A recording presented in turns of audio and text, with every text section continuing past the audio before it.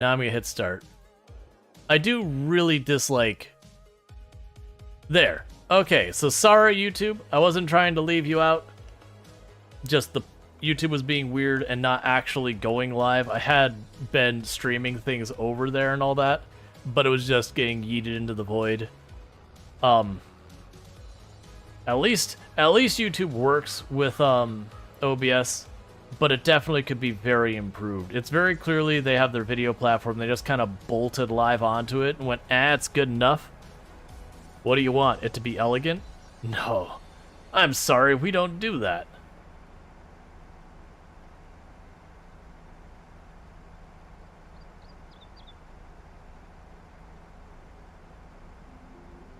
Alright.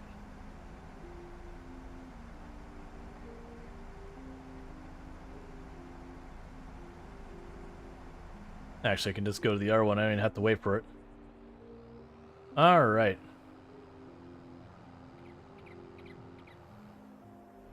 Like, even if I wasn't streaming, I would be paranoid. Like, I'm paranoid about deleting any accounts unless I'm, like, very much never wanting to return to the platform. Like, I've deleted Facebook account kind of things.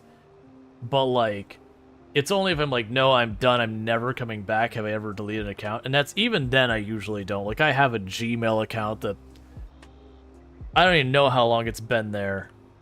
That it's just like one of those things that you always worry, it's like, but there might be, like, contact information that someone I need to reach, which that's probably not a meaningful thing anymore. But like, oh, I might have that one account set up that went through this thing that I've forgotten about for the last 10 years, which usually that should be your indicator. You know, you haven't needed in 10 years, you probably don't. But you get the whole thing. It's just, there's a certain level of, no, wait, I can't, it's just too risky. I might lose access to something I need.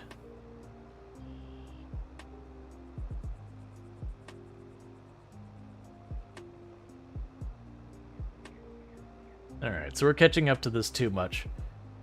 Now, one advantage is, even though this wasn't the intent, by doing the barley here, where it's 1 month ahead of the others, I can have this stuff just work on this field, and then, you know, tomorrow in game we do the wheat. And so that'll just be handled. You'll soon say goodbye to your original Discord account? Yeah. I mean, there's definitely reasons to do it. Like, I'm not implying it's like you shouldn't or whatever. But like, I'm always really paranoid about switching stuff off. Someone says, Facebook is so stuck on names and accounts being legit these days, it's hard to make Facebooks like you used to be able to. Yeah, there is certainly an argument to be made for and against around being anonymous on the internet. Like, I wouldn't say one is inherently better. It's this one, like, one has these problems, one has the other problems. Pick your poison. There isn't this is the right answer. There's just pros and cons. So, like, being able to be anonymous on the internet is nice because you don't have to worry about hopefully bleeding over into your personal life and all that. But the issue, and just privacy in general, the issue you do run into is it also is a thing that enables people to be absolute trolls without consequence, so people are absolute trolls. Now, I'm not saying I would want them to go through and be like, alright, everyone Twitch gotta use your real name. I do think, generally speaking, I prefer things being anonymous over being forced to use my real name. But I do also feel like there are platforms that it makes sense. Like for me, stuff like Nextdoor, I feel, has a stronger reason to not anonymize the data. I don't like Nextdoor as a platform in general, but if you are somebody who uses it, I do feel like that makes a certain amount of sense. I do feel like reviewing local businesses that, you know, anonymized reviews versus non-anonymized reviews, the non-anonymized reviews should be given more weight. Because, you know, there's a whole thing about people who, like, work at the stores and are family to the store reviewing the store, which, of course, is a very, you know, obvious bias there. and at people who are more willing to just be absolute trolls about stuff because they can, if they're anonymous. But stuff like, you know, basic social network stuff, nah, I'll leave that crap anonymous. It does enable a lot of toxicity to happen, but there's more, like, I'd say, for the negatives of anonymous stuff, there are more negatives in de-anonymizing it. That's my personal opinion, but that's the whole thing. There isn't a right or wrong answer.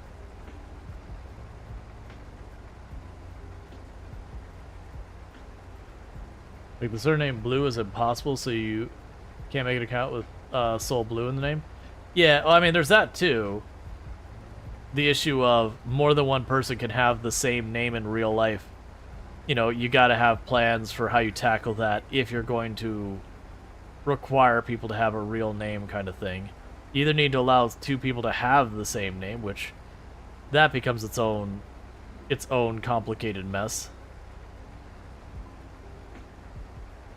Or you gotta deal with that where, like, the first person gets, you know, John Doe, and then the second one gets John Doe 2, and then, you know, John Doe 3, which, you know, that kind of sucks.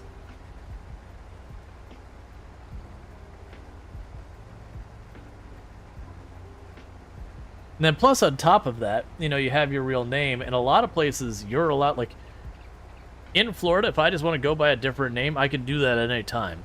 So long as I'm not doing it for illicit reasons. If I'm doing it for illicit reasons, then it's an additional, like, crime kind of thing. But, if I just decide, you know what, I want to call myself Charles tomorrow, I'm allowed to do that. Now, if I'm going to be using that for a bunch of legal purposes and all that, I've got to update my paperwork. But I can just choose to go by a different name anytime I'd like. Unless it's for purposes of a guy getting married, like, of a man getting married to a woman. Because for whatever reason, we still have a law that's on the books that's not enforced that requires, for the explicit purposes of if I am changing my last name when I am getting married, only in the direction of a man marrying a woman, I am required to post in the local newspaper that is credible for something like 3 weeks or some nonsense why I'm intending on changing my name. Do they enforce it? No. It's just one of those laws that was put back in the books forever and ever ago, and it's there. But the weird thing is, I can change my name at will otherwise. If I just want to change my name, totally fine. But, you know, for the explicit purposes of if you're getting married, there's extra criteria. Because it's this dogmatic law from, like, 60, 70, 80 years ago. Probably older than that, actually. It's probably over 100 years old. I actually don't know when the law came into place. Because that was the whole thing, that when me and Toom were getting married, we're just kind of looking at our different options and whatnot. Of, like, dealing with names and all that. And that came up with, like, what? Newspaper and credible don't belong in the same sentence? I don't agree with that. I will definitely say there are certainly not reputable news agencies, but it's not inherently news in itself is not reputable.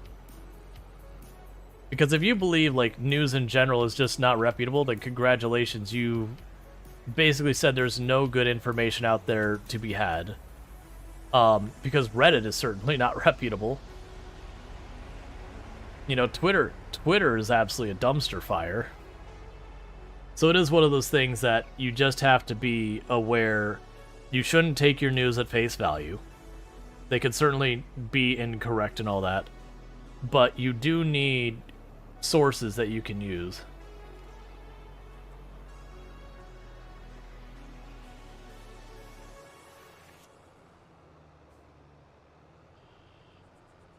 But yeah, now there's definitely, and we're not going to say names of news agencies, because that'll again get politics and all that, where people get up in arms, because then it becomes a blame game. There's definitely news agencies out there who, they're more misinformation than truth. At best, they exaggerate. Like, mislead. News is 99% opinions. Journalists used to do the research. You can still find news agencies that aren't opinion pieces. You still certainly can find ones that are. And I wish where you can go into like different things and say, I want to see news like this and not like this.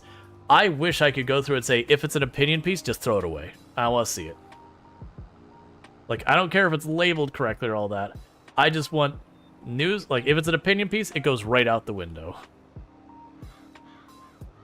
Like, I don't care what your editor thinks.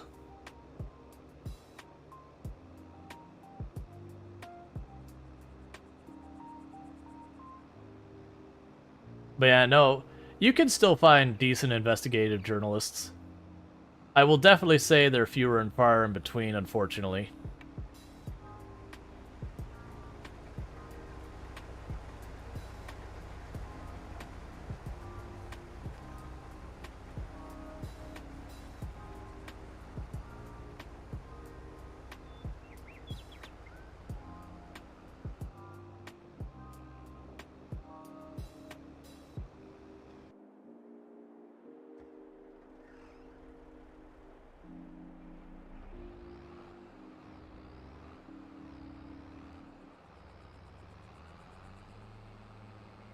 Yeah, oh no, absolutely. No lying on the internet. It's just not allowed.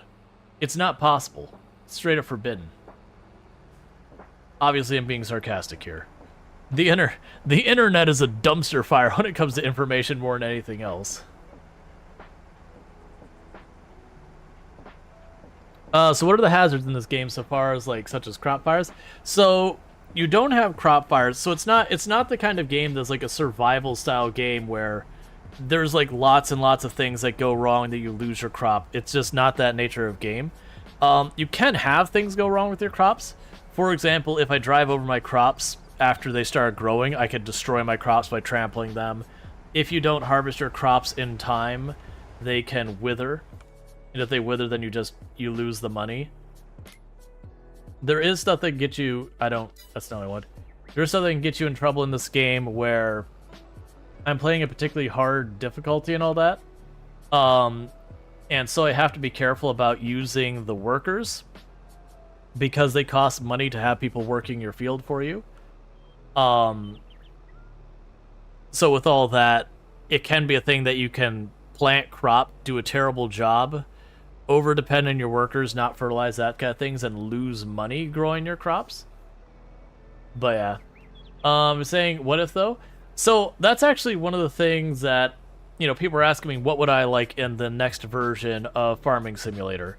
And one of the things I do think I would like is pests. So stuff like, you know, locusts, mildews, molds, blight. I mean, the blight is a type of mildew. You know, these kind of things that can ruin your crop. Like, they would work in the thing where it starts by reducing your yield, and then if not dealt with, they would eventually bottom out your yield and you'd lose it. And they'd each have their own ways of correcting it, and multiple options, potentially. Like, for example, when you're talking about blights and all that kind of stuff, usually it takes a little while for a blight to actually set into an area. And so what you can do is you'll have certain crops that are susceptible to that blight and certain ones that are not. So once a field has been hit with a blight, you could do stuff to clean up the soil and all that to try and get rid of it. Because again, it's a type of mildew, it's a mold kind of thing. Those are two different things, I'm using them interchangeably. But it's like a mildew that attacks the plant. So you can grow something that, you know, you could grow something that is not susceptible to that blight. So say you have like southern blight, which attacks like tomatoes, collards, pepper plants, those kind of things. You could instead turn around and grow, I don't really know everything it hits, but like say you could grow like grapes and they're just, it doesn't attack them, it's just not involved with them. So you could just switch up your plant in that field and ignore the problem kind of after that. As long as you don't keep growing in it, it shouldn't escalate, eventually it goes away. Which is a little unrealistic to real life, but video games. You could have pests like leaf miners, and they would only attack certain plants. So if you grew like tomatoes one year, and the leaf miners attack your tomatoes, and you go, oh crap, these are a real problem. And so the next year you grow, I'm going to say canola, I have no idea if canola can be susceptible to leaf miners or not. And then like, it's just not the right plant for that pest, that you do that for a season, and it's effectively will reset your pests. You'd also have the other option of blasting it with pesticides to deal with that. And that's another solution you could deal with that. You would also have the choice of certain pests. You would have, you know, the idea of being able to either like sister crop or, you know, put the types of whatever the thing that fights against that animal. So like with stuff like leaf miners, wasps will actually kill the insects that leave the leaf miners, the little flies. You have ladybugs can kill aphids and stuff like that. Would pesticides use change the market value, though? No, you just label it as organic anyways. It's fine. There's no enforcement of the term organic.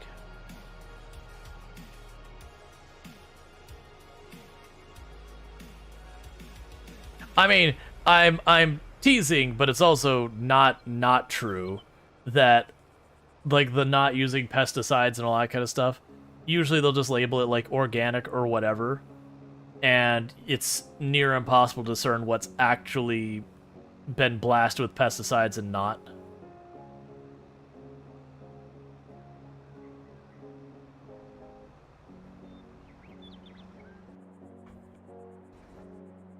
Now, I'm not saying that's right or wrong or anything from a moral or ethical standpoint, but no, I wouldn't even say it should change value. Like using pesticides or whatever. It's an expense. You would have to use the equipment to spray with the pesticides. The pesticides themselves would cause... Because, like, for example, you blast your plants with herbicide in this game to get rid of weeds. If we're talking truly organic, blasting your plants with herbicide should disqualify it for that and reduce the price if we're going for, like, you know, the special market or whatever. And that's already a mechanic.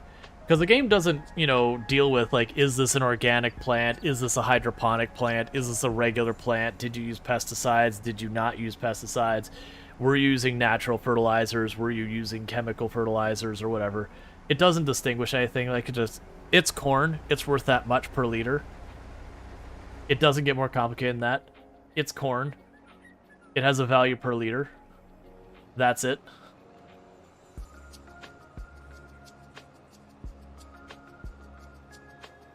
And I think a perfectly reasonable way of approaching it from the balance perspective is,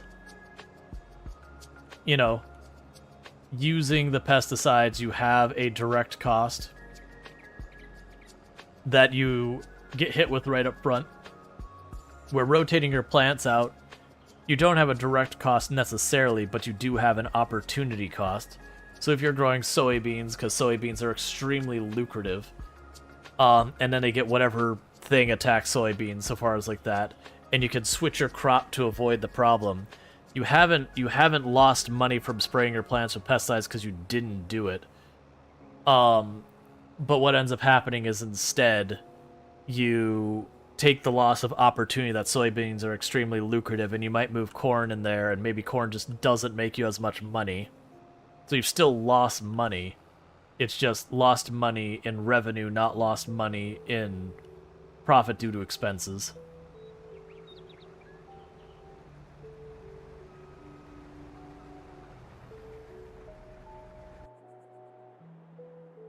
Okay, if bees increase what your harvest is, can you go over 100? So the maximum you can get is, I believe it's 200% total yield, but it is labeled as like 100% bonus yield.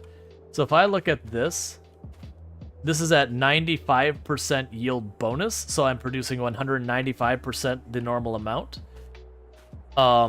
Versus if I didn't do anything else, it wouldn't go higher. Yeah, they're all going to be about there, because I am doing 2 rounds of fertilizer, and I'm not taking the time to properly do some other stuff, so it's not perfect. But the bees will add to your harvest production. I think it does just give you up to that 200% bonus, like the 200% total. Now, to be clear, my understanding is if you use, there's a DLC that's like kind of DLC, kind of mod called Precision Farming. I believe that lets you get an extra 50% bonus yield. But it does add a level of complexity to managing your fertilizer and that kind of stuff. They basically add a little bit more you gotta juggle so far as the systems go.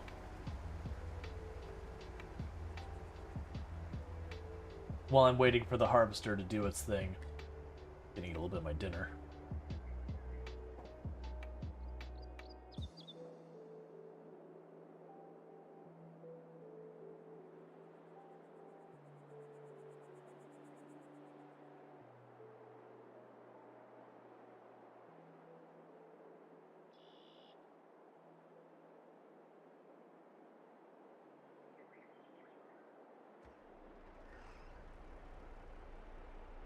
Testing the fields and everything else? Yep.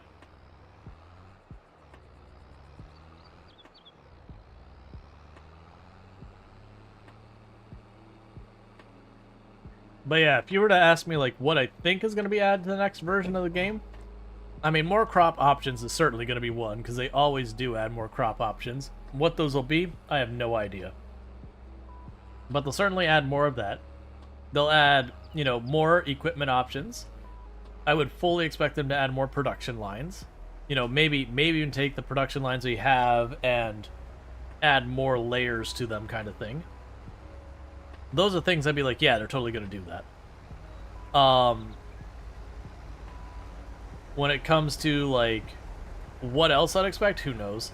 They probably will add a whole extra system, like a whole extra layer. But no idea what you got, crop tops? That's a article of clothing? Unless it has another meaning I'm unaware of.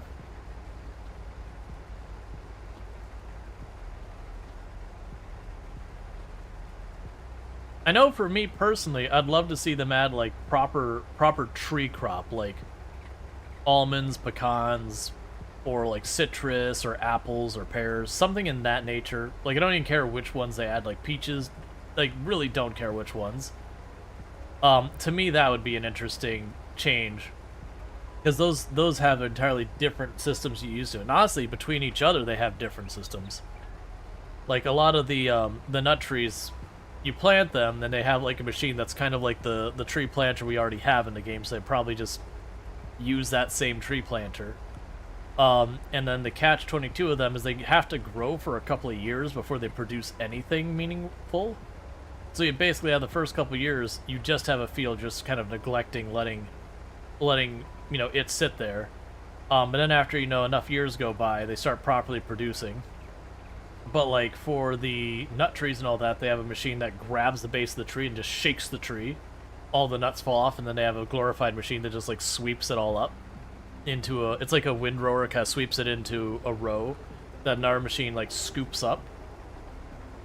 Whereas like citrus and apples and that are famously laborious, that, you know, most of the time you have a person physically going in there and picking them. Obviously we're not going to do that for the game, but what you'd probably do is you'd probably have a machine that serves that purpose.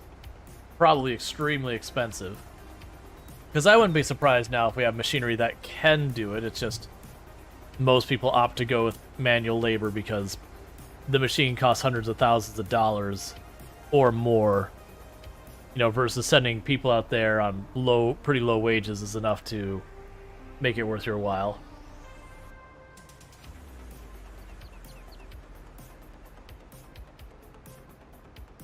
And I wouldn't even mind, and I know people would be upset about this personally, but I wouldn't even mind if there was machinery that is not commercially available yet. It's more in the theoretical, you know, more in like the theoretical thing. So like they've got those machines that can like watch tomatoes and like pull them off. Like it's a machine that will grab the tomatoes off the bush and everything for you. That I think they actually do use those in Japan, but most of the rest of the world, they're still hand-picked. It would be interesting to see, like, those proof-of-concept machines that, you know, in a controlled environment work, but aren't really commercially available. I would like to see some of those added to the game, because, one, it's fine. You think that's called self-picked farms? It's kind of trendy. Yeah, they usually do that for stuff like blueberries. Orchards will sometimes do that. They're usually much smaller farms. And a lot of times what'll be is you'll have like a really big farm that covers an area, and they'll have like that one field in the front that's like, okay, well that's a raspberry farm or blackberry farm. You know, you can go in, pay whatever amount of money, get your little basket or whatever, and go on, you know, pick till it's full, you know, and you charge stuff. That's in the very heavily seen as in like in the agricultural tourism side of things, where like you're not someone who is going to the farm like for the typical like I'm here to get a bunch of crop. You're doing that for the farming experience as effectively a tourist, which no judgment about that at all.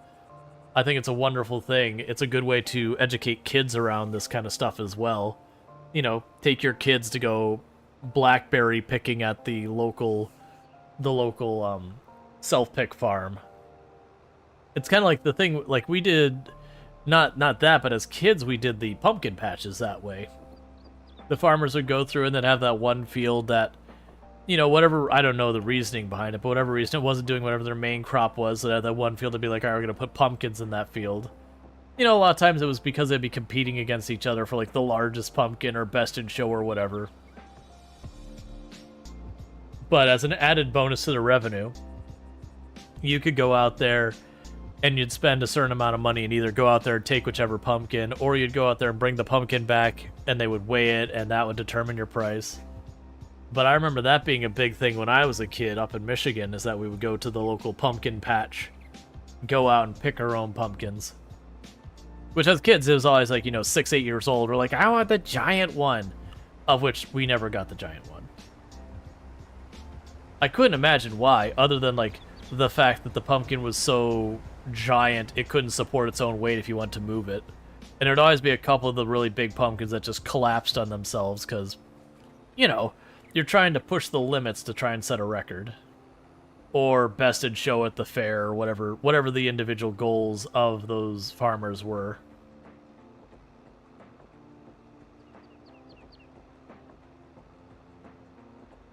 And the pumpkin chuckers, yep, that would also be another one. That you take all the pumpkins that were like really not viable.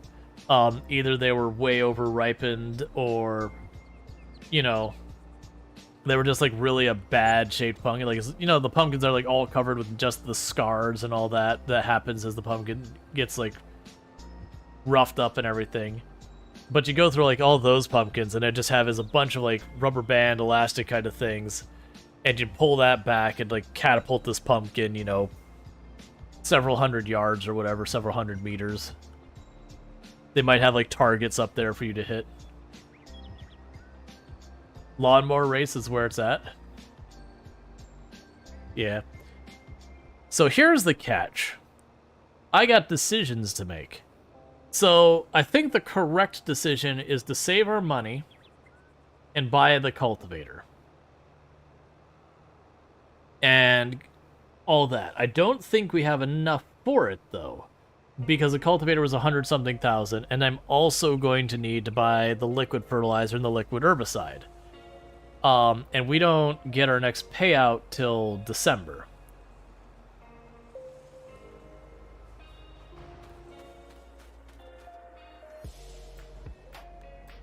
But I can, on the other hand, afford to buy the baler wagon, the autoloader, which I think I am going to buy.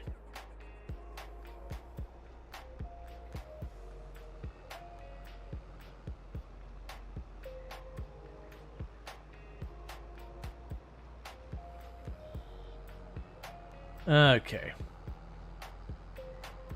So we'll take you. We'll drop you off.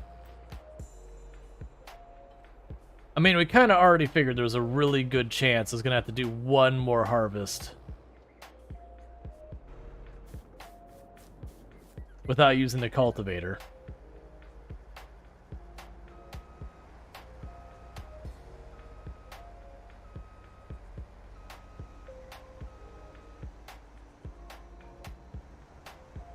But that's okay.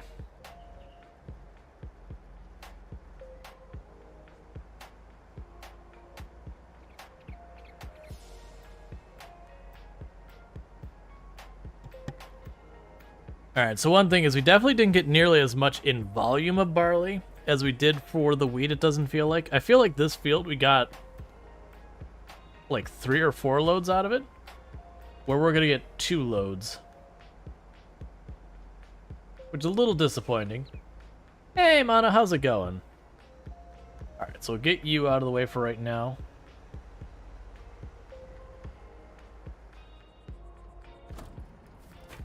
And drop this off. Alright, Smoker Silver. You have yourself a good lurk. Thank you for lurking. For those who don't know OG Mana, the OG Mana, another fantastic content creator on the platform, plays a lot of simulation games.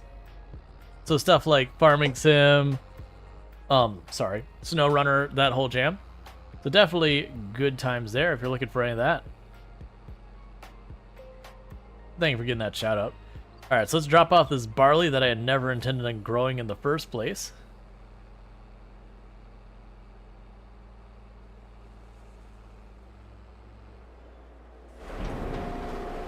And I'll put that mistake behind us. Yeah, so I do think I am going to get the Bale autoloader, because I don't think we can quite afford the cultivator right now. Not without like dipping really hard into stuff. More than I'm comfortable doing.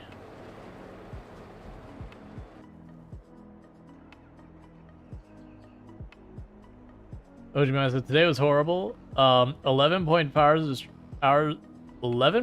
hours of stream because they're having a giveaway. I really want to win, and I just don't think they're ever going to do it. Giveaway for clicks. Yeah, I've been of the stance I am willing to do a giveaway, but I usually won't put in my titles and all that. And I know I probably should, you know, because that is a thing to draw people in. But for me personally, the kind of person who's going to hop in just for the giveaway, like you're getting a lot of that, and I don't want to encourage that. Not saying that's you or anything like that, but it is those things. My concern is, you know, you get that big boost in viewership, but they're just there for the giveaway. The moment the giveaway's over, they're gone. That kind of thing.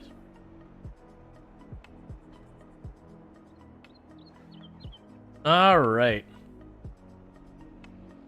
So, what's going to happen now is let's go get ourselves a Bale autoloader and make our lives easier.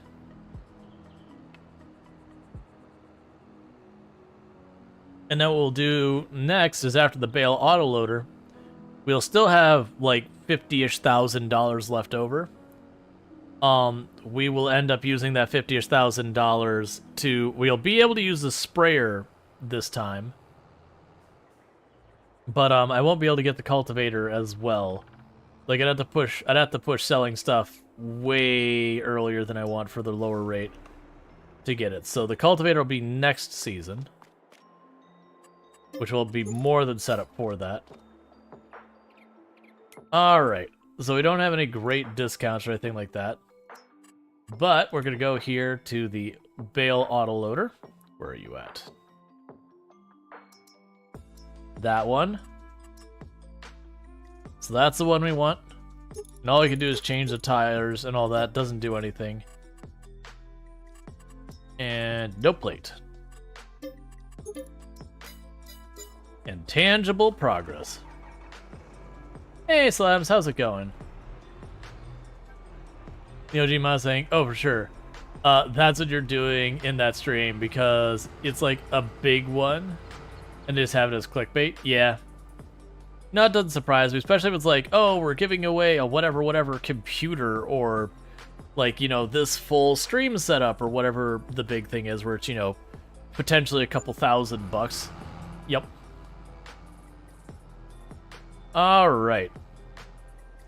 So, this is a fun piece of equipment. So what ends up happening is, if I remember correctly, I just need to drive this out there. We put the hook down.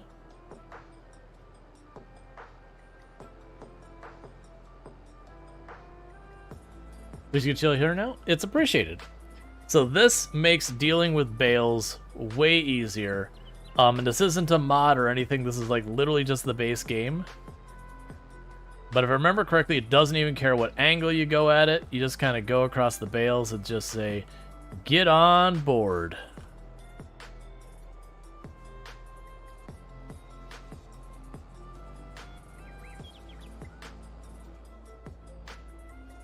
I actually don't know how fast it can work. Okay, so you do have to wait for it to...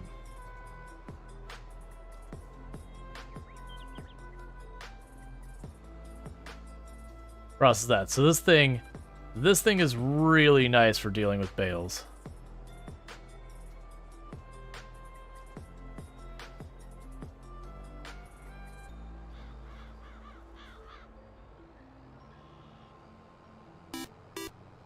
Thank you, Sol Adams, for subscribing for 2 months. Thank you, Sol Adams. Injustice fixed. Thank you, Sol Adams, for the tier 1 sub. That's too much of a sub to channel, so I really do appreciate that continued support. It does mean a whole heck of a lot. Once I get all these bales up, what I believe, is that 2 Lego pieces I owe now? Because there's Sol Adams sub, and I thought there was 1 sub that I hadn't caught up. I'm trying to make sure we keep on us. This has been a ridiculous number of people.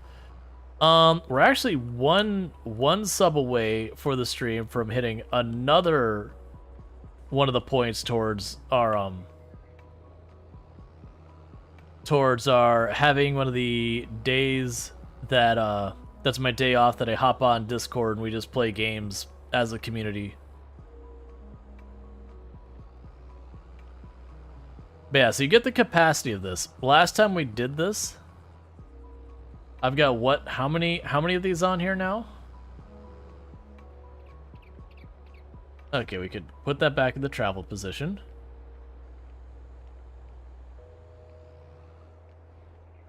All right. So when is the hay actually worth the most? Because now that I can overload the straw, now I can overload this thing, I can afford to delay it. Okay, so like December or so. So we could just sit this over here.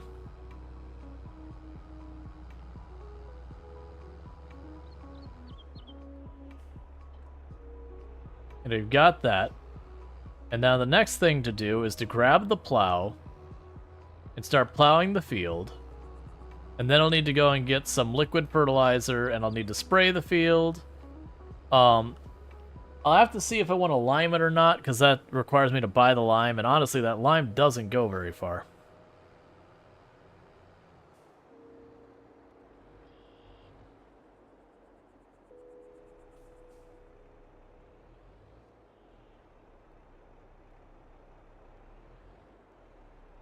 I always get thrown off by which side is the side I'm supposed to connect to.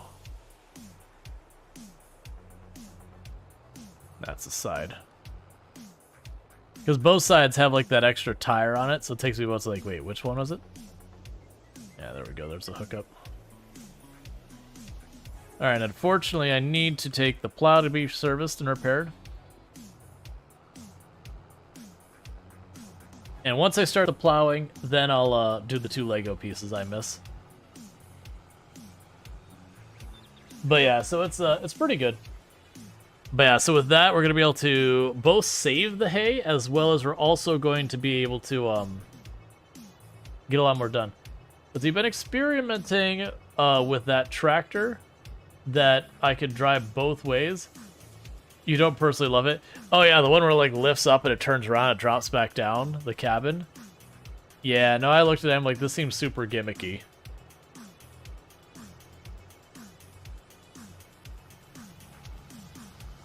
It's the same things with the ones that pivot in the middle. It's like, okay, that's actually useful, but also really kind of a weird thing.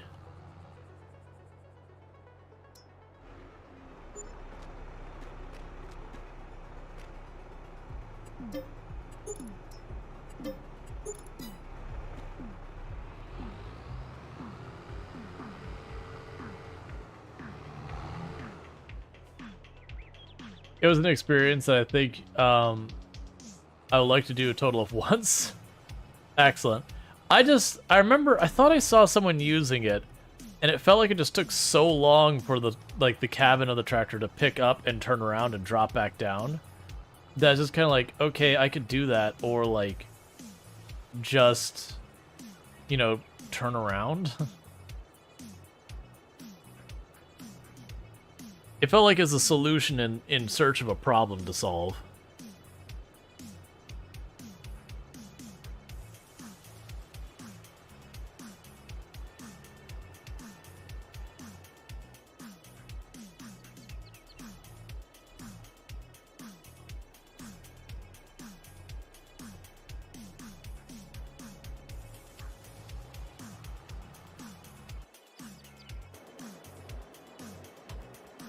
I also just realized we've got that tree stump over there. I want to grind that down before it's too late. But I owe 2 Lego pieces, if I remember correctly. So I'll get those 2 Lego pieces to keep everything honest. So we'll get that here in just a minute. It'll be pretty quick. If I grind this stump, like I said, this plow is going to take a decent amount of time to get sorted. I actually wonder for the sprayer, the giant sprayer, what kind of power I need a tractor to have for that. Like if the little 100 horsepower tractor will do it just fine or not even close. You love small tractors and equipment? Yeah.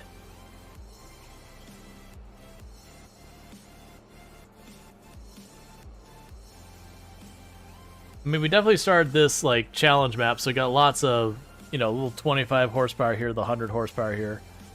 We are starting to get some of the bigger equipment, but we got a lot of little stuff still laying around because, for the most part, selling it isn't worth it anymore. They've had it that long.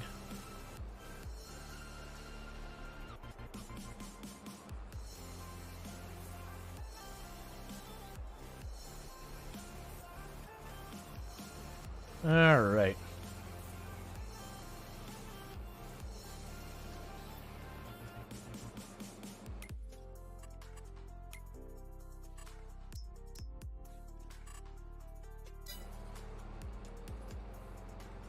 Yeah, it's also the things that might be worth my while to get the rollers at some point. Because if we get the rollers, I could do that in place of the, what's the word? I can probably do that in place of the lime. Or at least to offset the lime penalty if I don't want to do that. Apparently rollers add 25%? I had heard way lower than that. But I mean, even then, yeah, because the rollers at 25%, that would save me buying lime, and I could just do the roller as effectively the overlap. Because once you hit the extra 100% bonus yield, that's it. I mean, it's 0.25. I was being told like 5% you could do it twice per harvest, and you get like 10% or some nonsense like that.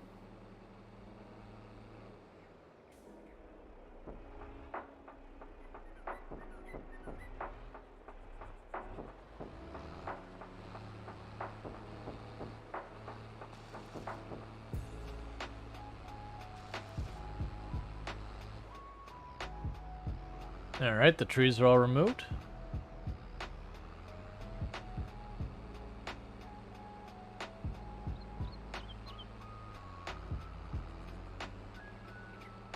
Yeah, no, it was something pretty low from what I recall that people were telling me it did.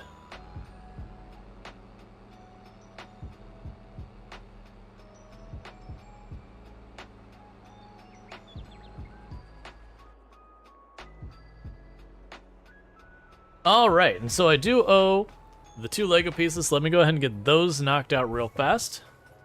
And then we'll get back to it. I mean, the tractor's still doing its thing, but we'll get that knocked out.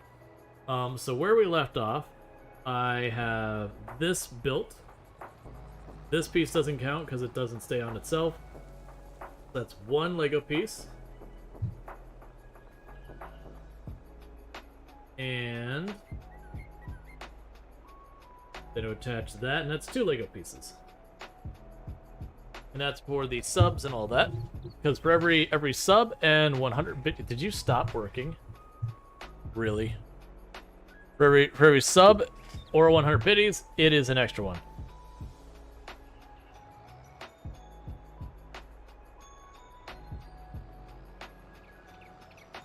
says job's done.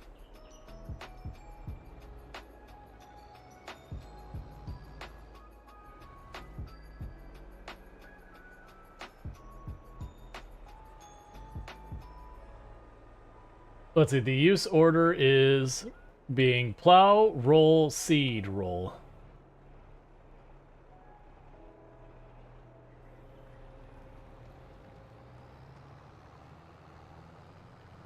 Alright, let's try that again. With a little less failure this time. Meanwhile, I'm going to actually work on finishing my dinner. Well, that's going along. Good times there.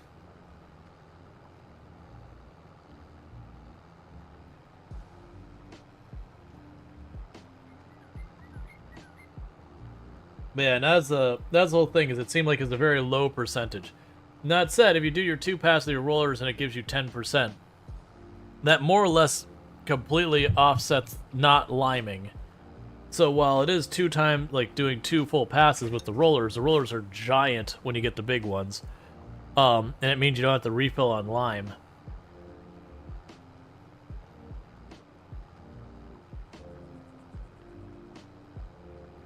I do kind of appreciate that about this game. When it comes to maximizing your yield, because there's a cap, you have kind of different routes you can go.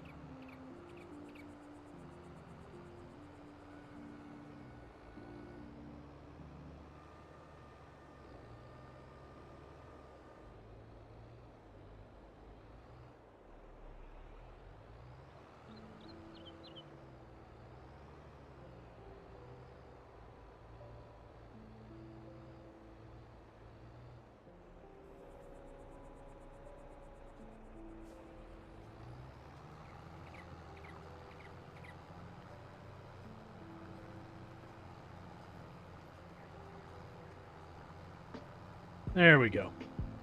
Yeah, so I just need to get this field plowed. We gave up getting the cultivator right now because we really couldn't afford to do all the other things I needed to maintain the fields. If I had gone to the cultivator, so it'd be like kind of get the piece of equipment now, but then suffer the entire rest of the way. So instead, we're going with the route of I got the autoloader for the hay bales, or straw bales. And then when we get the harvest, or not the harvest, but we get the bread out of the bakery to sell this time around, that should give me enough money to get the large cultivator, which will improve our efficiency. And I do believe once we buy that large cultivator, the next year after that, we're going to buy another tile of land to expand farther and make more money.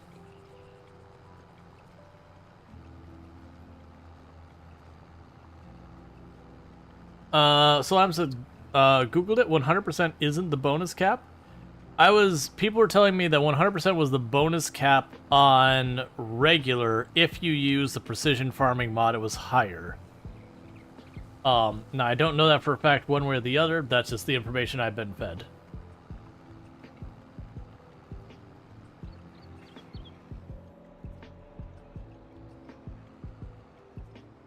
But yeah, so apparently with precision farming, with the extra bonus efforts you have to do, they let you have a higher bonus cap as a reward for dealing with the kind of thing.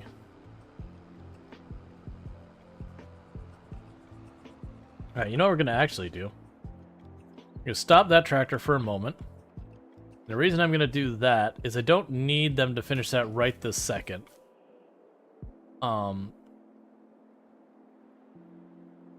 Instead, we're going to advance time. We're also going to check the store. That's fine. And the reason we're doing that is now all the wheat stuff should go. Not yield bonus, total yield. Someone did a test with no mods and got 202% yield. Okay, so then the maximum yield is 102% bonus. Which to me, for all intents and purposes, I would call that 100%. Especially if it was hidden kind of thing.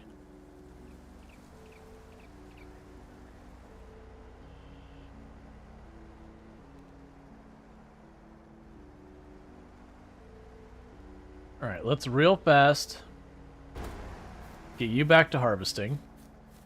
Or plowing, not harvesting.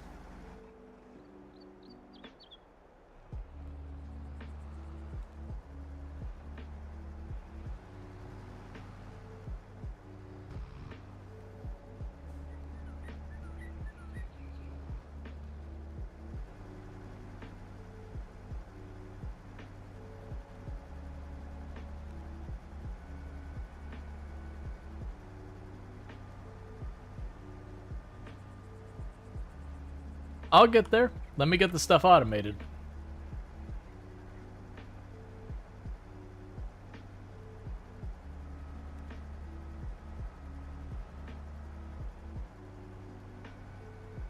Because these are things that just need to go.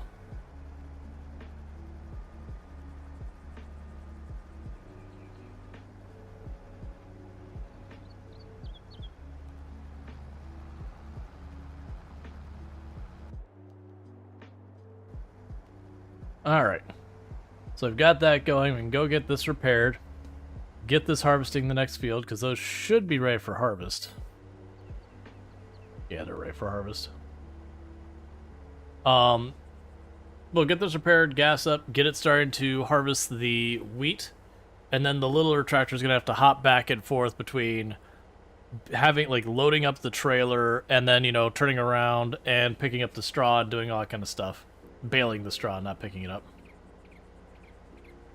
And even though we're not badly damaged, the reason we are repairing is as this gets worn out, it penalizes your yield, like how much crop you get out of your field. So it is very much worth repairing your harvester between each and every time you're going to be out harvesting. Like, it's honestly the point if it gets bad enough that you get started having repairs. It might even be worth it if you're like on a really large field, stopping partway through the field to do it if you have a small harvester. I don't think we're ever going to get to that point.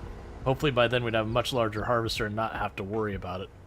But the point still stands. Having your equipment in proper repair is extremely important in this game. The penalties get nasty.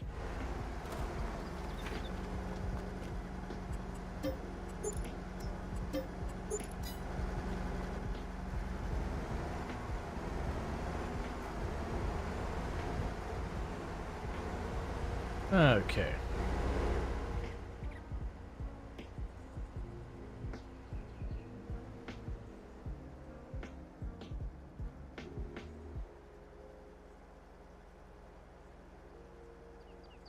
And gassing up. And good to go.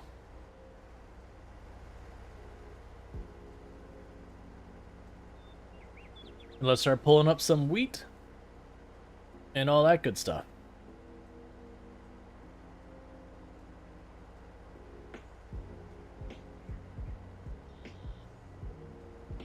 We'll probably wait till the harvester has a little bit of a lead before I start worrying much about the straw. Because ultimately it's going to be the harvester and the blue tractor with the plow that'll be the two big bottlenecks.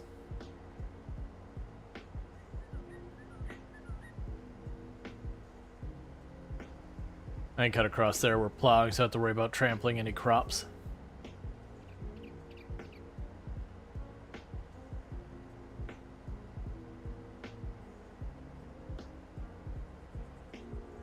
And when does the sorghum become ready?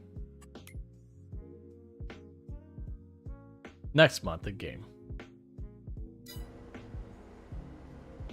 I definitely see that being a later on. If you were trying to go fully into just dealing with the bakery and all that, Like, it would be a whole thing to do the barley, to do the wheat, to do the sorghum.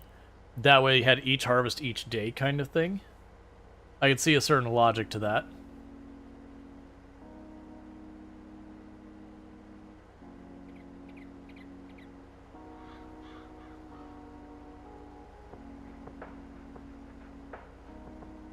All right.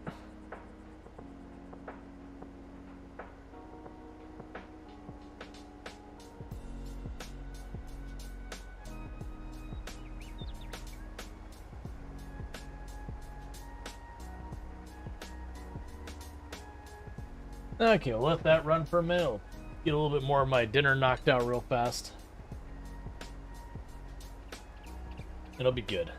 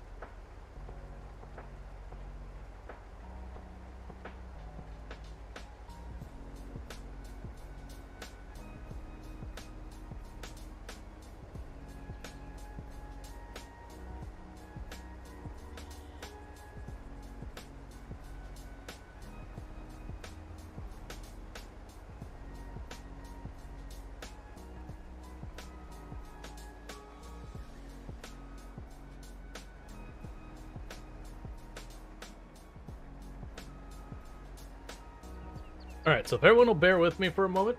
I have another soda here, but I definitely feel like I'm hitting that time of the night where I should be switching off of the caffeine and onto the not caffeine. So while the harvester's doing harvester things, I'm going to quickly go and use the restroom, grab myself a new drink, and all that kind of stuff. So I'll be back in just a moment. But thank you again for everyone tuning in, and I will be back in just a minute. Let's see. It is always around now that I realize I forgot about dinner. And also reminded I'm too lazy to go make food this hour.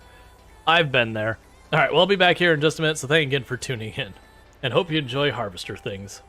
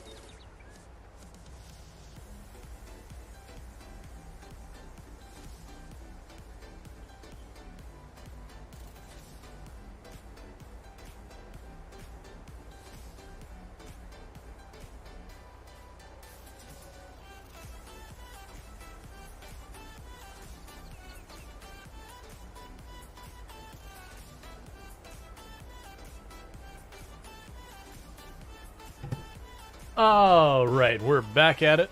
Let me go ahead and take care of that. Alright. So, you're about to be full. Let's go ahead and get the trailer. And that works out because if we do the swap back and forth, I don't think we'll catch up. That's not the right side. I don't think we'll catch up with the baler between me having to jump back and forth between the trailer and all that. We'll see.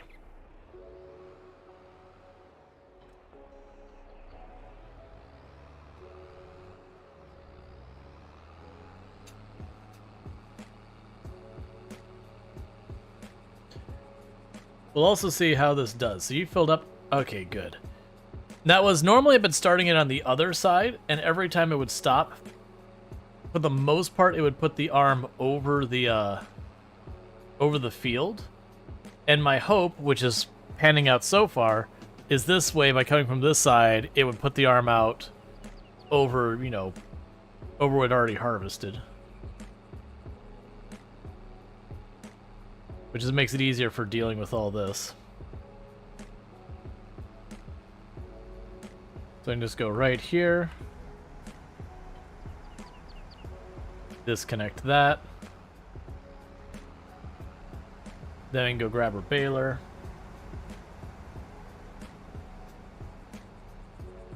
And we will have to clean up the fields and all that. It's the same thing like with the field as being plowed and the field being here. They'll all have to get cleaned up.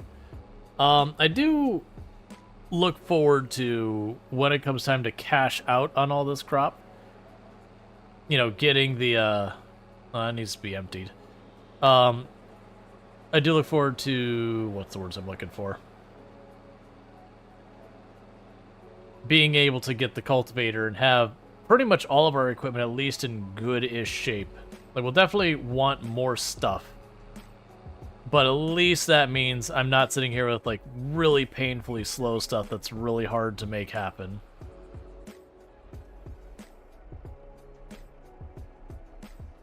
Let's go grab the other bread.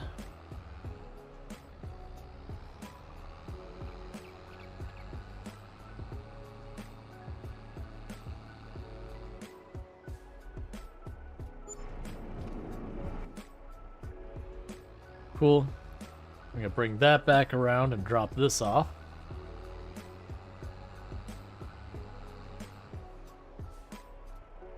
Because they're just rotating out the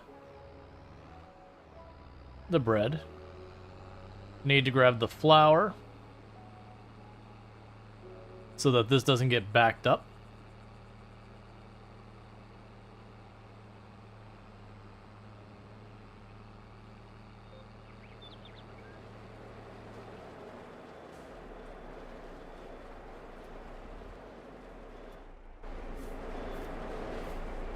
Alright, so you should get 7 more. So 1 more after that.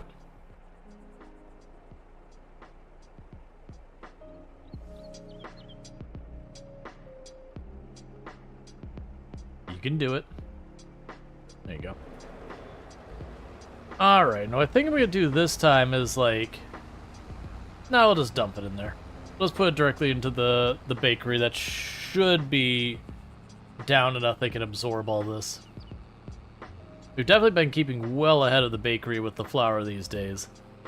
But the between season does knock us down a little bit.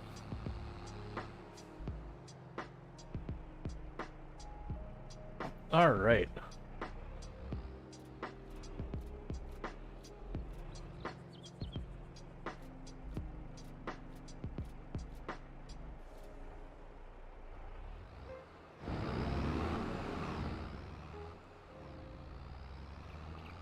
And we can spin this around real fast here.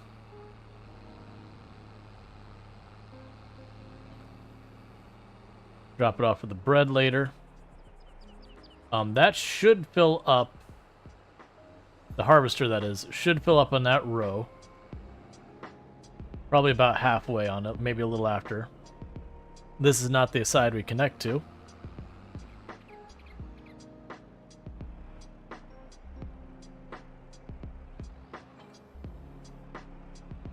But the plan is I'll drive over here real fast and we'll do all this.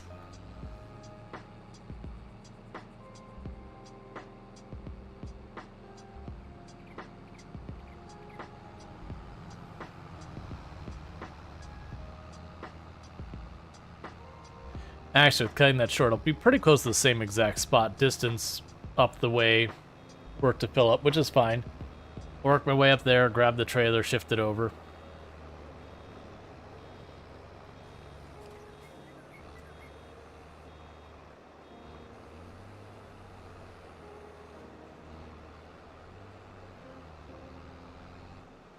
Oh, don't finish that row. Come on.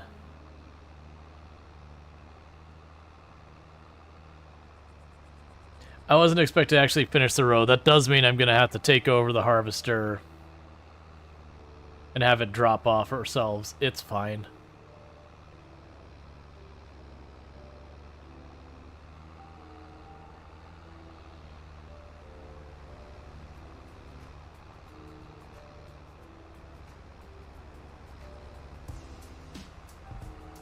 Okay.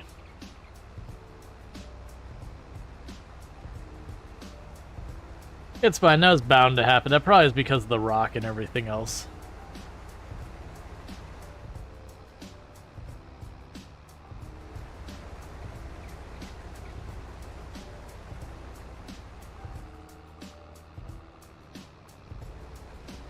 Okay.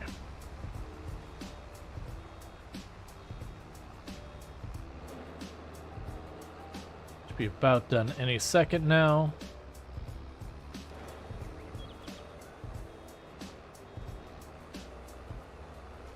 I wasn't watching.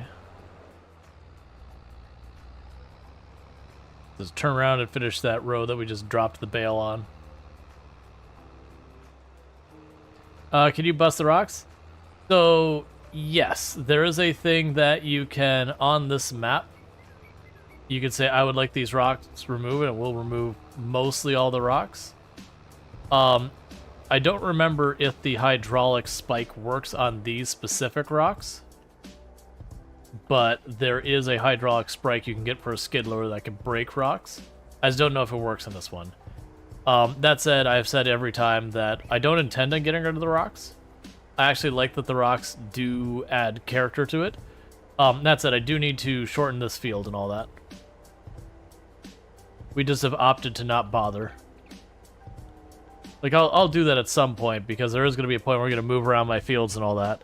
So, more than likely what will happen is, like, maybe when we get the next tile, and I get a really big field set up, then maybe I get rid of, like, that tiny field over here that's between the building and the rocks. It's out when it really struggles to navigate. Stuff like that.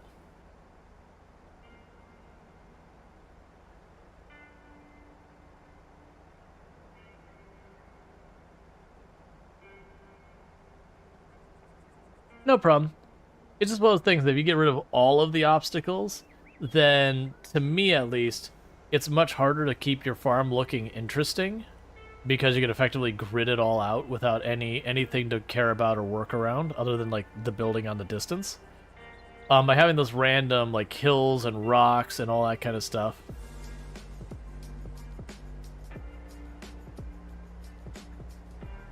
It does make it a bit more interesting, where you'll have random, like, places you'll want to put stuff in the middle just because you don't have as usable land.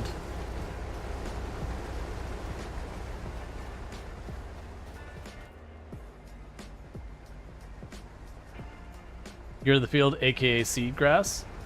Not necessarily. I could go and put gravel down for some reason. All depends on what I want to do with that spot. It's one of the things I've been meaning to do is I've been meaning to surround the granary and the bakery with what, you know, effectively parking lots. I still intend on doing that at some point. It's just currently getting the better tools has just been the higher priority, so I keep putting it off, putting it off, putting it off. It's not happening. I also have been intending to put street lights along the roads going through here, and I will eventually. But at the moment, it's like, no, if I can get this tool, it's going to save me a huge amount of time, so I keep prioritizing those.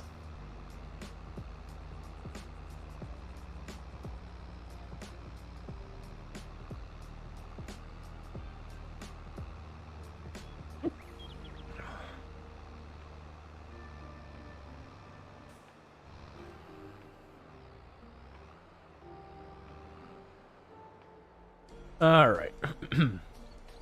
One moment.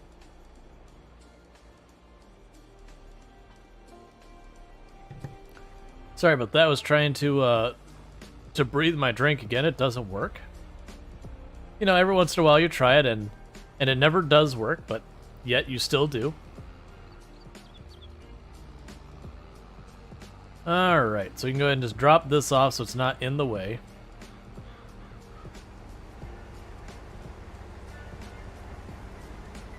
Keep working on the baling.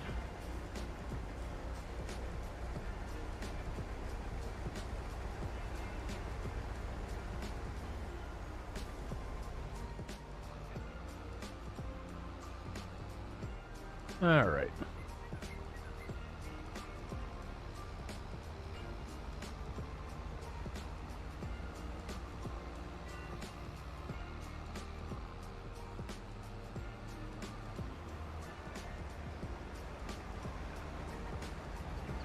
I wonder what the giant wheels of hay on the tractor. So I haven't gone to determine if I take the wheels of hay and I put them inside a building and it rains, is it actually smart enough to recognize it is not exposed to the rain and therefore shouldn't rot? Or is it just like, oh, it is a it is a bale of hay that is not, in storage, and therefore it still rots because it's in bad weather? Because I could certainly see taking the big tractor, like the big auto baler, inside the building where the tractor supply is, and just dumping them all on the ground there, and then coming back to clean them up later when it's time to sell. Or, something along those lines.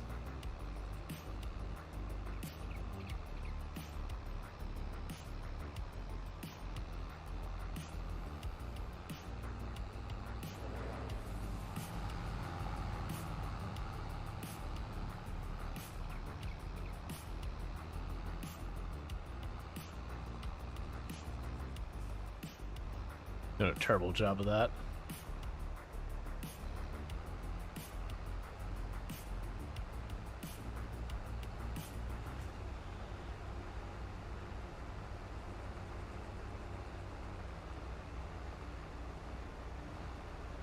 Yeah, I can't go back the way it's already starting to trample the wheat. It's fine. It didn't kill much.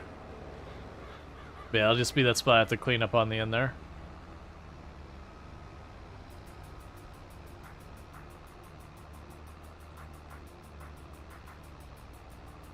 That might be one of the things I do, is I think what we might do right here in a second is, while we've got how far that goes, like, fresh, I might actually go and, go to the buy tool and just kind of draw a line from, like, how far back it goes before the harvester won't pick up.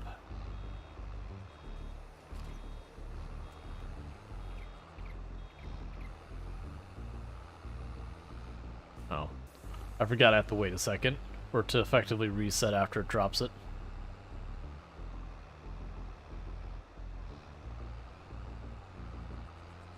Alright.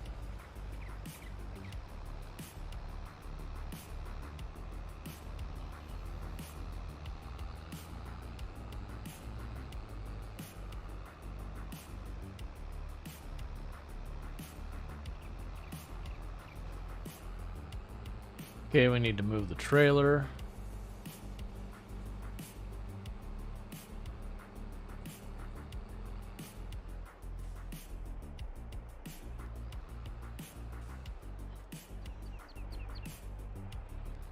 All right.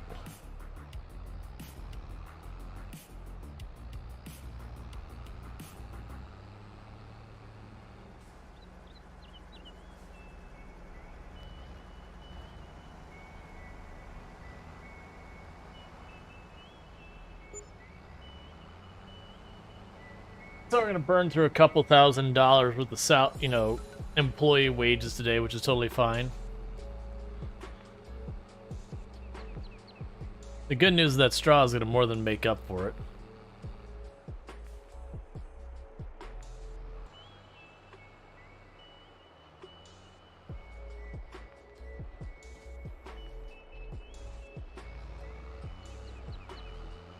Oh, I missed the spot.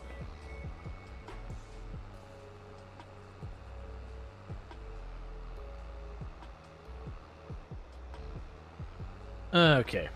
But yeah, so I think my plan is before I like snipe the before I go and like snipe the area by the rock that doesn't go, we're gonna figure out how far it is. I'm gonna cut the field like right at the end there to shorten the field up, so that I stop having to worry about that.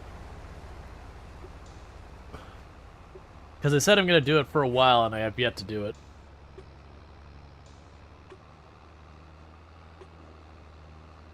But that'll help with some of the different processes, not having to clean up after the fact. It'll cost us a little bit in revenue, but honestly not that much.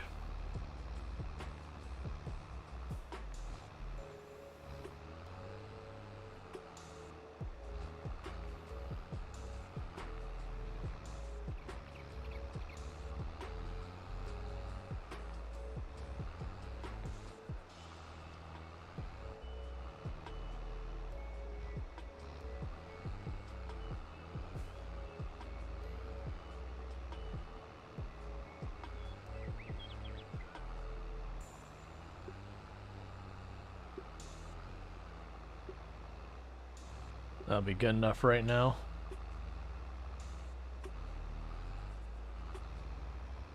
Because I have to deal with the rock before I worry about too much. Honestly, those two little specks of hay can kind of set the mark. Alright, so our plow is right about to finish its job, so that's good.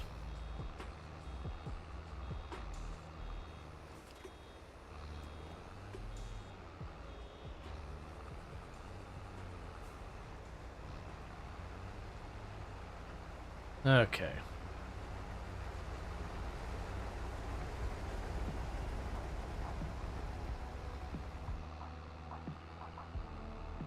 That should be getting done pretty soon for the next empty.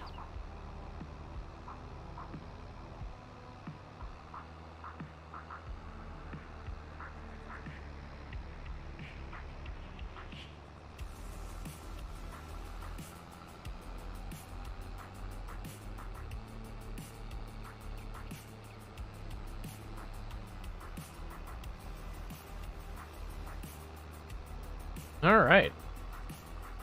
I mean, the good news of what we got going on right now is I've basically got three things happening at the same time between I've got that tractor that's finishing plowing right now. I've got the harvester doing its thing. We're picking up the straw and getting that sorted. So it is those things that, sure, I've got a bunch of workers running around doing stuff, but all of it is progressing our fields and whatnot.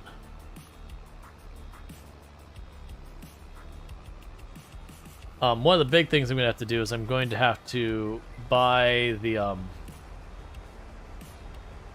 fertilizer. I haven't done that yet, but need to buy the liquid fertilizer to keep that moving.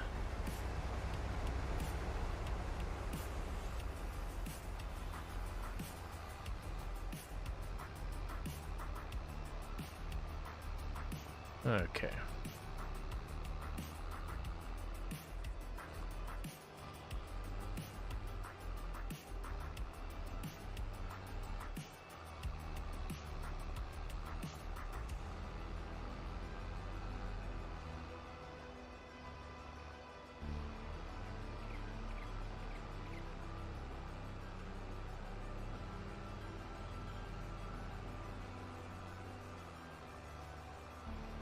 Alright, by the time I get up to the trailer, it should be about time to go collect from the harvester. I'm hoping it runs out before it finishes the row. We'll see. Hey, Big Bud, how's it going? Ah, it does look like it's going to reach the end of the row first.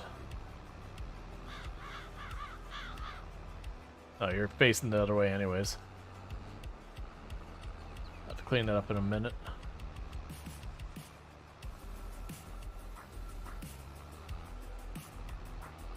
It's fine. Alright.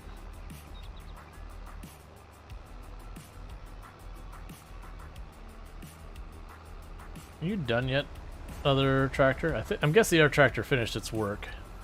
I just didn't see the prompt saying it was done.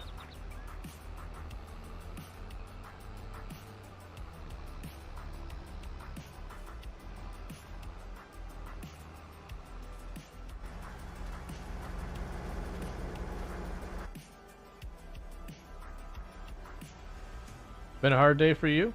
It's been pretty good for me. Sorry you're having a hard day. Hopefully, you'll be able to find, like, you know, rest, relaxation, whatever you need to kind of come down from your day. Kind of what we try and offer here. Hopefully, whatever's got you, got your day not being the best, we can distract you for a couple of hours.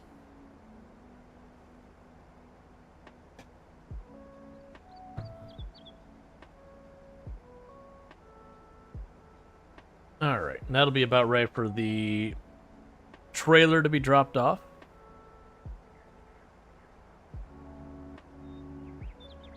You can highly recommend this stream as therapy. So, I'll just go out to say here, does not substitute actual therapy, but it is definitely, I try to offer what's effectively distraction therapy. You know, if you gotta talk to someone, you gotta talk to someone. But that said, I do try and give people a place that, you know, whatever's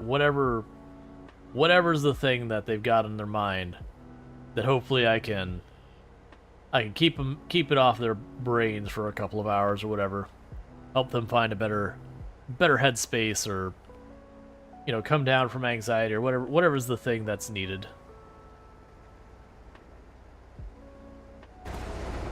All right, so you can sit right there.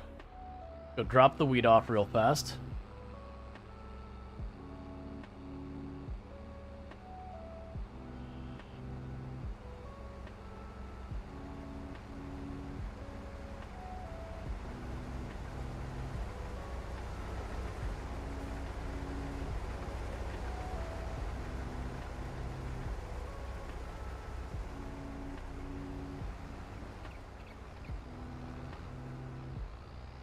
So you're done and you're over there. That's good. Looks like they did a much better time with the field than that. Alright, later, big bud.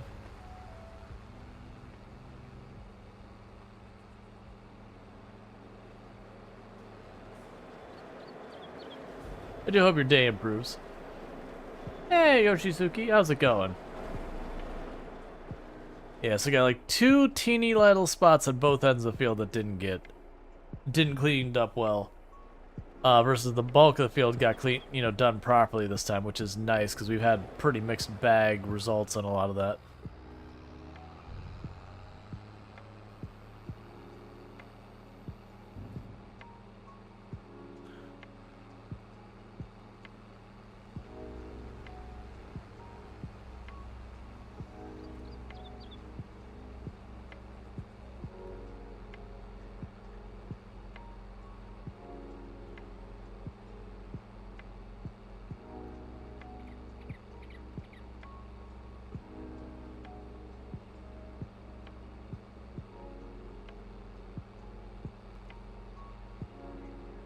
All right.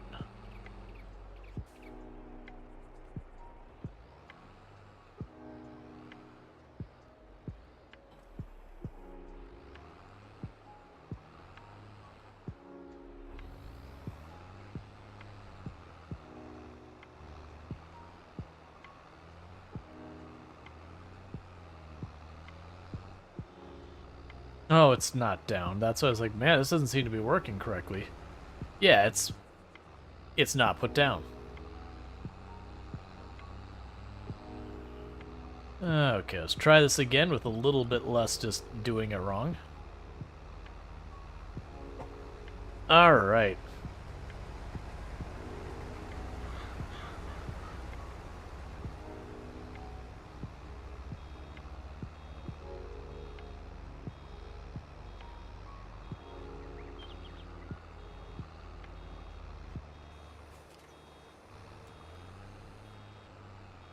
Gonna take a real quick detour before we continue on this path and snag this.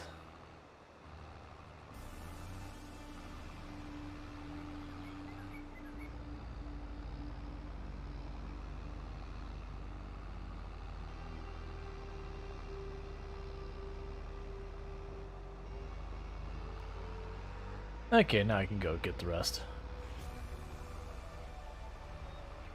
Right, you're still operating. You're not full yet. You should be full pretty soon.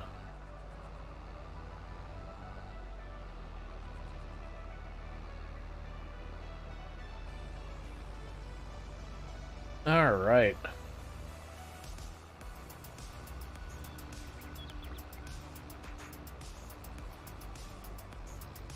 It would be interesting to sit there and eventually get the wrapped bales for making silage and all that. We'll need to do that eventually, I should say. For when we go to get cows and whatnot, they'll need it. But for the time being, I don't have a need for it. Like, it'd improve our revenue, but it'd be another thing I need to outline this process for. Like, get the silage trough, take all this over, dump it in the silage trough, cover it up, let it sit. Which is fine. We'll eventually want to do that. Not strictly because it's so lucrative, it is. But,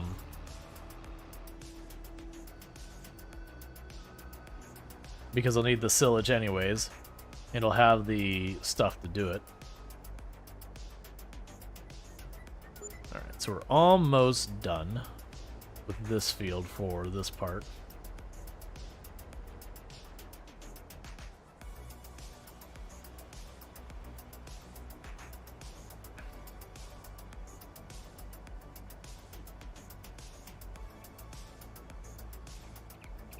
I can use the little spots of straw on the end of the field there. Even if I harvest the end here, I use those little bits of straw on the end to denote where I want to cut the field across in the end to get it to not have problems growing or whatever. Or not having problems growing, not be able to harvest. Now, it'll still have issues when it comes to plowing it, but I'm not going to worry about that too much, because what should happen is once we get our cultivator, that should sort itself out.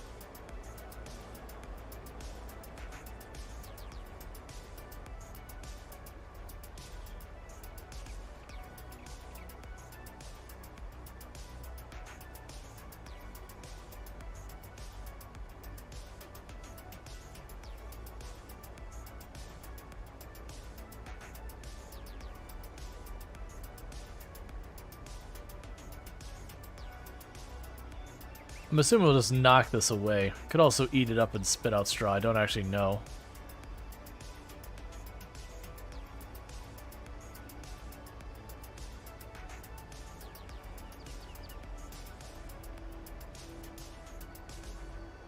All right.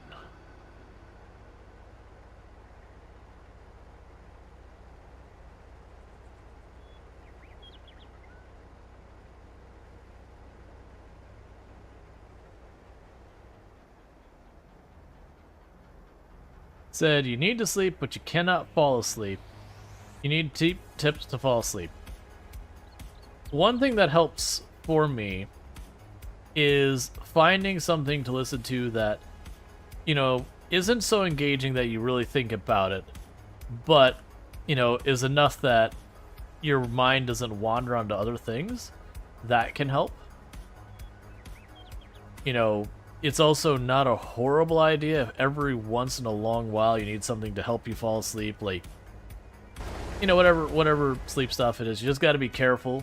You can gain a tolerance to those kind of things, and then they don't work, and that becomes a problem.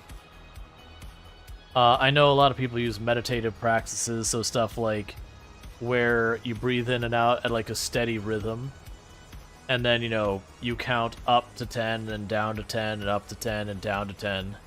But you just try, like, you're not trying to breathe really slowly, but you're just not trying to breathe fast. You're just trying to keep, like, a perfectly, you know, fairly normal speed.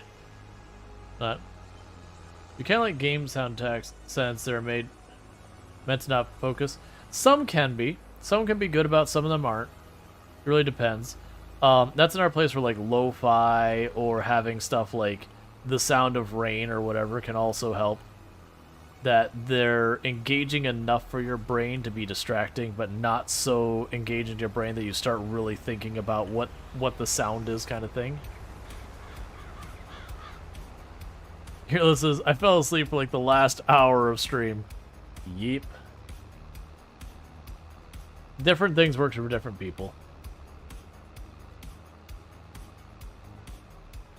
If it is a regularly occurring thing and you have the means, getting a sleep study can help.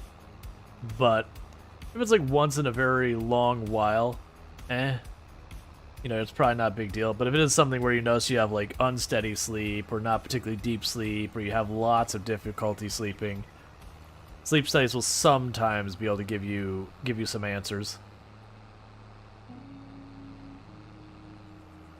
It all depends.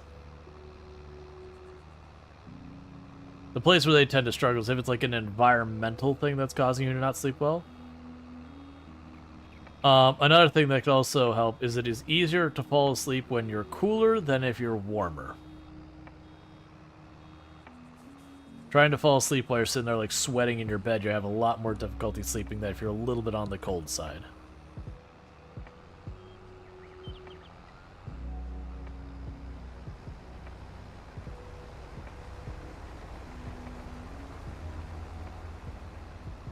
Dinner at night? Yeah, it's mostly human body sucks at sleeping when it's hot. But good luck on getting that sleep. Certainly know enough of us have issues sleeping. You're looking at that one, you have tons of lucid dreams at night? Yeah, it can be worth doing it. Because like sleep studies can pick up if you have something like sleep apnea that, you know, they just put like the little mask on you and giving you that extra air, you sleep way easier. For some people, you know, or if there's some other thing that, you know, it could be just as simple as like, you know, it could be like a minor corrective surgery or, oh, here's some, you know, here's the thing, like help you breathe at night or whatever. As the Alice Adventure says, when I'm going to sleep, sometimes the brain goes, remember the thing 10 years ago? Yeah, that. Let's think about that now. Most times, sleep is okay though. Yeah, no, brains do that.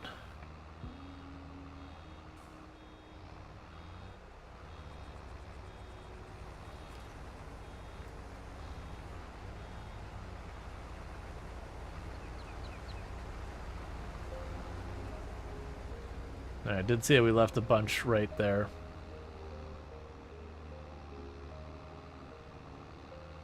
That's fine. We can go grab that.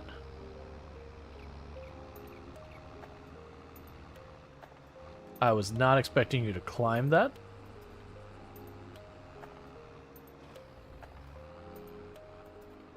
You have a friend with really bad sleep apnea?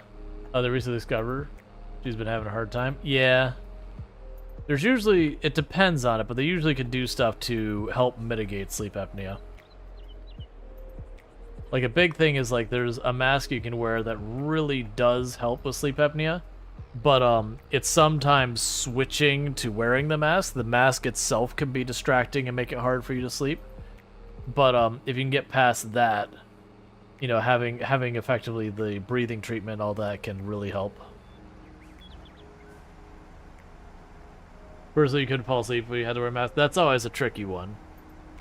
He says, I don't know if it's classified as a meditation thing or not, but you use practice writing thoughts on a whiteboard as they came in to slowly and deliberately erasing them.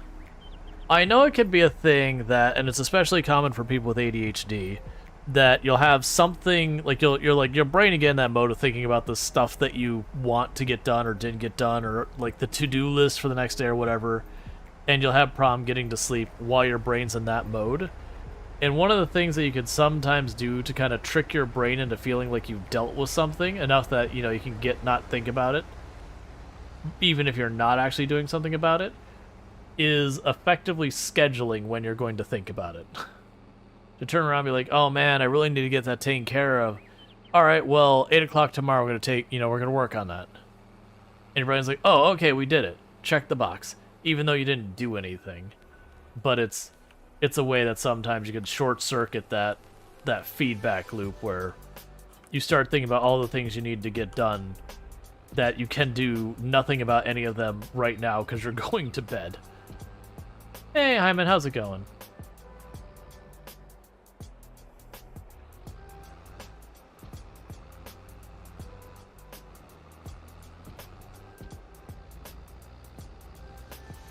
It's not a perfect solution, but there are times you can get your brain satisfied that you've finished something that you haven't actually worked on for a purpose of getting to sleep or whatever. You're effectively just kicking the can. It doesn't even matter if you actually do the meeting or whatever, or like, not the meeting, if you actually sit down and do the planning or anything the next day either. It's just that you've earmarked that you are going to do the thing tomorrow. Whether or not it gets done, that is enough to satisfy your brain and be like, oh, okay, we've got that sorted. We have a plan, we're good.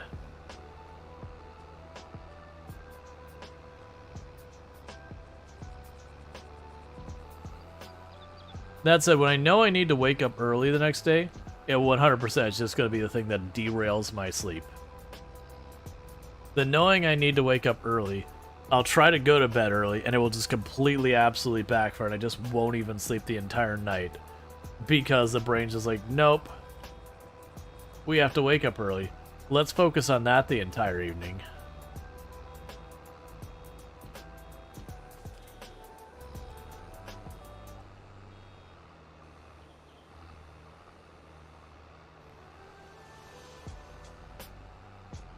Waiting mode? Pretty much. You need to be well rested. What if instead we didn't? And just embrace this not being a thing.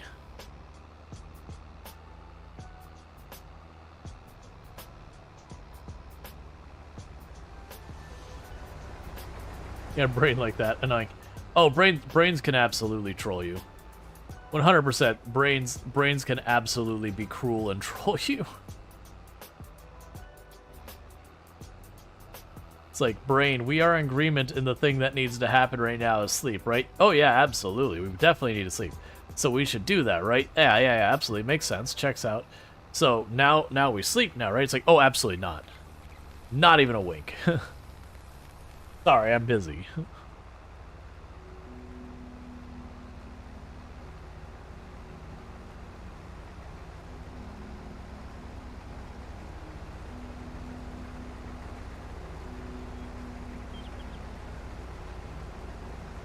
Yeah, now I think about the things. And as people mentioned earlier, it's like, it'll always be something really inane. It'll be like, you remember that conversation you had about 7-8 years ago? It's like, no, not really.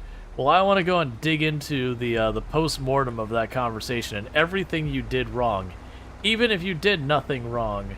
But your brain wants to, like, reevaluate it and go through all the details to, like, find the faults that don't exist. Because you're also going by memory, so your brain's just not even going to get it right. Like, you'll remember saying things you didn't actually say.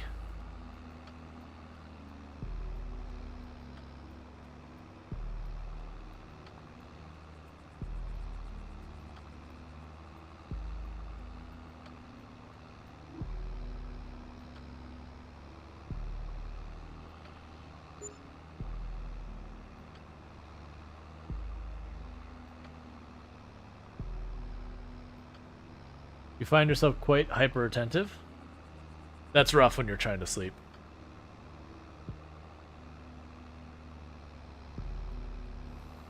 Let's see, Alice Adventure says, yeah, because maybe thought something the brain just makes random nonsense. Oh yeah, no, it's a whole thing.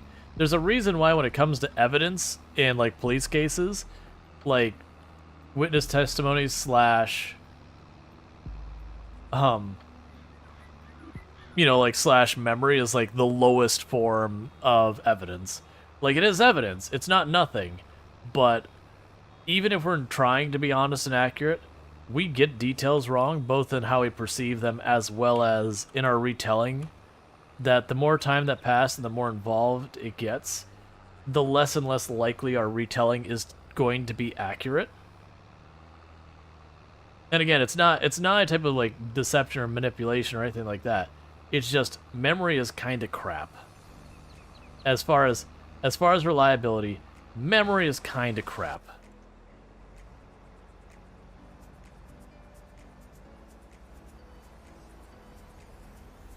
Let's see, you think Mythbusters did an episode that showed laying down with your eyes shut can almost be as effective as sleep if you can't actually fall asleep? Learning that made me actually able to sleep because I was able to be less stressed when I need to sleep. Yeah, and there's a bunch of truth to a lot of that. That's like, okay, getting proper REM sleep, you know, that's definitely the best. But if you can't get like proper deep REM sleep, you know, still laying there mostly disengaged is better than nothing. I didn't empty that tractor, immediately set in the field. It's gonna be like, I'm full.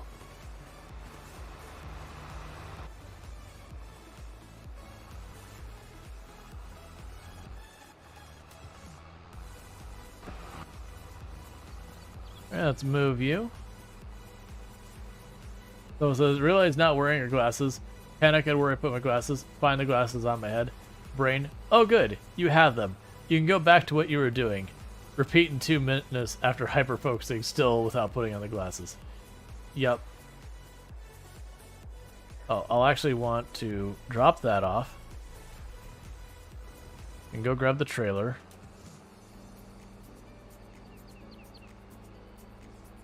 I can switch to the other tractor, we'll clean up that field, and get the Bale trailer.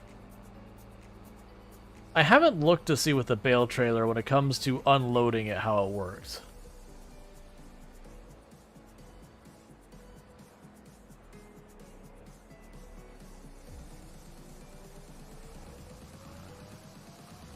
Alright, I need you to stop and be full, please.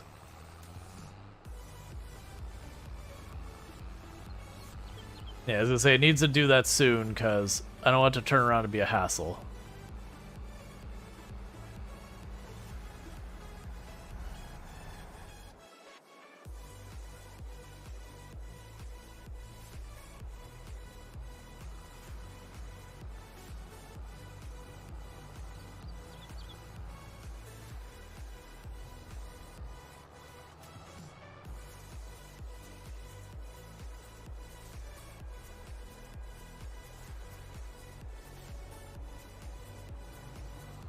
Okay, I got that little strip here. I got the edge way over there, and I got one last spot there. Because as you learn with ADHD, you need to be really attentive about putting stuff down or in a pocket, or I won't realize that I actually did. Yeah, generally the hack I've always had with a lot of stuff, like when it comes to putting stuff down, like I'm terrible at like putting down a drink and then if I get distracted, forgetting where it is and then forgetting I even had it. No problem. I'm glad, Mac, you're getting to sleep. Good. It always sucks when you can't. But it's like remembering where you put stuff down. I've tried to over time form habits of like these are the kinds of places I put things. And having, like, knowing where my normal place I put stuff is. Now the problem is when I put something down that falls outside the norm, that ends up always being an issue.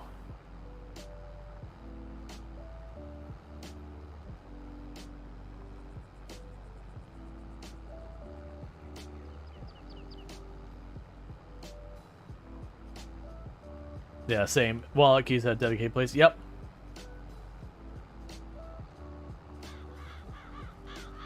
Oh no, I would be really upset. Like if I had the spot where like I put my keys in wallet and like 2 moved it for some reason, that would actually upset me. Like I know she wouldn't mean anything negative by it. She'd be like, "Oh, this is a better spot." Like she's never done that to me, thankfully. But that would absolutely derail me entirely. I'd spend like the entire morning panicked going, "Where's my wallet? Where did I leave my wallet? Did I leave my wallet at like the store or something?" Which is not something I like really ever do, but I would be panicked that I did do it because it wouldn't be in like the 3 places it ever goes. Like the only 3 places my wallet ever goes in the house are 1 near the bed where I keep it for like when I go to sleep and everything. That's the most common place.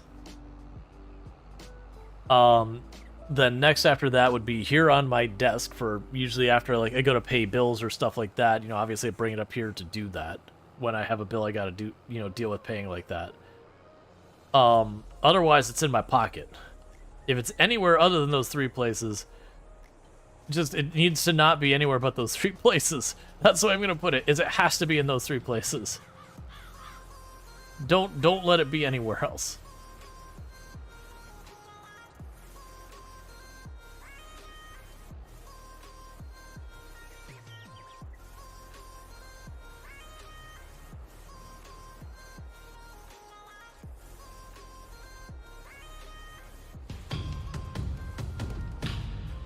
Hey, Suey, thank you so much for the raid. How was your stream? What were we playing? All that good stuff. I do hope you had yourself a good stream. But how is everything going? And for everyone popping in with Suey's raid, what was the best part of the stream over there today? But welcome everyone. A little bit of Sandrock? Gotta head to bed in a sec? No problem, you sleep well. Thank you again for the raid. Sandrock's a good time. For those who don't know, Suey, absolutely fantastic content creator. Another member of the Halcyon Frequency team, so I'd highly definitely recommend. Plays much Slice of Life, has played Product Zomboid in the past, a whole bunch of good stuff. So definitely recommend checking out their content. But thank you again so much for bringing your community on over and all that good stuff.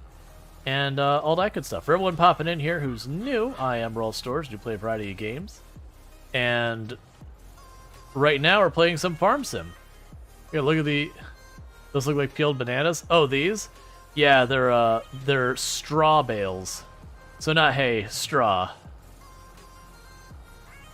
And we're just using our little thing that picks them up and just picking them up.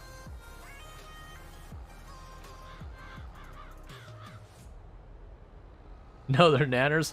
If you want really dry, crunchy, and very earthy nanners. So that should not pick it up anymore, correct. So the question is there a thing that lets me drop this off? So there's unload bales.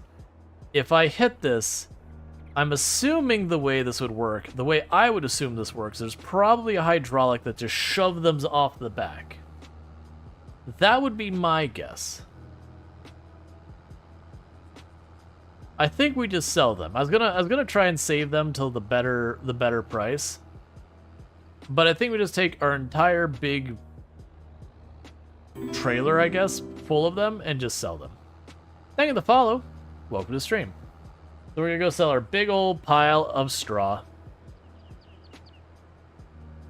It actually yeets them in orbit, and you find them later. I still have that other run I'm doing off stream that I changed the trailer angle without removing the straps that hold it in place, and everything started like vibrating in place. I'm like, oh, I need to take out the straps. I took it, just one of the logs just shot out into space. I'm like, well, you're somewhere on my map now. Don't know where, but you're out there. Okay, so that's not working. Okay, so you are going to push it off the back. That's what I thought.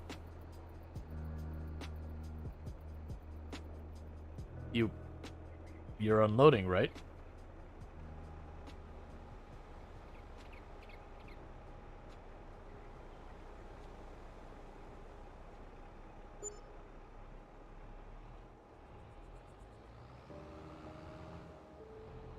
It's almost $10,000 worth of straw. Not quite.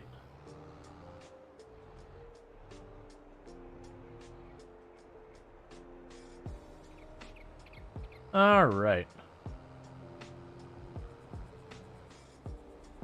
Nom nom nom, eat the nanners. Ah, that sounds like a tired Suey.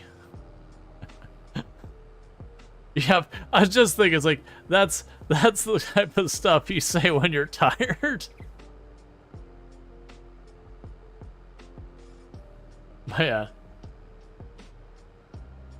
Farming is serious business, you need to eliminate the competition every weekend. There's a Rual never leaves your back left pocket. Well, right, but the thing is, like, when you go to bed and you do not have a back right pocket. That's what we were getting there. Much tractor, very farm. Hey, the Bacon Dragon, how's it going? Bacon Dragon's another content creator on the platform you should definitely check out. What have you been playing lately?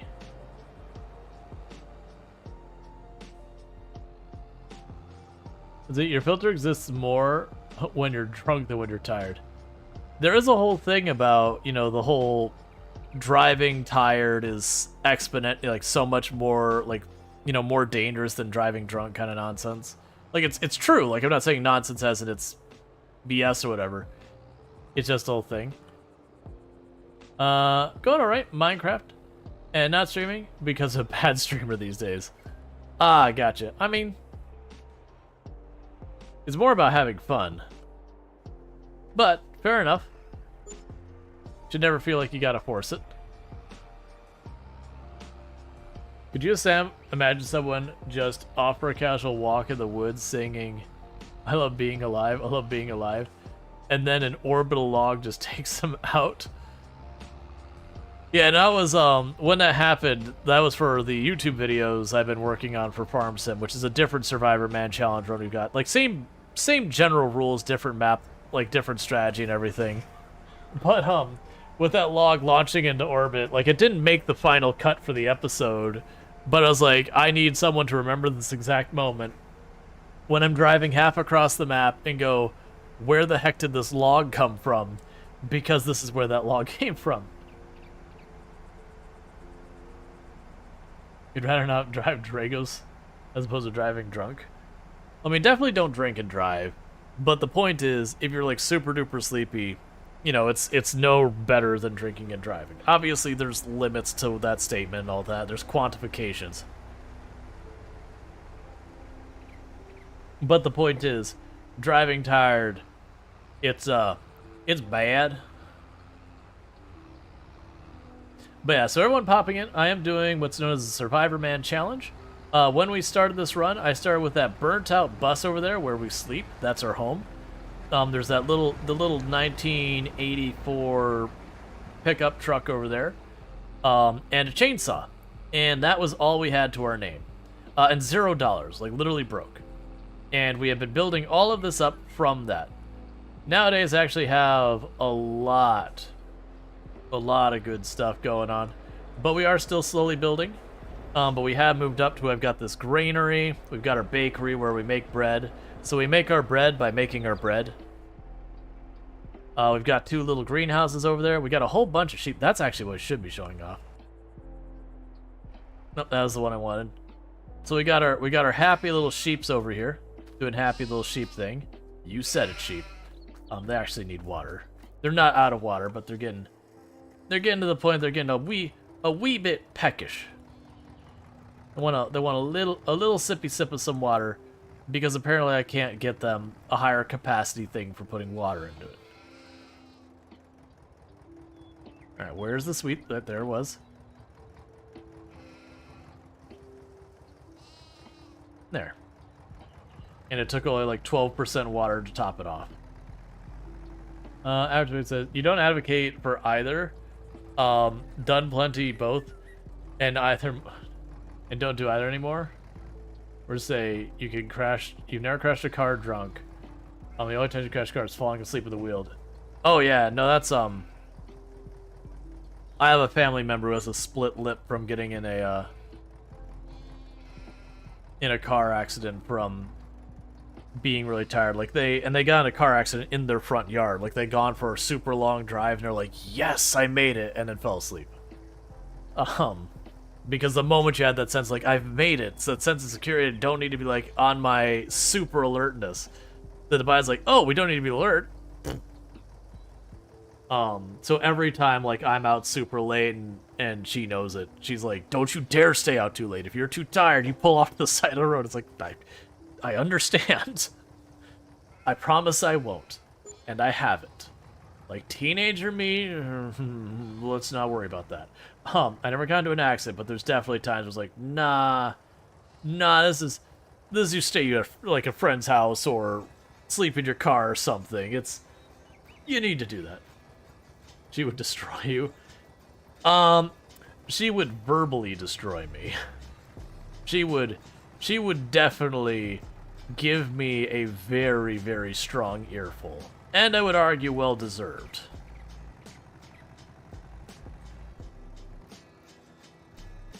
Usually drive down the ditch and then sleep in the back of the truck. Yeah, like whatever you gotta do. The big thing is that you're not driving while you're way too tired. Thank you for the follow. What was the stream? Luxray says, I have indents in my shin bones because of a car accident. My legs hit the underside of the dashboard with the EDSI. I don't know what that is. My bones bent rather than broke. I hate the sound of that. Sorry to hear that. I hate the sound of that on your behalf. It would be with love, but you would be straight. I didn't disagree. I would be trying to crawl back into my skin, just wanting out of the conversation.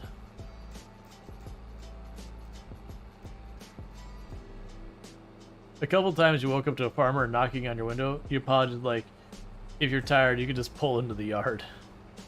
That's cool. Unfortunately, we have a lot of people around here who would be like, you need to get off my property. There's just not many people around here who are cool with people they don't know. Like, if you knew them, that'd probably be no big deal, but they would just assume you're up to no good. Even though we don't particularly have much in the way of prompts here. So, before I forget, that's pretty exciting. Not in the budget. One of the things I need to do that I've been putting off for a long time is we're going to go to construction, landscaping, painting, and what we're going to do is right over which fields are which. Okay, here we go. So you see where there's all this hay here? The AI can't figure out this rock, so skips right around this area for harvesting. So we're just going to go ahead and, you know, just cut across here with something.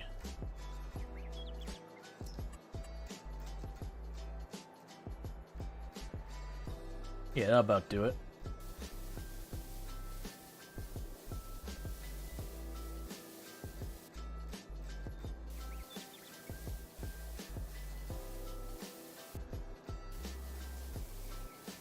Now, the annoying side that you probably noticed is it gets rid of the regular grass, and I can fix that by reseeding it, but also super annoying. Alright, we're going to stop there. I have a bunch more stuff I want to do with that, but at another time. Meanwhile, it's time to grab you and the plow. Get you plowing that next field. Madrigos, if you give him enough of an earful, he tends to shut down. I know a lot of people like that. That when you, it is a thing that especially, there's a lot of people who are, usually it's people who are very conflict averse. That you have a lot of time, if you just kind of like go too hard with like giving someone a verbal talking to, you just kind of lost any reason of doing it. Yeah, but so basically all we did there was we effectively unmated a field so that in the future they shouldn't go the whole way down here. But we'll clean up this grass later. I don't know if I'm going to clean it up by just taking the time to go through all of it like that. Or we're going to clean it up by... Okay, if that's empty, we're just going to go ahead and leave that empty for right now, because the harvester, I can just pull it around. But yeah, I know a few people that, like, if you start, like, giving them a big old earful, you know, the first 30 seconds to a minute might register. After that, they kind of retreat, just into their own head. You've lost them, and that's not a negative thing or a bad thing, it's just, you know, you're being put under a negative stressor, and everyone has their own self-defense mechanisms and coping mechanisms and all that, and that's one. It's the reasons why just grabbing someone, like just yelling at them, is not effective. Different people respond differently, so you have to adjust as needed.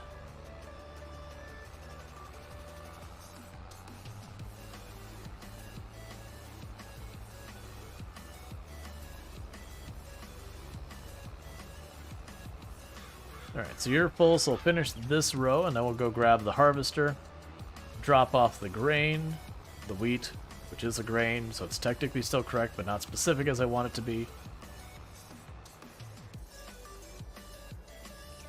Alright. So we'll drop this off, then you should be able to finish this field off. I have noticed since I switched to doing this sideways, even though it takes more turns, it's a common response to childhood trauma victims. This is true. It doesn't necessarily require that, but yes. because usually in those cases, listening or doing other things doesn't stop the problem.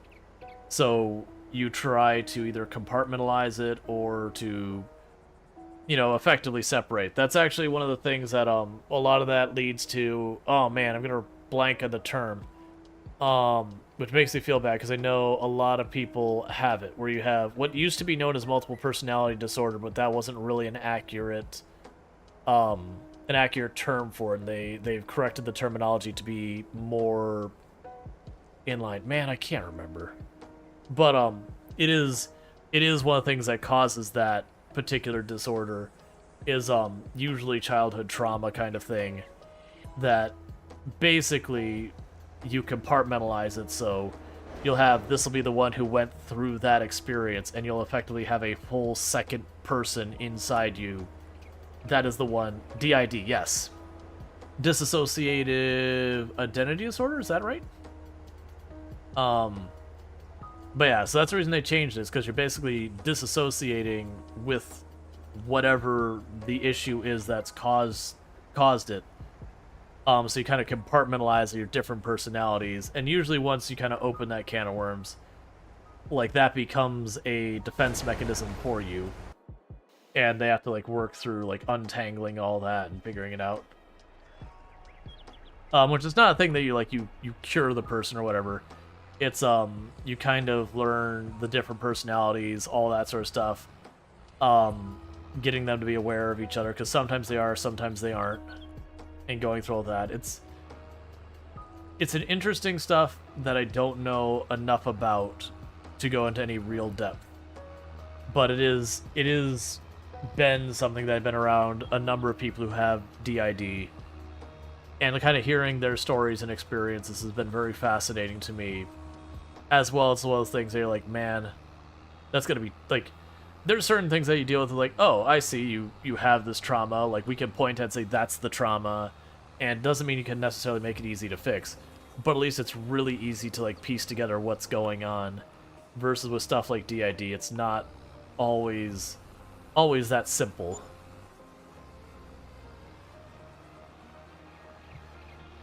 Because you'll start getting stuff figured out with one identity, and then whatever the trigger or whatever that caused them to switch, then they switch.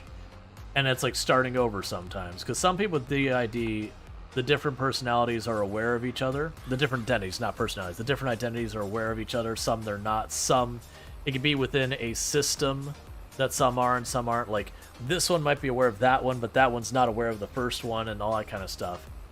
It gets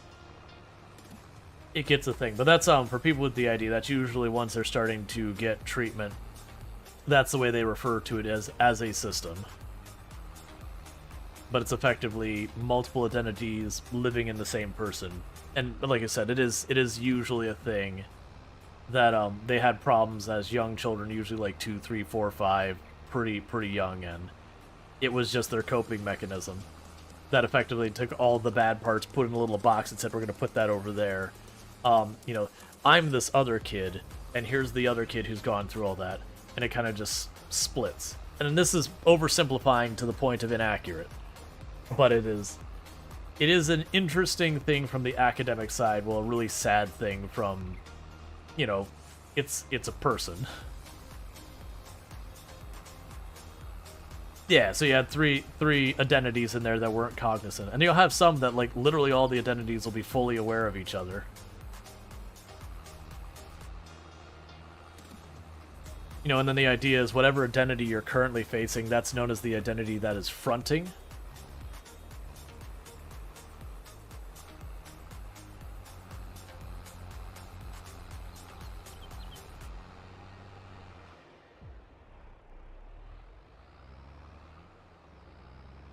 No, I turned it off.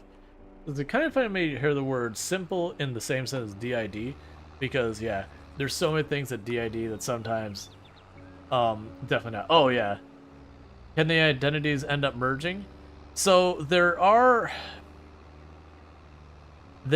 times that effectively an identity can, go away, whether it merges or whether it's just kind of, disappears from the system That's not always the goal of treatment, because a lot of times that isn't necessarily a thing that is realistically achievable, depending on all the system, different things about it. But you can have, times where an identity effectively goes away, or, is no longer active or whatever. It's not really merging in the sense that you take your 10 different identities and you mush them into one, because there are times that the identities are dramatically different. There's other times that they're very similar. So, like, if one identity's favorite color is red and the other identity's favorite color is blue, this is just for simple to understand things. There isn't a merge that suddenly that correlates. Now, granted, I've put those, like, you could obviously have in that particular case some middle ground, but there are things like different foods the different identities like, dislike, because they're, like I said, for all intents and purposes, it's a separate person in you. It's a different identity, like the same physical body, same physical entities, but they are completely independent. They can have their own wants, desires, and needs and all that. So it's not so much that they merge that, it kind of just, maybe one of them is ending up not being present anymore. It goes away.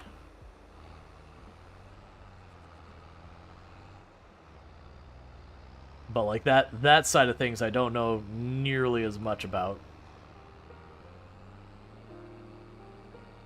But yeah, no. DID is a tricky one to tackle.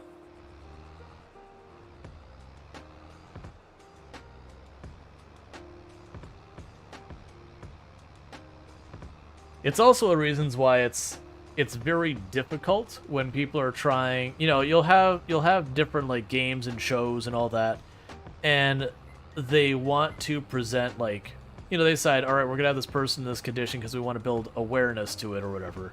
But we want to do so in a respectful and accurate depiction. Not like just, by all means, it can be comedy or whatever, but to make sure the person is accurately portrayed, that we're not making a joke out of them or whatever, and all that. And it can be very difficult to tackle that. It's very easy to misrepresent DID. It's very easy to misrepresent a lot of those things. It's one of the reasons with a lot of those, like, are you going to have someone who actually has that condition responsible for, like, the writing and the acting and all that? No. Then you probably shouldn't.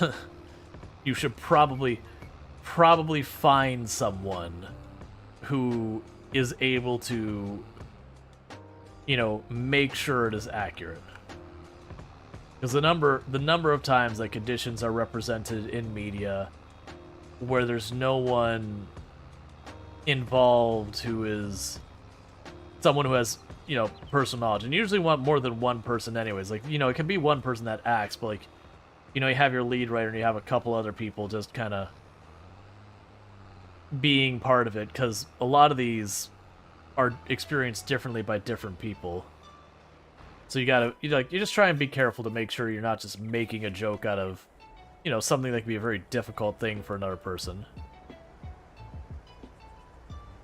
Here, we'll do a quick drop-off.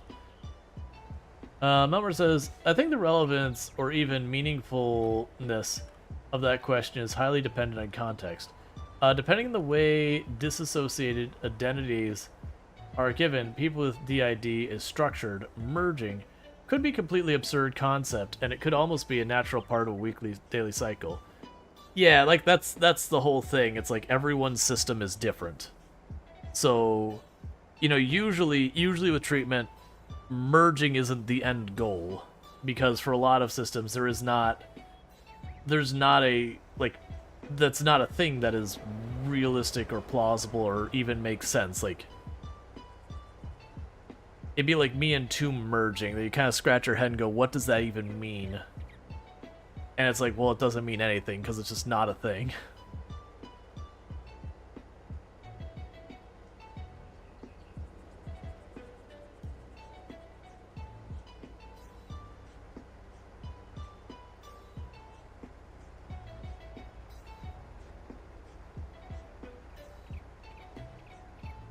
Has anyone seen Lie to Me? I have not.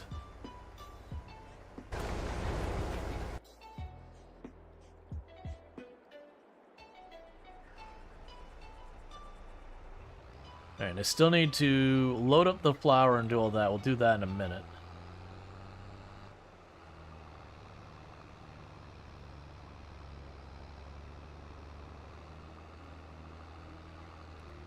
Yeah, no, treatment and all that of DID is still relatively new. The strategies there. There's a lot more being figured out there. They're making good headway, but like where we have other stuff that we've got a lot more knowledge, understanding, treatment strategies we've figured out that work. It's not a simple thing to sort out, so it's nowhere near as matured a treatment strategy as other things. They've got things that they're doing that for some people work out and everything, but it's not like some stuff that, you know, okay, we may not know what medication to give them. We might have to trial and error through a couple different ones to find one that works, or, you know, what therapy strategy works, but we've got a list of ones that, you know, we can work our way through the list and eventually find something that sticks for another thing. You know, or even if there isn't an actual treatment strategy for certain mental health stuff, we have mitigation tactics. It's far more limited with DID. Because it's one of those things that was misattributed for the longest time. So we're playing catch up.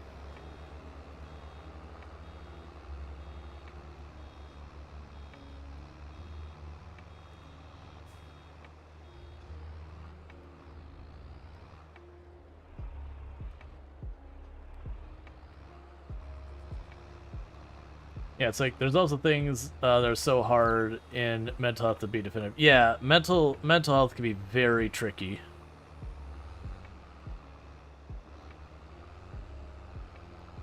Like for the most part, it's now you just walk up to someone and you hold like some you know, thermometer up to the side of their head and be like, ah, I understand, and then, you know, you can come up with the treatment strategy. Like it's always way more complicated than that.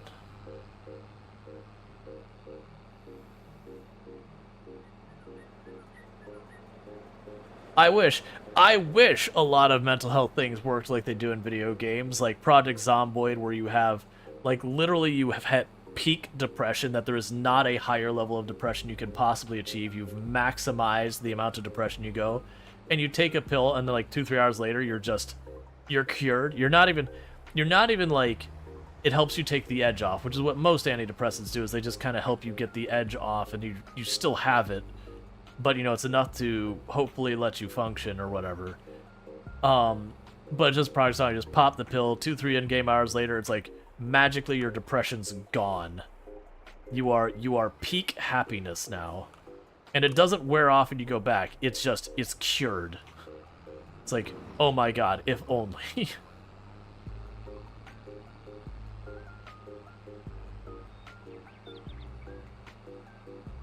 Yeah, agreed, Allison. Allison basically saying, you know, I do appreciate that things are getting more light now. Like, just gender dysmorphia, schizophrenia, depression. I think it's good. Depression, more like depression off. I wish with stuff like that, you'd be like, you know what? I don't feel like it today. Click. I'm not one who personally has dealt with depression on any real level. It's not that I've never been depressed. The only way you are never depressed in your life is honestly another mental health concern. But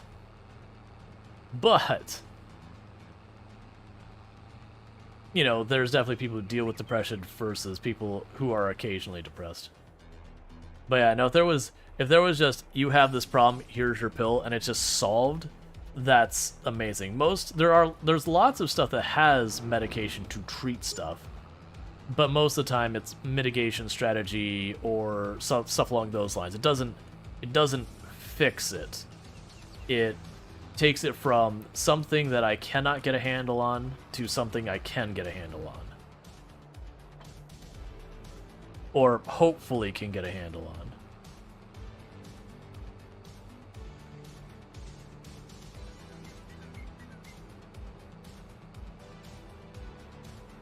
I hope so. I don't realistically think we will hit a point where,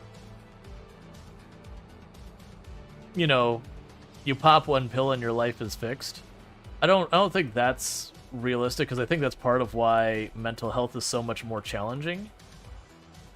Is, people be like, oh, well, it's, a chemistry imbalance in your brain. And for some specific ones, that is true. But for a lot of them, it's like, well, no, it's not. Like, we look at their brain chemistry and everything is fine. It's just, people deal with stuff. Some things are not as simple as, just take the medicine. There's a lot of stuff that takes a lot more work than that. It's the same reason we don't have, like, the good health pill, where you take the health pill and suddenly your cholesterol's low, your body weight drops to the appropriate range that's appropriate for your build and all that. And, suddenly you can run a mile, like, without getting winded or anything like that. There's just way more that goes into it. Oh yeah, no, if you had a pill you could take and it fixed everything, that would... If you're familiar, there's a game, and this is going way back in the vault, like way back. We're talking 90s. There's a game called The Dig. It's by Lucas Games, or I think it's LucasArts back then, back in the day. That it was a click adventure style game where you play as, I can't remember if you play as the multiple characters, you play as just the leader. That there is a meteor coming towards Earth, and you're like, crap, this is going... Oh, an asteroid. There's an asteroid coming towards Earth, and you're like, crap, this thing's going to collide. We need to do something about it. And so it sets up that you're trying to redirect this asteroid so, humanity doesn't make, like, the dinosaurs. But that's just, like, the catalyst to kick off the game. That's actually not even the main point of the game. I guess it doesn't matter there's spoilers, because honestly, if you're going back to play that game now, it's going to be a rough time. As much as I love the game, you're going to be in for a rough time. But what ends up happening is that asteroid is actually a spaceship. And it takes you to this alien planet. And it's effectively a dying, like, mostly dead alien planet. And what had happened is the aliens had effectively found this super fix-all drug kind of thing that even goes so far as fixing you from death. Like, it will literally bring you back to life. So we're like, super medicine. But understandably, super addictive. Like, straight up mega addictive. And, like, you just go through this game exploring this world, solving the puzzles, and you do have one of your crew members dies, and you bring them back to life, and it becomes, like, this whole big thing. It is a very interesting game. It is potentially a frustrating game for puzzle solving, but it's got some really good lines in it. It's like the characters are like cartoony animated, while the backgrounds are more detailed. Sorry about that. If it wasn't a game that would take me too long to stream and would probably have zero interest on the platform, I debated going back and replaying The Dig. The challenge would be, CDs were new at the time. Finding a copy of that, good luck. But it was an excellent game. But it does hit that whole note of, you get, like, this super medicine that, like, literally can fix anything. But, like, the addictive properties of it are beyond absurd. And it ultimately is what led to the end of the alien race that sent you the ship. Hey, Ricardo, how's it going? So you need to get a PC with at least a new gen soon. This low slot count is ruthless in a crash slot. The low slot count. Are you talking low slot like PCI Express? Or like memory or something? The main issue you see with the fix-all chemical from... Oh, I didn't even pay attention. Because it would stop governments from putting an auto-inject. I don't, like, we don't even need to get into that, like, the whole thing. Oh no, you're on an old Xbox. Yeah. Nah, it's not even that, like... That's not even where I'm getting. Like, because honestly, if you had the situation where you had the, fix-all medicine, it fixes all. Like, very genuinely, we're not talking, like, hyperbole here. We're talking this medicine by the magic of magic, because it's a completely unrealistic thing. But by some magic, it is able to actually fix all. There would be no, like... The dig is on Steam? Oh, nice. Man, I wonder how that play nowadays, because we're talking that's like 1997, 1995 or something that came out, maybe early. That could happen. You actually follow that? No, you won't. But like there would be no negative kind of thing. Like you would take that and you could say, "Oh, well, the government would make me do it." But it wouldn't have to. You'd go to your doctor and they'd say, "Take your pill." Like, that's the thing. If you're dealing with a problem, that would be the solution. Which, you know, again, we could get into, well, I don't want to. But if it is, in fact, the fix-all, and there's not some, like, ridiculous negative side effect or whatever, you would take your fix-all. Like, that's what you'd do. And anyone who's like, no, I'm not going to take my fix-all, well, that's a person ignoring what would be the science in that fictional universe. That we have everything that we could demonstrate that the fix-all fixes all. The only side effect is it's addictive. Well, right. That'd be the whole thing.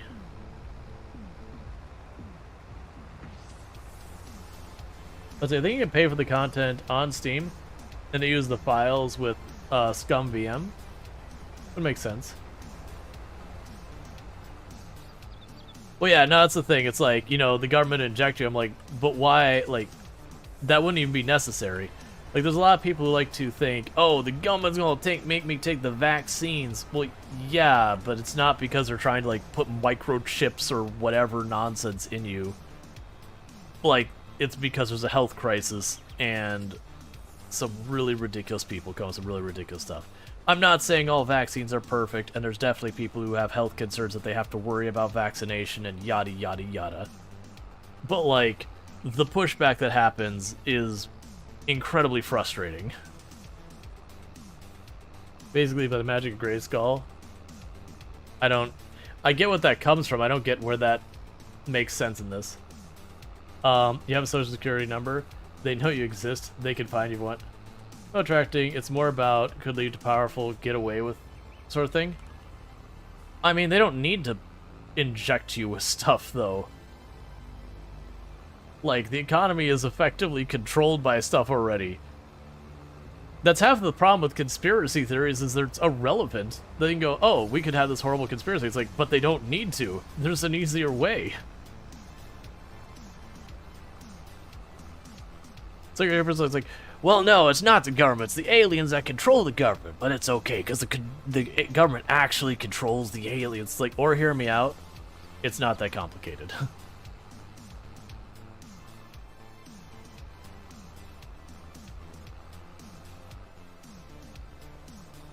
Yeah, no, it's also, like, completely unrealistic a cure-all would exist. It's fundamentally...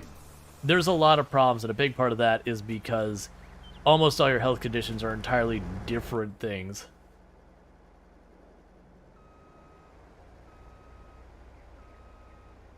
Yeah, no, it's the classic of, like, why attribute malice where ignorance, you know, fits. Because it's pretty rare it's actual malice. Not never.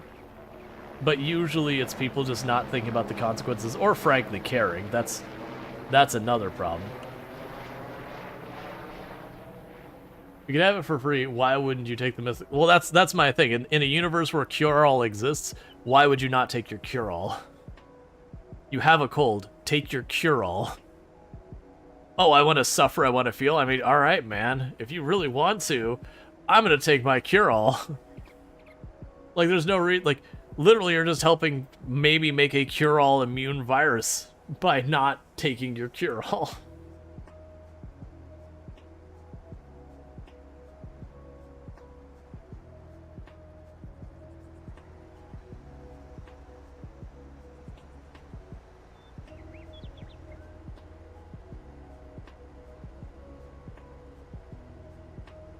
If you could take something and not have depression, is, you know, would absolutely 10,000% would. Oh, absolutely. That's the whole point. Like, if we had stuff that, were sicknesses that were basically, you got diagnosed, get your papers in order, your time on the mortal coil is short, or you can take your cure-all, you're gonna take your cure-all. Hell, mild inconveniences so far as health, you're gonna take your cure-all. In this fictional world where there is a cure-all. It's not fundamentally realistic or practical or whatever, but anyone choosing not to, you'd look at them and be like, but what's wrong with you? Why would you not do that?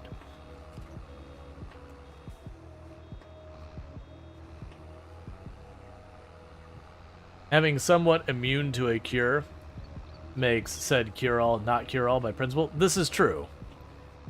But the point being, in a world where we had the cure-all, like, there would be nothing to gain from not taking your cure-all. Like, sure, if it was a new disease and we were curious about it, and you wanted to blur the lines of ethics, a person could deliberately be asked, and one would assume they'd have to consent to riding through the disease so we could learn about it. But that to me isn't a good reason for anything.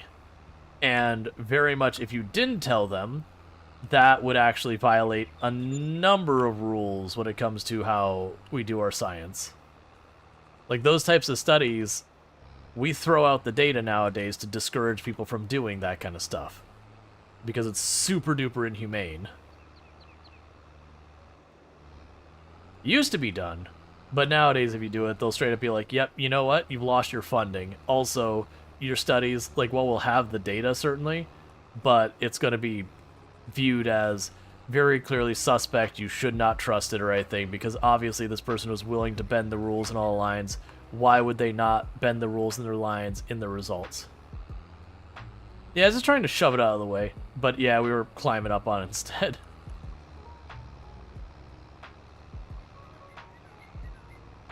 Like little Jeep, mail truck here for the U.S. was made by the same people who made the F-14 Tomcat. Okay.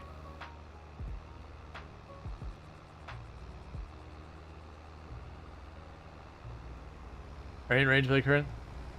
I mean, right. I get the dystopian thing of, like, 1984 and, the things... Oh, it wasn't 1984. Which was the one where they all had to take their medicine?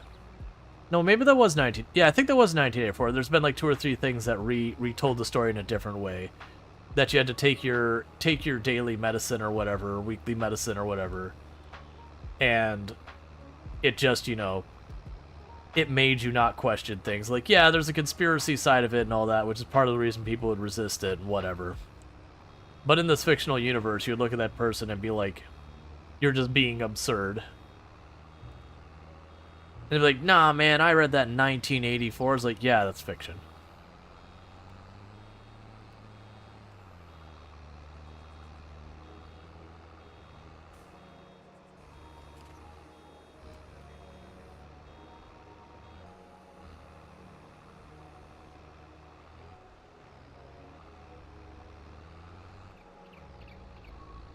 Yeah, the very last student said, yeah, there are many companies who make things they use every day, also make things that vaporize people. This is true.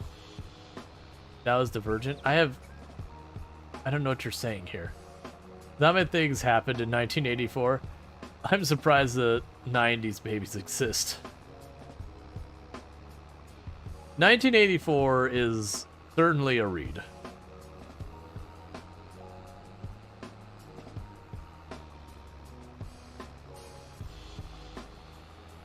It is quite the experience. Equilibrium. That was the one I was thinking of. Where you basically took your pill to not feel. But then it was one of the things they needed people to feel. So it's kind of like a lot of people, didn't take, like, a lot of people took their medicine. There's a lot of people who didn't take their medicine because they needed people to not take medicine, a whole thing. Pill popping, non-questioning dystopia. Yeah, no, it's one of those things, though. Could that be a universe that could exist? Sure. I wouldn't say it can't.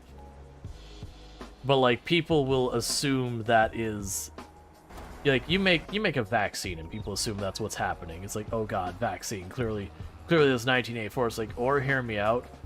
There's a really awful virus going around. And they said, we'd like a lot of people to not die to this. Yeah, so let's make a vaccine.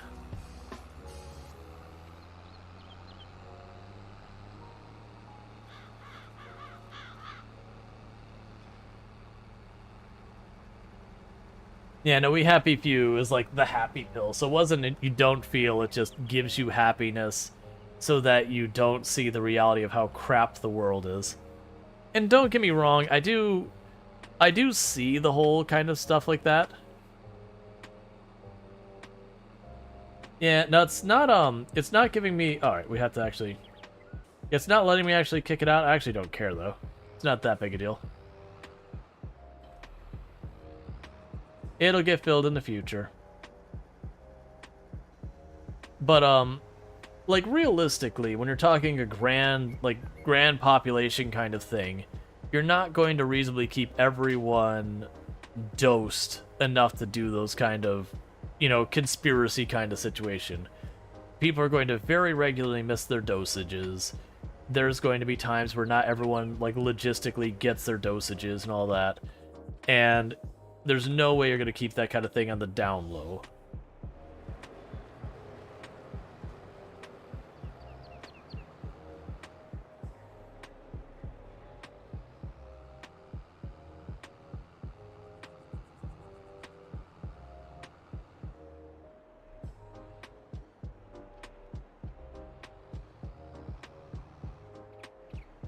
That's not necessarily true, Strider. That UPS is the only legal monopoly. Like, one, it's a service, it's not a business, so there's no such thing as a monopoly there. But there's actually quite literally the idea of localized monopolies, that's actually a term. So for different like utilities and services where having more than one operating in a defined space can actually be really problematic. Because, you run into people running the same infrastructure over top of each other, which it doesn't give you redundancy, it gives you more flaws in the network and all that. So, like, power companies can be one of those. You also have situations where you also look at, different type of vendors. There's just not a reason to have multiple of them, so they do get, basically a thumbs up to be a localized monopoly. Those are absolutely things. But yeah, there's no such thing as a monopoly that's also, a government service. That's not a monopoly, that's a government service. And you can argue whether or not it's competing with business, and that's certainly a discussion to be had. But, you could even argue that UPS isn't a monopoly because you have FedEx. you have like, a whole handful of different delivery companies that kind of overlap.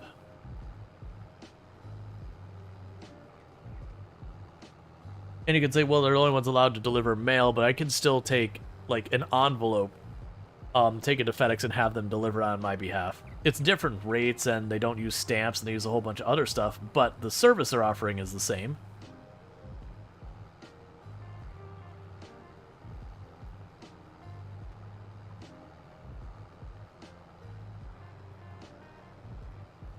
Yeah, but I can still take an envelope and take it to you, or to the FedEx. It's not the same shape and dimension, but I'm putting paper into an envelope and mailing it. It's just not defined as, like, the same... Actually, I think you can even take a letter size thing. But I get what you're saying. The point is that statement is not actually true. They're nowhere near the only legal monopoly, and that's not even getting into the fuzzy what is and is not a monopoly situation.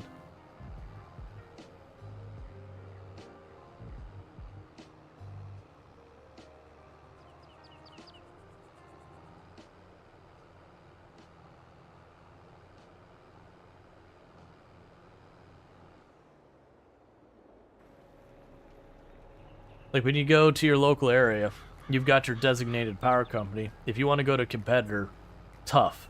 They are a legally recognized localized monopoly, that they have special information. So did the AI mess with the rock still? Yeah, with the plow, but we're going to get rid of the plow anyways, so that's not unexpected. The big thing is it should stop messing up with the harvester, and then one would hope when I get the cultivator, that should, you know, also be okay.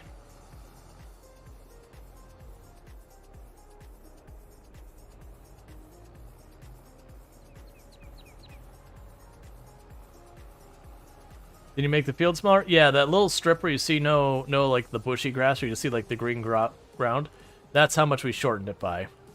Because that's basically exactly how much it was missing the harvesting by. Oh, you just go into the shop and use the paint tool. And I like the same way I put the cobblestone down here for the road, exact same thing, you just put down grass instead. And it'll delete, you know, fields, whatever you put it on.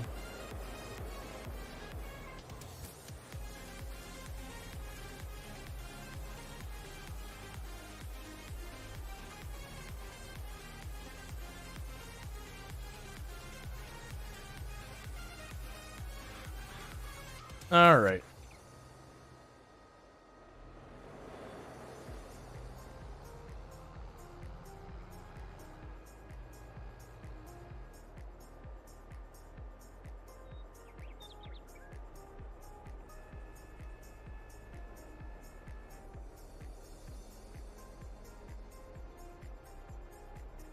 So drop that. Let's grab our bell trucker.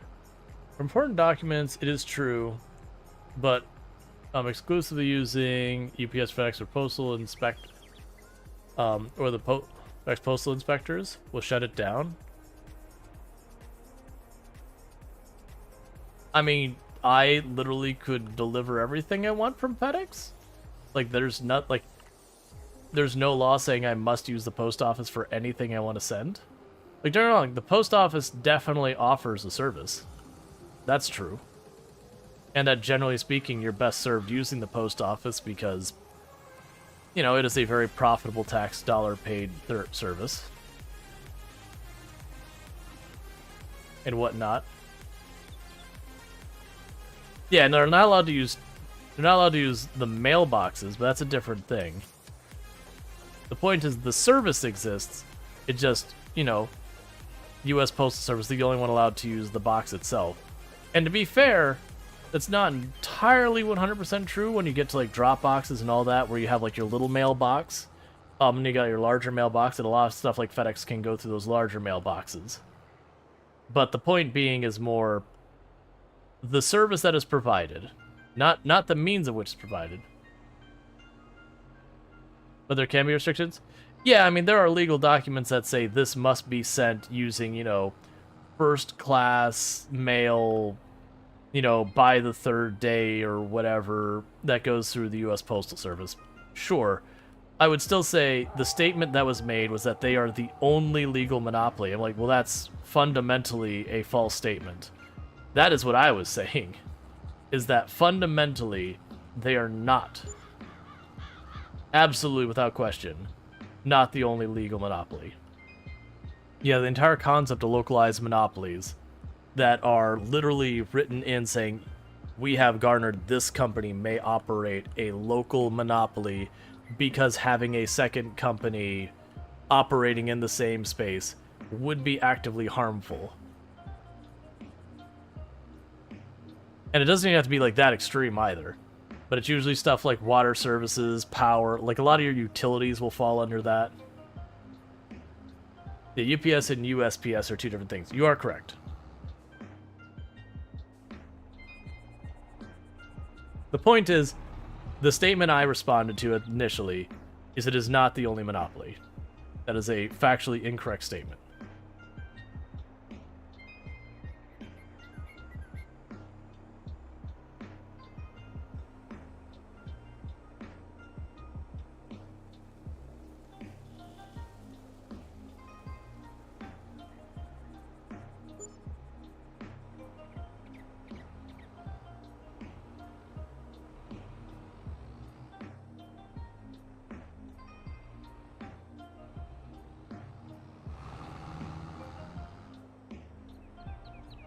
In fact, there is even paperwork from when I worked local government there is even paperwork that we had that you would file when you're like the sole vendor kind of situation, which creates a localized monopoly. Legally monopoly that is federally regulated, that handles solely the logistics of certain information. Well, now you're just saying government service. Because it's also not a monopoly in the first place because it's not a business.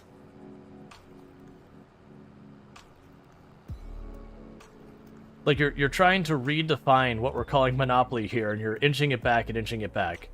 Just accept it is not the only legalized, legally recognized monopoly. That's just the reality of it. And we're going to move on from here. Because very clearly, this is going back and forth. That is the problem with dropping random factoids, is a lot of time when you find random factoids, they're not facts.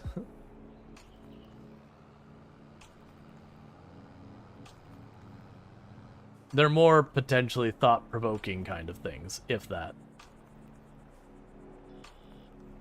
They can be.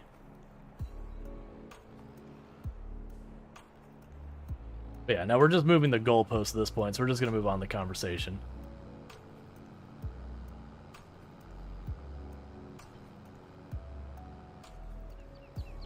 Alright, so we still got 2 more fields to plow, and now we still have to fertilize the field.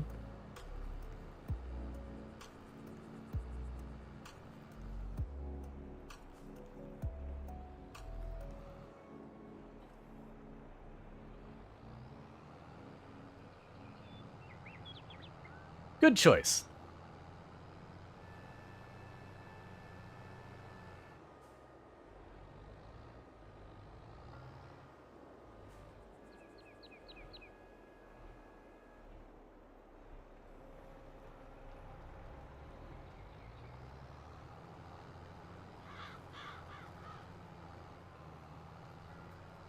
Let's see, the lack of H and G keys working on your laptop is so annoying. Soul Blue says, I was wondering, did you ever buy upgrades on your Scout and SnowRunner? Buy? No. Found? Yes. Like, that was one of the comments I was making a bunch, is that I really do need to go through and buy some of the upgrades, but it is one of those things that it's hard to identify what vehicles I am and am not going to get upgrades for, and what upgrades I'm not going to find or I am going to find, that you kind of lack the information to know where you should be focusing to save your money or to allocate it, which isn't a negative on the game. That's just the nature of your first playthrough, is you don't know what you don't know kind of things. And thus far, I haven't run into anything I haven't been able to do due to lack of upgrades. I'm sure that'll change eventually, and then it'll be like, okay, it's time for me to upgrade whatever vehicle is in question. Like, there's a good chance that one vehicle that's swamped down by where the pump was might require me to, do stuff.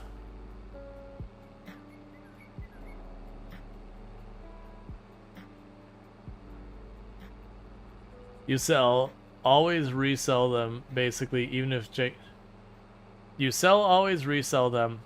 So if I buy an item and I sell it, I would assume I take a loss. Like, to me, it wouldn't make sense that you buy the thing and you get your full money back after using it. Which is a video game, so maybe it does. But in my mind, having not tried it yet, I would assume if I buy something and then sell it back, I take a loss. Whether it's a big loss or a little loss, that certainly could be anywhere, but whatever. The point being, so far, I'm sitting on my Dragon's Hoard of money, going precious, and just making do with what I got. Alright, so we've got our sprayer. I have no context of how fast this sprayer is going to go through stuff at all. Plus you like a challenge. This is true.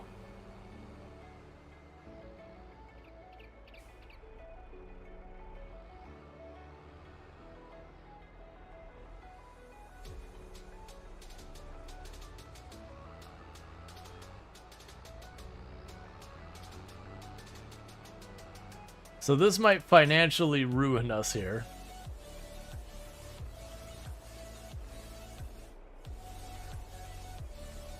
So it's telling me it's going to start filling, but it's not saying with what, and this can do both herbicide and liquid fertilizer. So that's a bit concerning. Let's not do that.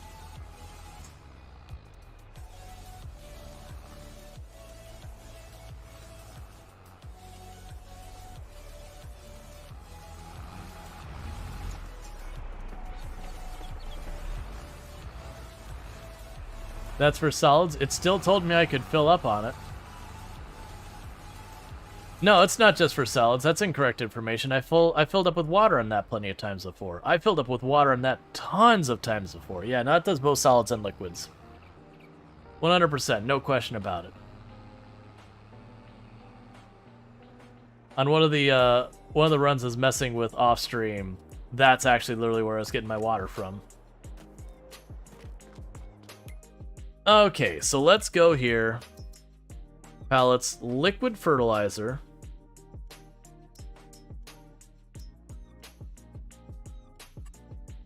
I can only buy these one at a time. That's weird. Let's check. So that was 30. That's 3,200 liters. What is the capacity of our sprayer? So it can hold a bit over 4 of those.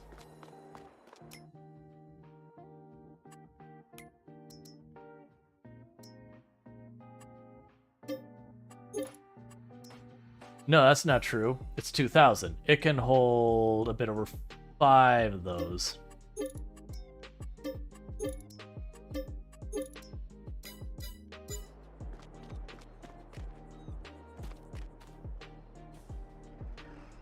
What's the shop lady's name?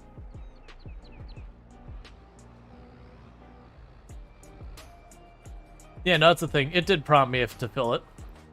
It's just the thing that prompted me. It didn't specify what was going to be giving me the herbicide or the fertilizer, because this can handle both. I'm assuming it would have defaulted to the fertilizer.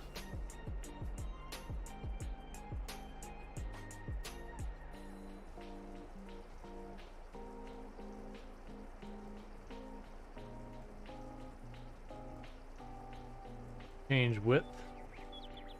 Okay. Just getting a feel for the UI. Does she have a name? No. I don't know. I usually don't worry about like randomly naming a lot of people. Like sometimes I'll joke about stuff as we're like going past it. I was wrong. How much capacity do you have?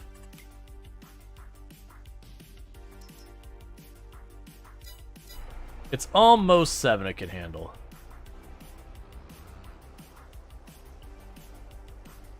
Going with Patty. It will get you to select replay. Oh yeah, that's right. That's right.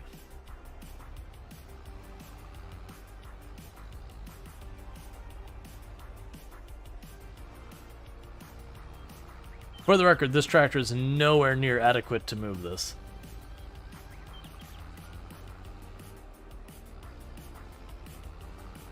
We're just going with it.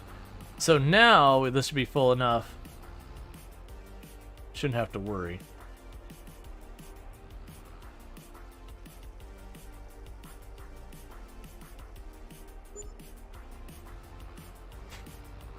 That's so much money. We just spend like 25,000, or actually like $20,000 on fertilizer.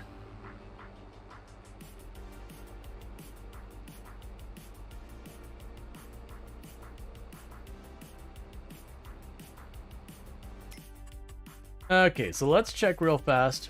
Does it mention a horsepower? It does not. So it's time to science in a painful way. Can I get away with running this thing with this tractor? What's your normal top speed, just so I'm not wasting stuff? 7 miles per hour. Okay, that's fine.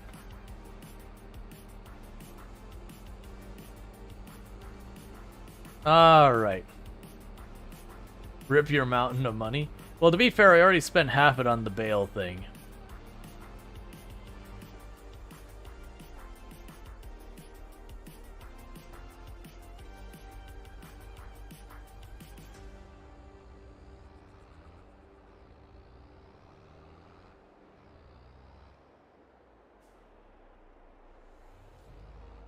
Not quite lined up yet.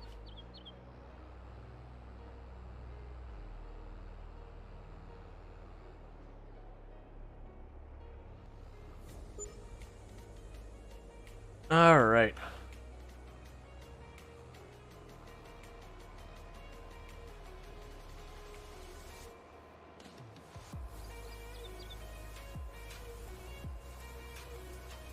I mean, it actually works totally fine on this. Not the easiest to maneuver.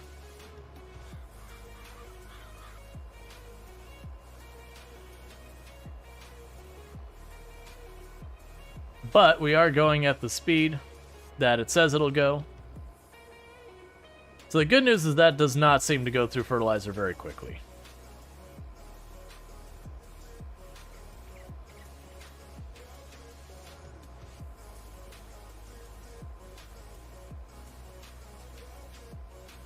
All right.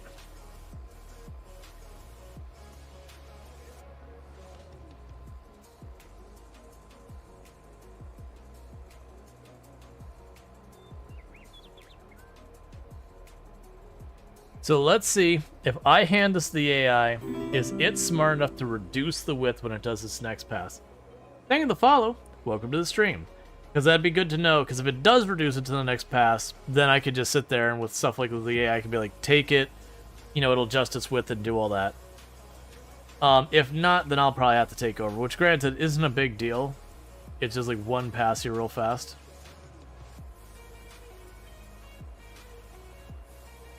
So you finished, you turn it off, and it struggles painfully to turn around.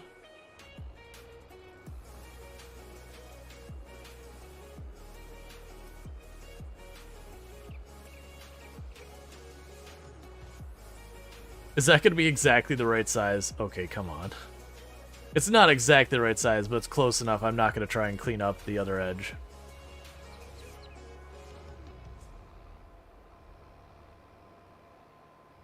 Alright. So the thing to keep in mind was filling this entire thing cost us almost $20,000. So we should get to the other side of this field and be around, like, used 6%, which means 2 full rounds of this will be somewhere, you know, somewhere around 12% per season per field. What are you doing? Alright, you're fired.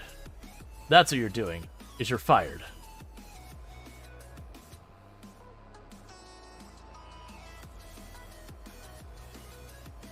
So how many years from the start have you farmed? That is a question.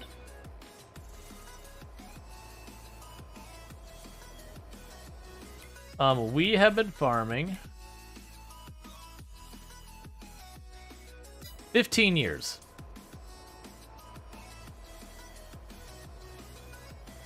So 15 harvests.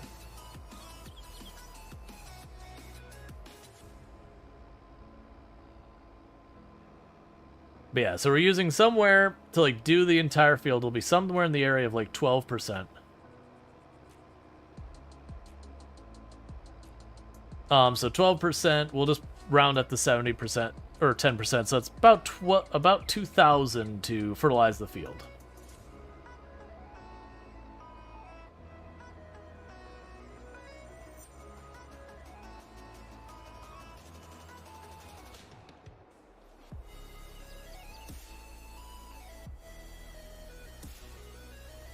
So it is a little bit of a bummer that if I reduce the width, it still keeps the whole thing deployed. I get why, it's just how it works.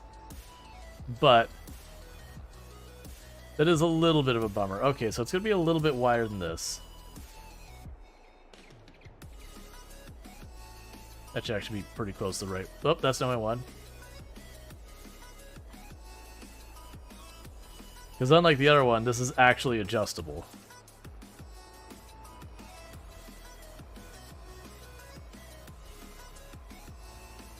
That'll do. It's not actually covering as much as it should. Nope, don't. Stop.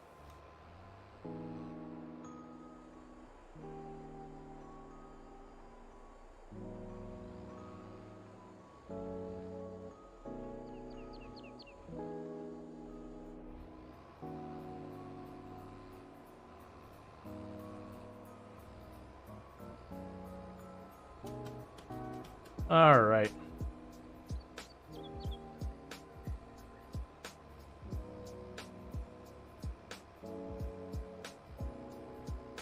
Flapping its wings for takeoff. Yeah, that is one downside. Is it is big. But that's the whole advantage, is then you can just do a ridiculous sized field and just do it in like 2-3 passes. I wonder if that's gonna be enough to get over the rock. Probably not. Boop. It's fine. That definitely wouldn't bend the whole thing.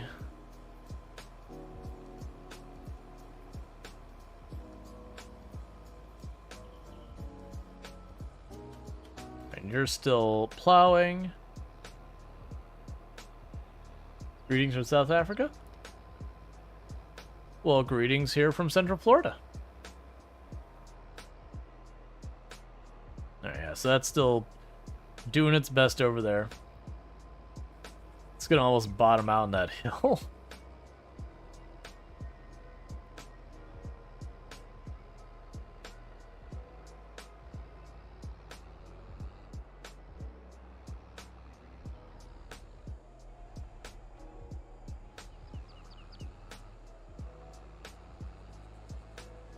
Alright, so got that whole field knocked down in one go. Get past the hill real fast. Redeploy.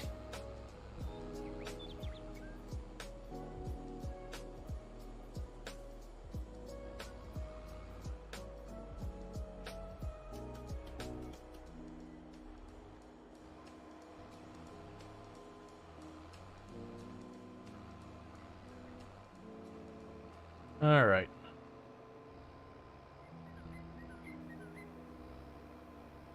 But yeah, so it's looking pretty heavily. Oh, I'm just realizing the problem with this approach. It's fine. The last. Let's see. Can you turn it on while folded? I didn't look. I would assume no. I don't know any other machinery you can use while it's folded. We could check.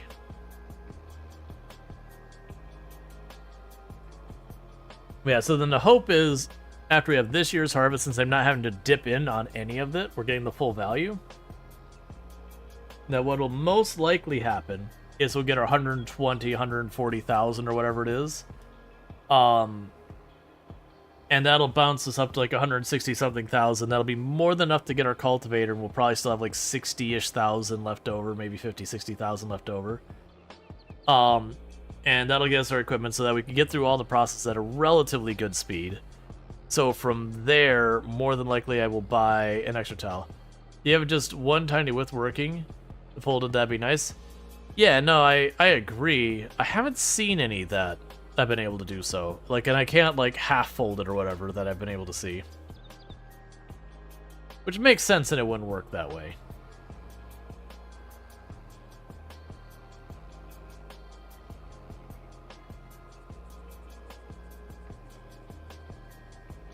All right.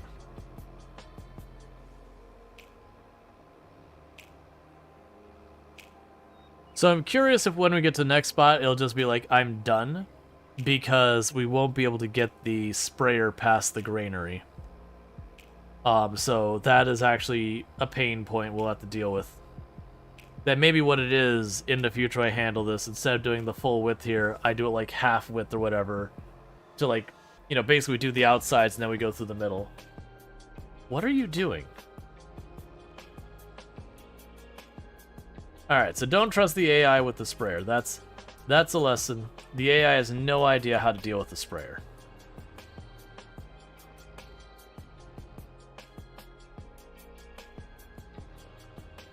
Because that's the same thing it did last time too, was it went like a good ways up and then near nothing was just like, nope, time to stop.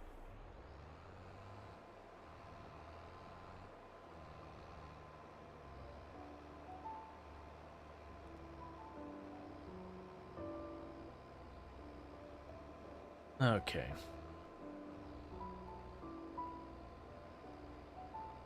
I already know how I'm gonna deal with this.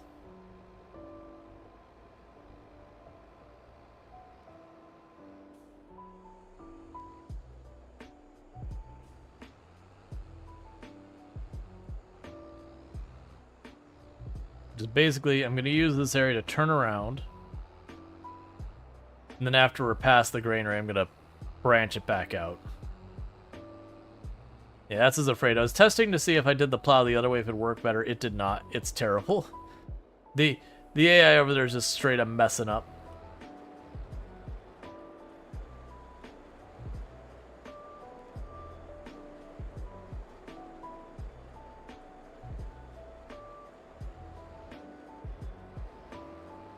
Yeah, that's exactly what I was thinking is. We just do this pass real fast. It won't be perfect. It's fine.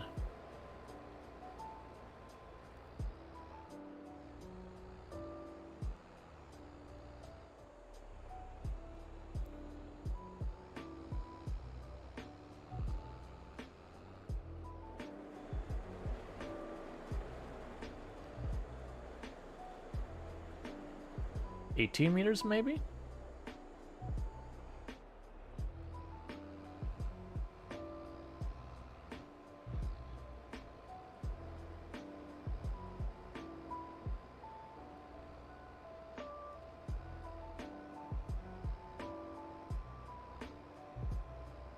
All right.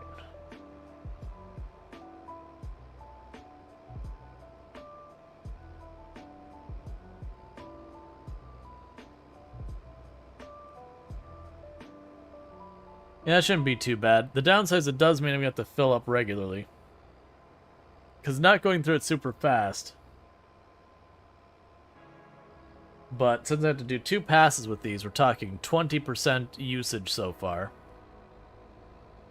So those 2 fields combined is somewhere in the ballpark of $4,000 with the fertilizer once we do our 2 passes.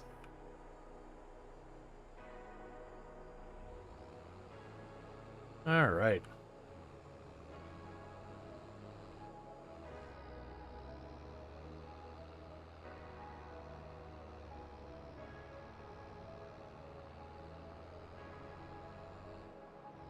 I have so much cleanup on that field. Alright, that's fine. On the plus side, this is the same day that we've harvested these fields, and I wasn't getting enough time to even get this much done on these days normally. So it's not a bad problem to have.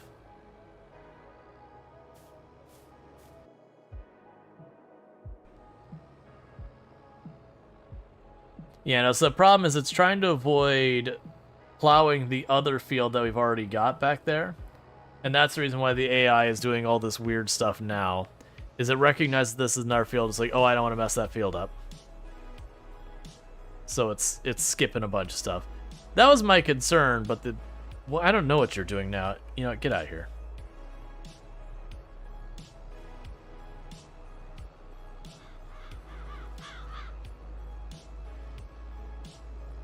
Alright.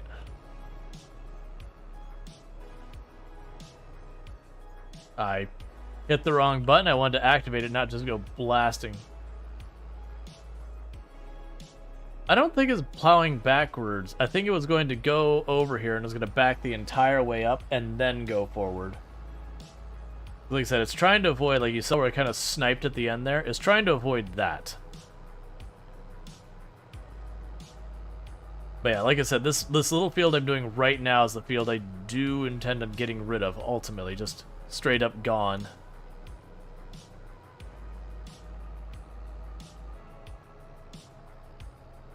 That's because it's like wedged between a rock and the granary kind of thing. That the AI just really struggles with it. Even as the player, like, it's inconvenient.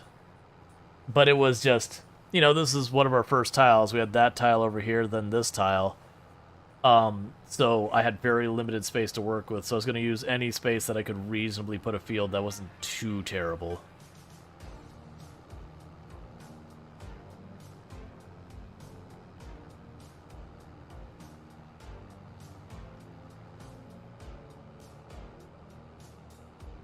Alright, and now we upset everyone here.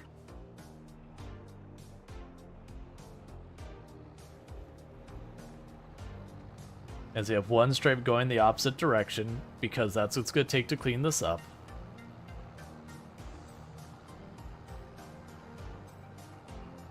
But yeah, we'll figure out how we want to make this area here. Like back here, like make some type of, probably more production lines, houses, stuff like that back here.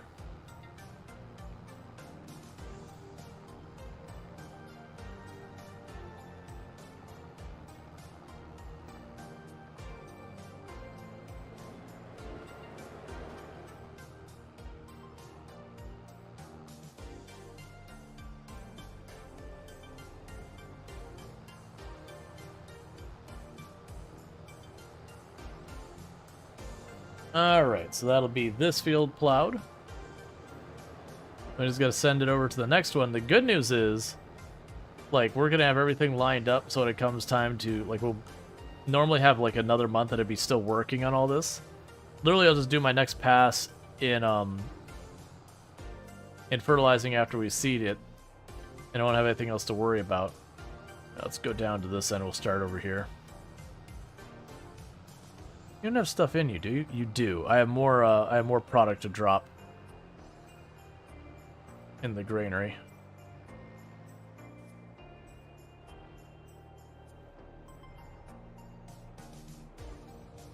All right.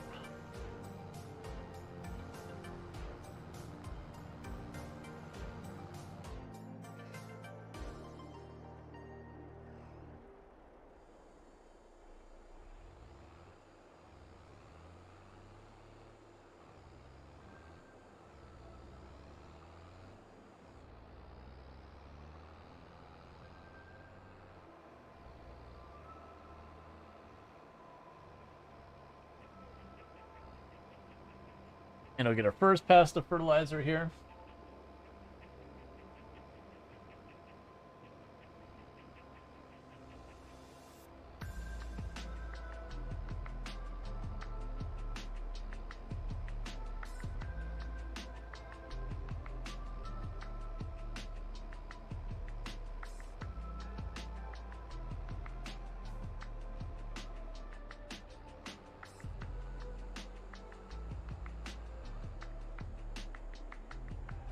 Now we can get the second pass of fertilizer.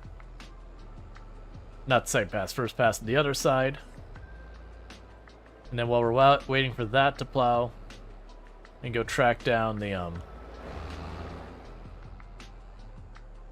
track down that trailer we left out there with all the wheat in it.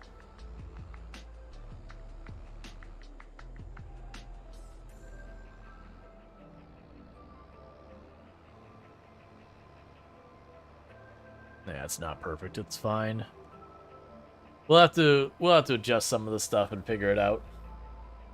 Probably instead of going line by line, if I'm not using the AI, go like outside this side, outside that side, go in the middle and adjust the width.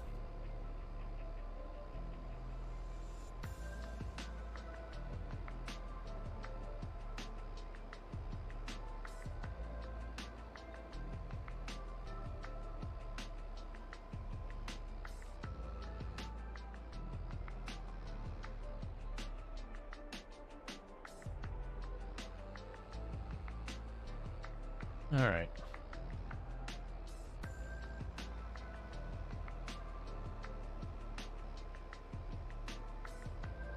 When I go do next pass, we'll see if I can't fold the sprayer, because we're gonna need to fold it anyways, and see if I still get the activate option. And then if I do, we can just do it on small. I don't expect it to allow me, to be clear. And there's still missing spots. I need to make it wider than the 2 meters, but it's kind of already scuffed. It's okay.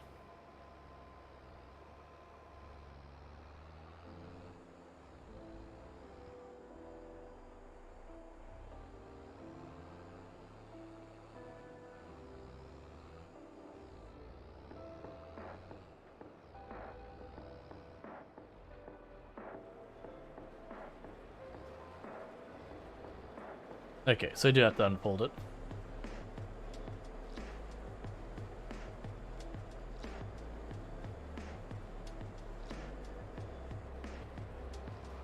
I figured that was going to be the case, but, you know, it was worth testing. You never know. But usually with game logic kind of stuff, it's like, to use, you must activate. But what if it makes sense that I don't have to activate? Too bad. You must activate.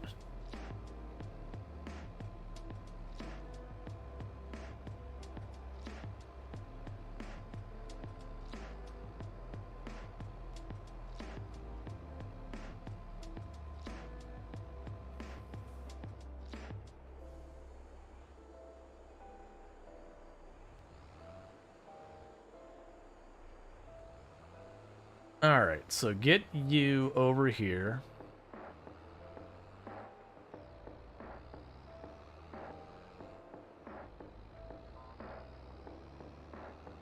And you're doing a terrible job over there, Plow. I can't wait to get the cultivator just so the AI hopefully is less complete disaster when it comes to dealing with this.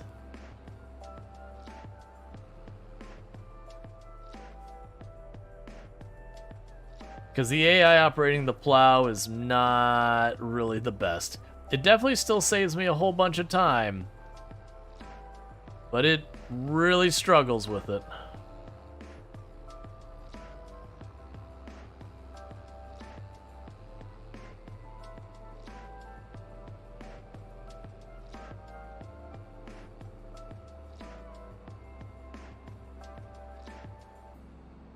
All right.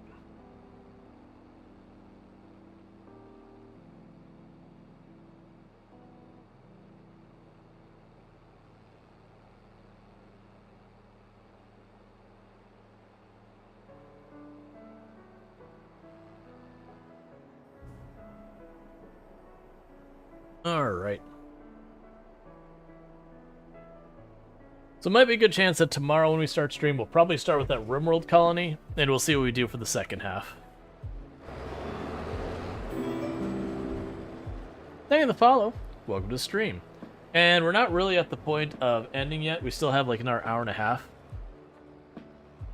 I do go for pretty long streams.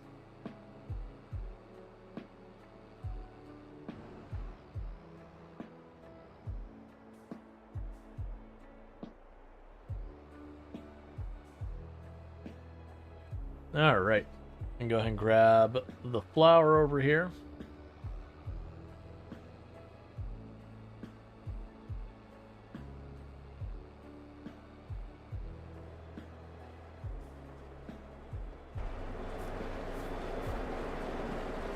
What's appreciated?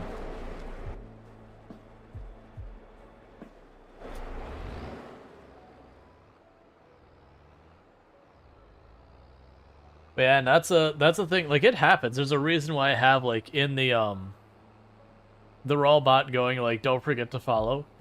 I've had a number of times where people have reached out and they're like, you know, oh cool, I finally found your channel again. It's like, I enjoyed your channel, I couldn't find my way back here. Like, stuff like that happens. It's not been for a while, but it is just one of those things that does happen. Alright, so we've got the flour all sorted.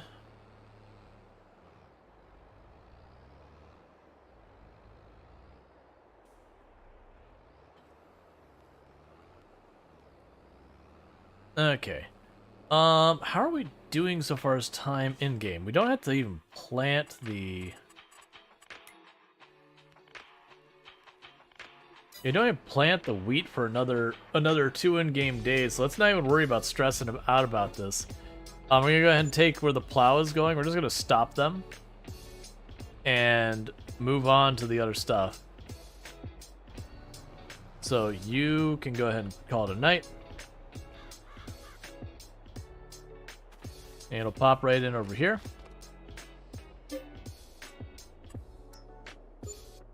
I need to check the greenhouses next. It's been a while. They might actually be backing up if I'm not mistaken, so I gotta watch that. Let's check. Oh no, they're nowhere near backing up. Alright, that's fine. So first, before anything else, back you up an inch.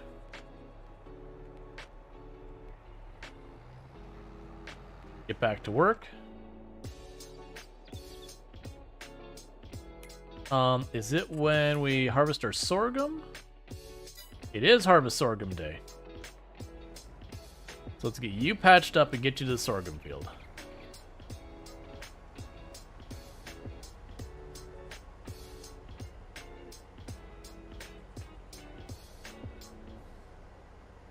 If I remember correctly, we seed the fields for wheat in-game tomorrow, and we don't reseed the sorghum until April.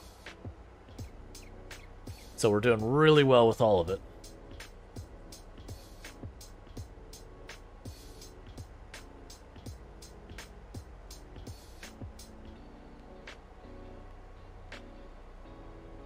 All right.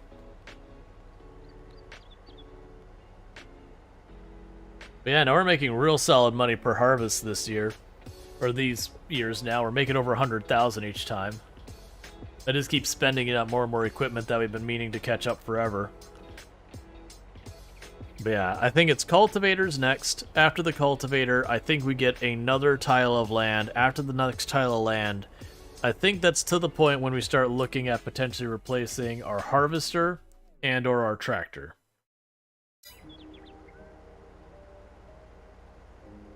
Probably the focus on the harvester, to be honest. Like, if I hit a good tractor while I'm going through, like, we get a deal on one, by all means, grab it. But the goal will be to get ourselves a much larger harvester. Make our life easier.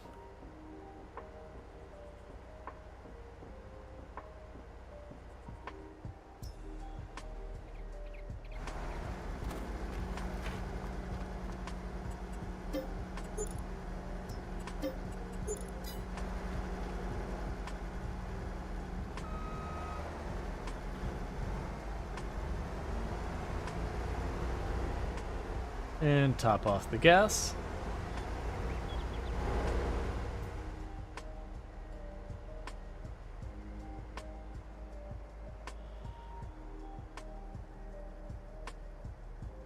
And that'll be good for the sorghum field.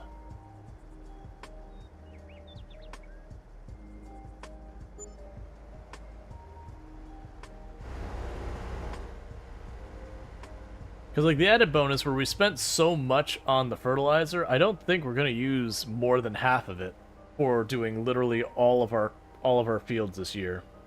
So it was probably close to around $10,000 is what we're going to actually use of that fertilizer. Which is still not nothing. But, you know, spending $10,000 to make $140,000, that's just the cost of doing business.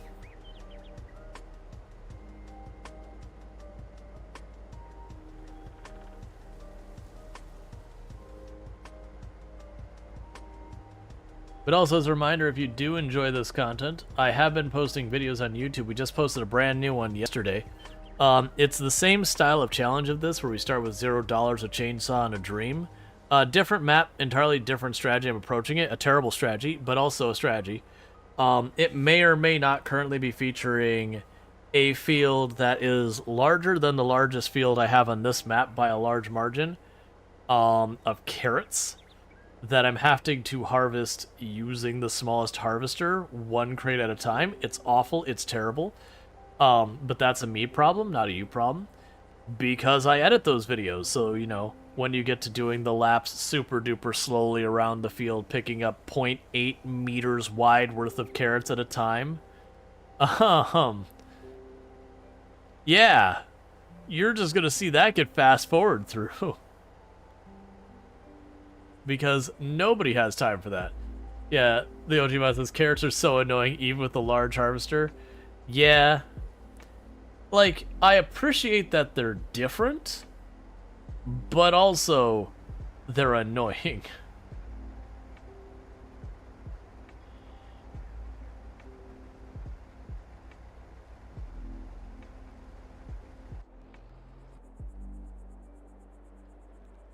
Alright, what were you gonna do? Okay.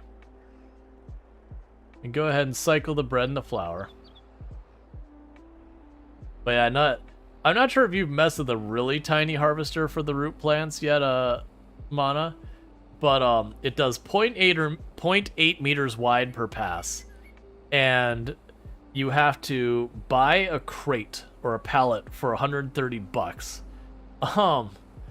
Which, when it fills, you gotta kick it out the back. Well, you have to, like, back up, kick it out the back, buy a new crate. And keep going. And then the added penalty is, then you gotta go in behind and pick up all the pallets you've left everywhere. And the field I have, I go through about 2 pallets per pass. So on the upside, it looks like my profit margins are going to be good. for what it's worth, because the seeds cost like nothing. Like doing that entire field, I barely dented one package of seeds. So it's like, okay, it costs like next to no seeds. So interestingly enough, that's cheap. And then the harvester and the seeder for that crop is like, oh no, that's I put the game to real time and I'm not sure I'm going to finish doing the field before the day ends. That's how bad it is. I am curious of what that video is going to look like when that one's edited. I haven't got to editing that video. In the videos I post, I don't think I got to the point of plowing the field. Where is this content? It's on YouTube. If you do exclamation mark YouTube, it'll take you there. Exclamation mark YouTube video will take you to the latest video. But the carrots aren't there yet. That's the part I'm working on off stream right now, is the carrots. It's YouTube, like the whole thing written out.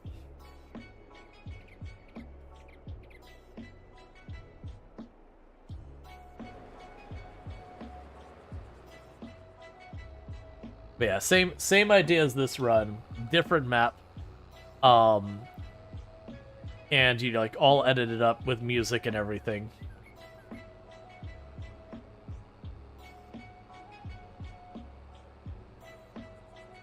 Alright, so it's almost done plowing.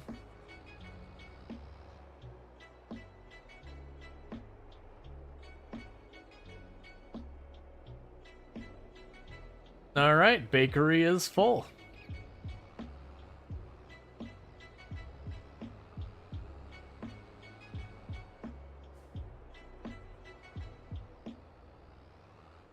And you're about to finish.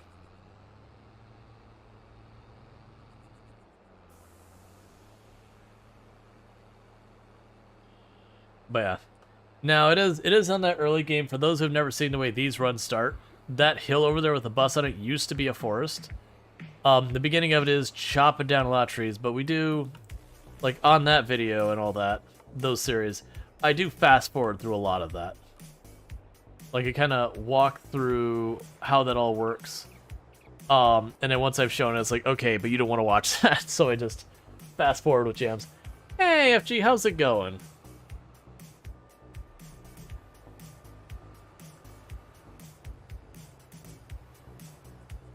Oh, that's right. We have a thing harvesting. I was like, I don't need this anymore. Right, I actually do. But for those who don't know, FG Square, absolutely a fantastic content creator on the platform. Highly recommend. Another member of the Halcyon Frequency stream team, the stream team that I am in. Also plays a whole range of games. Stuff like RimWorld, does play the occasional simulation game, Colony Builder, Settlement Builder. Tons of indie titles. Lots of good stuff happening over there. So, that's excellent. Great, you may have haunted or solved the issues that haunted your PC after months of issues. So what, assuming it's not something that you're like, I don't want to say, so what is the final belief of what the verdict was of the haunted PC issues? Because I am curious, because I've had the occasional weird thing as well that I'd like to deal with. And honestly, anything that could kind of be a thing to check out I may not have thought of would be helpful. Because I've tried drivers, I've tried so many different things. The Ojima says, I was there for 75% of your stream yesterday. He was doing a large lurk. You're doing lots of wedding things. Nice. Wedding things are fun. And stressful, but fun.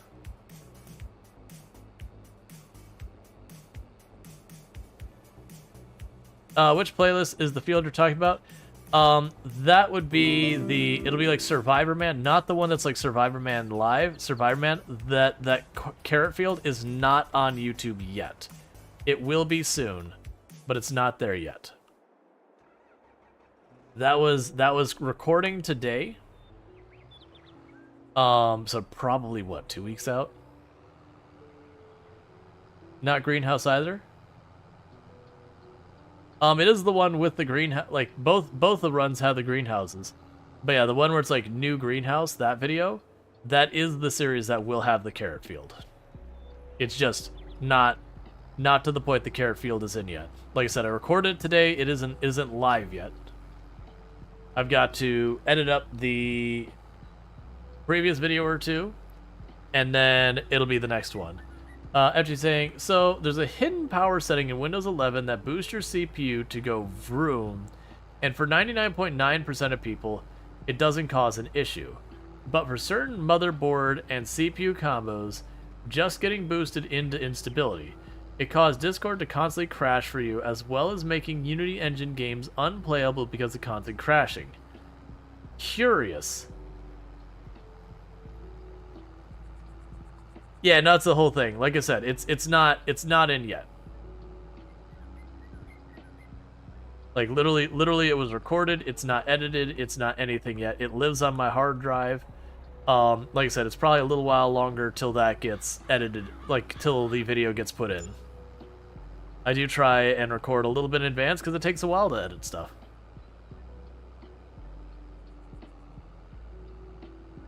But you'll see how big the field is. I can't remember. No, it's not the new video. Right. The field gets added in the next video, which isn't live yet.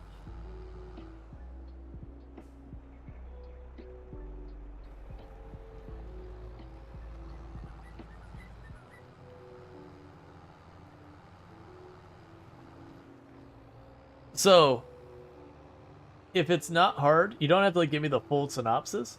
If you're able to point me at that setting, I have had some problems with Unity games, and I would be curious to try that, because that is a new thing I have not heard of yet. And I have had issues with some Unity games, as well as like City Skylines 2 straight up blue screens, like full on looking at Windows rebooting and all that. Awesome. I appreciate that. It's probably not what I've got going on, but it's not something I've tried.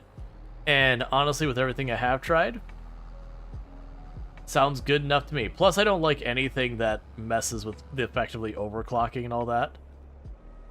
I get super annoyed with stuff that overclocks without me explicitly telling it to. Because, I mean, seriously, it's just not necessary.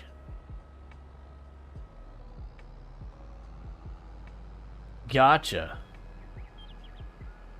Yeah, so maybe it is the same issue. I mean, that'd be great. Maybe then I'll finally go back and I'll play some City Skylines, because I was enjoying what I played on stream, but then, you know, it would crash 2 or 3 times a stream, like take down the stream kind of crash. I was like, I can't play that, because I'm a one stream setup.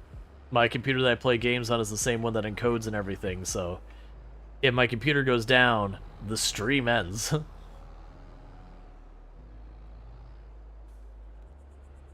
And that is real bad for your numbers.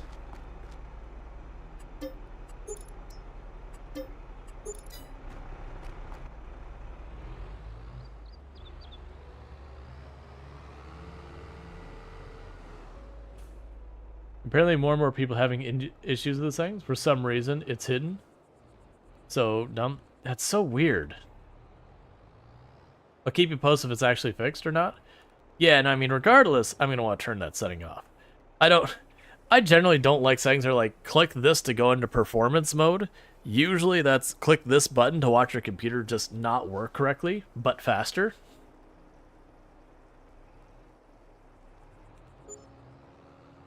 That's even true back in the day of the turbo button. Like, all of those were in that camp. Yeah, no, I have a computer that's laying around that its video card was starting to go, which is what was the thing that led me... Not starting to go, its video card was basically done. That was the whole chain of events that led me to building the computer I am on now. But it's still sitting there with, you know, its not great video card. And it wasn't like blue screen or anything, it was like performance issues. It's probably more than what I need for, you know, a computer to just encode streams.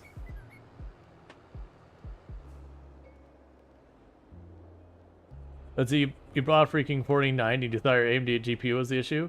If it was a Windows settings, well, let's just say I already screamed yesterday. Oh yeah, and that's the whole thing. Yeah, usually don't have that, like, like Windows, by all means, you get like Windows updates and it'll get you and all that. You know, that's a whole thing. But usually don't get like random hidden settings garbage. That's usually stuff you get on like your video card drivers and all that, where they have an update and they just. For that.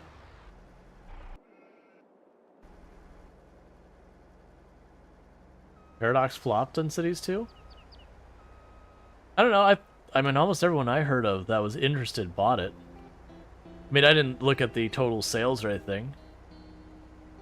There's flopped as in people were unhappy about stuff or was unstable or whatever, and there's flopped as in they didn't make money. And these are two very different things. You think it's on purpose to make older hardware unusable? So you can force hardware update? That makes no sense. Microsoft doesn't sell hardware. Not to that degree. Like, they sell their Surfaces, but it'd be so little of a market, it wouldn't be worth them risking their thing. The whole TPM thing, that was a security thing. That they were like, oh yeah, we'll be forward thinking, we'll get the security feature as a requirement. And all that kind of stuff.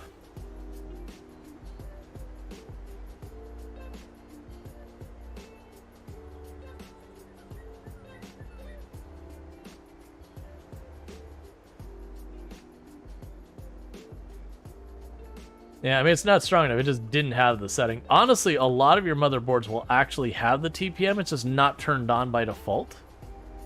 That's what happened with me, is like, this computer can't handle Windows 11. I was like, what? What do you mean it can't handle Windows 11? It's like a brand new computer. And it was like, oh, TPM's turned off. Okay. So bear with me, chat. I'm going to be right back. Thank you again for tuning in, and I'll see you in a couple minutes.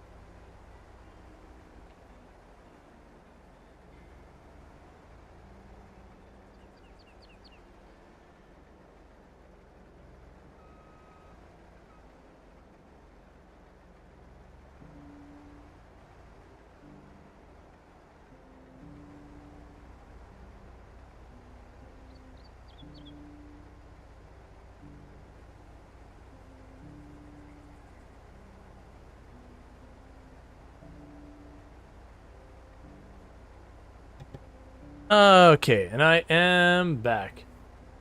Let's see. There's a simple way to skip the TPM check. Yeah, you can do that now. When it was out at the beginning, it was a little tricky to do that. Sometimes your crap laptop could get Windows 11, but not my desktop. Yeah, a lot of times the laptops would have the TPM turned on or would be set up with TPM. And a big part of that was because laptops get stolen easier. But that said, like a lot of your desktop computers, they have it on there, and either it'll be one of two things. Either one is it won't be turned on. That's one problem. But the other one is I know a lot of them, they had TPM 1.0, I think it was. And you just had to get like an update, like you just get like the BIOS update for your motherboard that would then make it 1.1 or whatever the latest one was. And that definitely helps.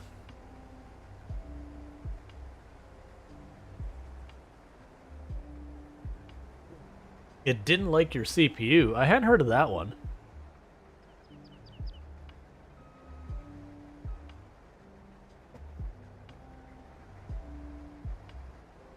Let's see. You love when your when family members try to explain to me how ADHD works and then blame me for something that's a result of it.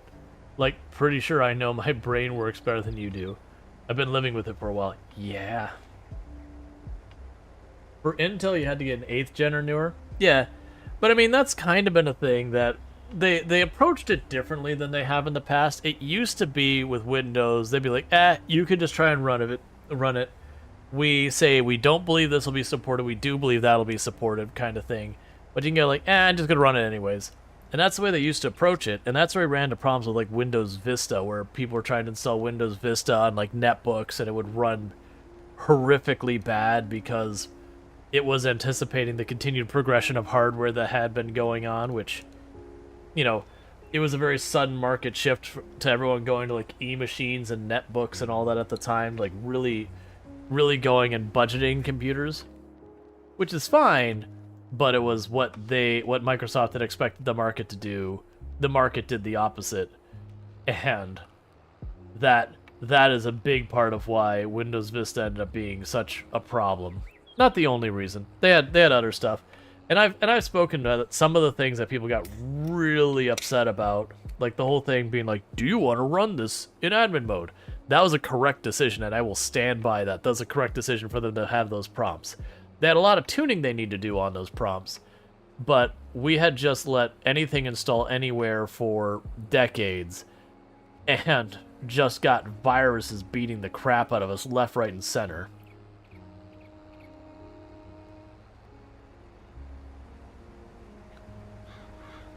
Microsoft reading the market completely wrong? Windows 8 flashbacks. To be fair, a lot of stuff was going mobile back then. It was a misread. But yeah, like, a lot of stuff was going mobile back then. There was in the dev community that we were sitting there kind of going back and forth going, how are we going to tackle this when it's all on tablets? How are we going to tackle that when it's all on tablets? And, you know, to our luck, it never turned out that way.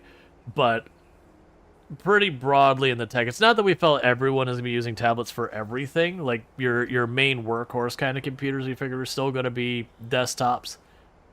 But it was very much looking like personal computers in their entirety outside of like hobbyist and gaming was going to go with the way of tablets over time. That didn't end up being what happened, but that was pretty industry wide that we were expecting that.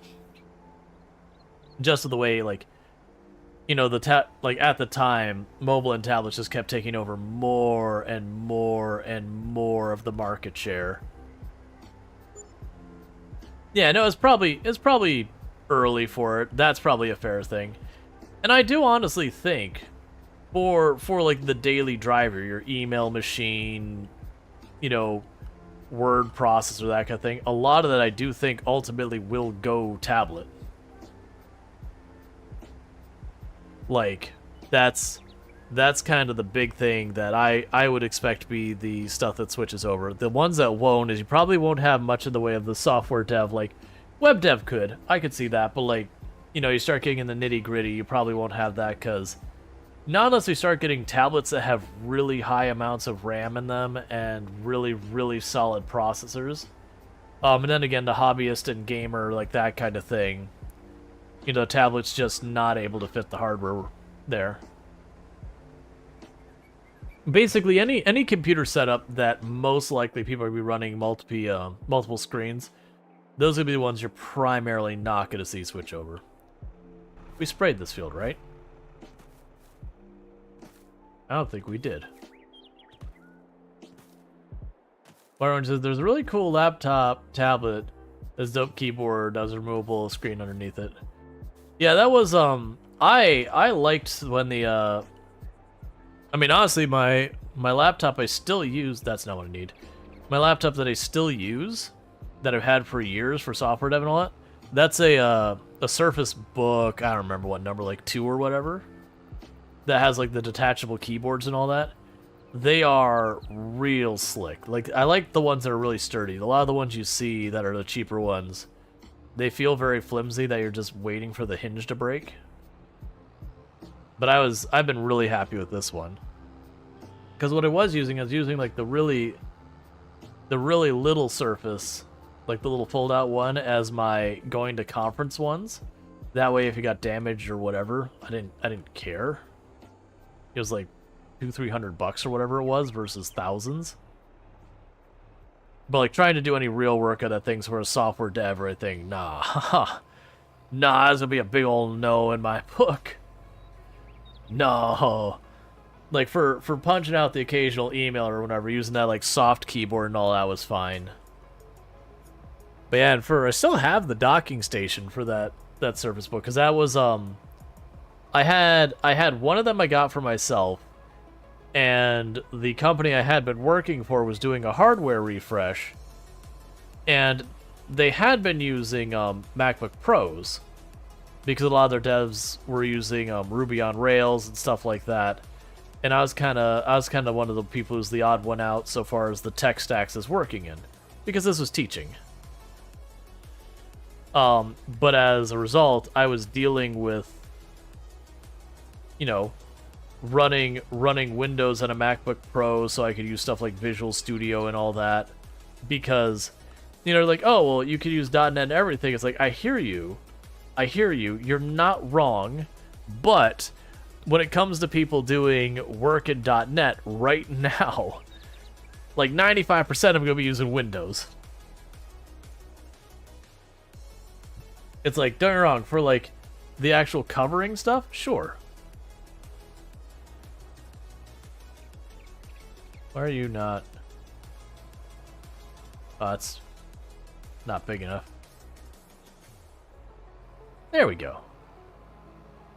So it's one of those things that's had to like virtual machine in, do all sorts of stuff, and it was a huge headache. But when they did the refresh, they're like, what computer does one? It's like, I want this one. I have one at home. It's still a relatively new model. I want one of those for work. This will be perfect. Got the docking station set up. So I would go into work, just plug it in, and I could use the keyboard and the multiple monitors and all that. It was worked perfectly. And then when I had to travel, which was very often, I could just, you know, unhook it, take off.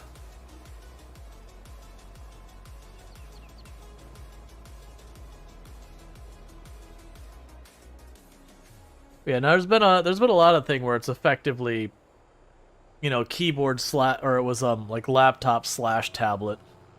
Like, it's a laptop, they just made it so the screen has its own bit of hardware in it as well. So you can kind of switch it back and forth.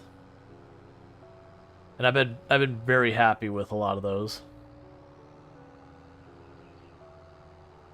And again, there are some cheap flimsy ones that, you know, aren't worth getting, but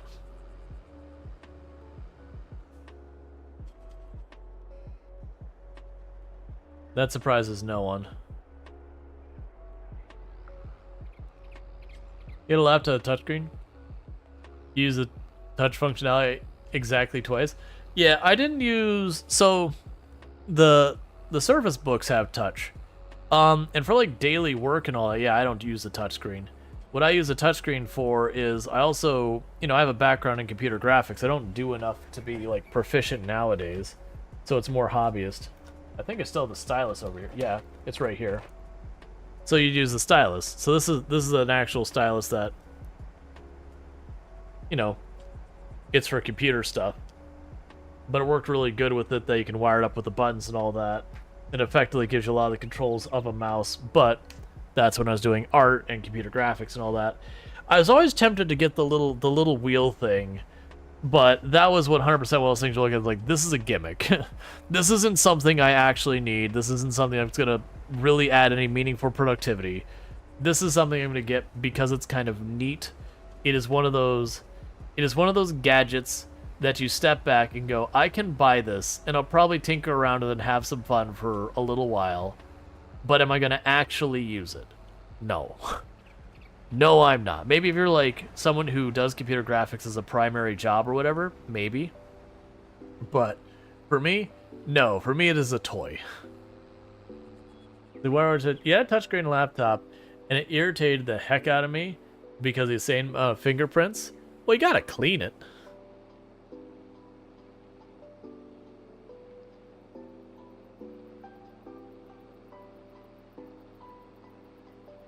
But yeah, no, actually, even before that, I actually had man, it's going back almost like 10 years now. I had a touch screen on my main computer. I don't think any of these are touch anymore, but I had a touch screen on my main computer because again, I was doing software development and tablets were the big thing coming out. Windows 8 was on the way. And it's like, all right, you know, I'm writing software. I'm gonna have to deal with touchscreens, so I'm gonna get myself a touchscreen, and that's what I did. That wasn't too much of a waste. I actually did I did a lot of mobile dev and everything on there as well, and you know I could test it on the screen using the emulator with touch, and it worked pretty well. Because I couldn't test every single possible phone model or anything, so you had to trust the tools. But that worked out well for me. Once upon a time, I had the highest rated sports app on Windows Phone. Yay. A niche of a niche of a niche, don't worry about it. I still got to say I was #1 in a very small pond.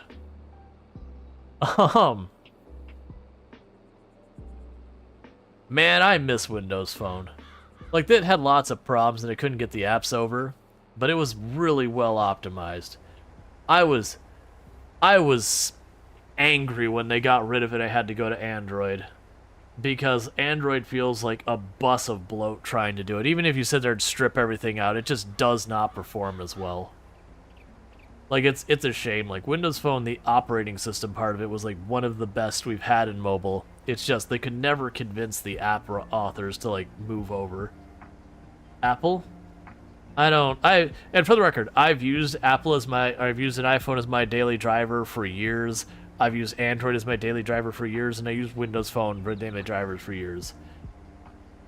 The operating system for the iPhone and the operating system for Android, garbage by comparison. I said it. It hurts. Look, man. Like, the problem Android has is just too many cooks in the kitchen kind of problem, that everyone does their own spin, their own take, and all of that, so none of it is well made or elegant. And iPhone doesn't care. No, actually, for the most part, the people I know who actually use an iPhone that wasn't the what was that cheap model? I think HTC made it. There's one really crappy, flimsy phone that they had for a while. And then when Nokia went away, there was another brand. Like, the two budget phones were crap. You got those old, like, the Nokia, what was the models? I'm blanking on it. Lumia. If you got, like, the old Lumias, like, you'd throw the thing through a wall and the wall would be the one who would lose. It was so absurd. I wouldn't buy a Windows Phone now. Half of the stuff won't work, unfortunately. So the beauty of the walled garden is it's easy to maintain, but it lacks a natural beauty of a meadow. Well, I mean, to a certain extent, they all do have a certain amount of walled gardenness going on. I know Apple has the walled garden, but the big thing is Apple has never been known to move fast on iteration and all that stuff. They probably are cheap. Just keep in mind, like, half of the stuff you'd get through the store probably won't work. The live tiles, which is a really cool functionality that eventually came to Android in a certain capacity. You know, that's the whole thing. I wonder how it'll run now.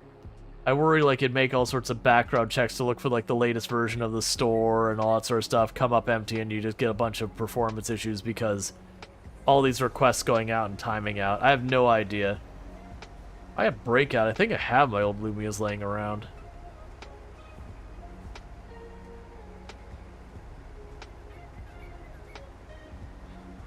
But yeah, no, it's, like, every one of the, so I've used Android since Windows Phone. Every one of the Android phones I get, they feel flimsy by comparison. That wasn't so much Windows Phone so much as Lumia. Those Lumias with the polycarbonate cases and all that, like I said, you held it had heft, it was durable. It's not that they were indestructible, but they were a phone that you could really, really let some pretty awful things happen to, and be like, nah, it's fine, don't worry about it. Versus, man, what was the phone I had? I think it was a Nexus, that it felt like all of, like, a foot. and the screen was shattered.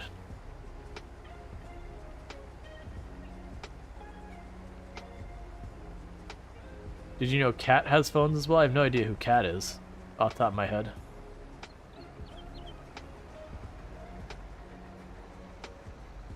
Yeah, and that's the thing. There are, for a lot of people who use Windows Phone, there are a lot of people who are die-hard that they keep buying up all the used phones so that they can keep using their Lumias. Like, it is a big, I mean, it's even more around the Nokia than the Windows Phone part of it. It's those Nokias. The Lumia phones, the hardware was really, really good. Like, operating system aside.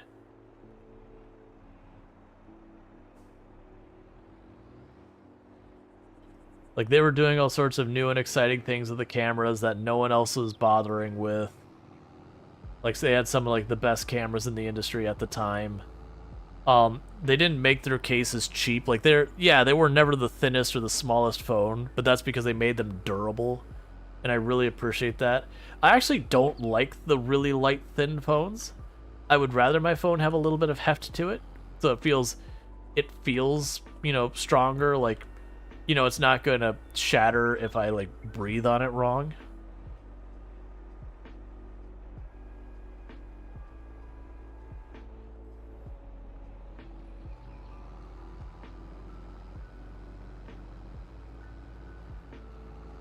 Sometimes yeah, they had a ad where they drove a tracked vehicle over it, and they made sure to position the phone with both, to be both under and next to the track at the same time.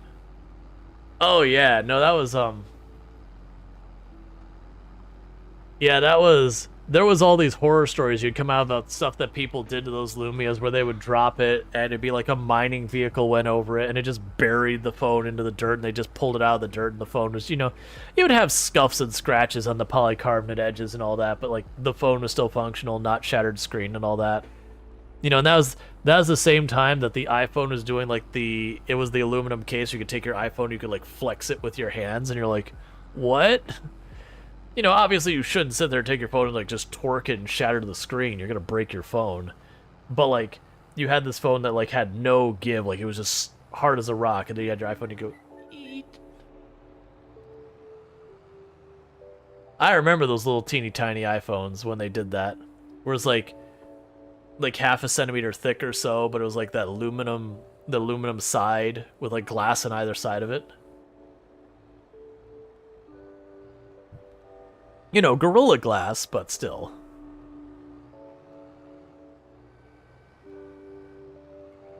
You know, like my phone now, like, I can flex this. I don't, like, even with the big heavy case on my phone, which this is one of the Nexus or Pixels or whatever they're calling themselves nowadays.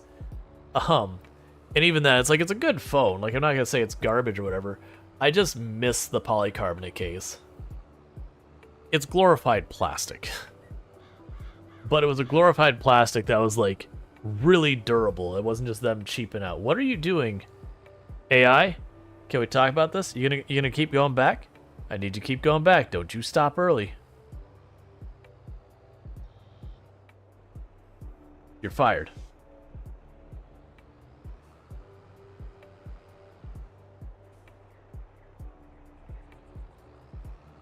Does he need to get a new phone next year?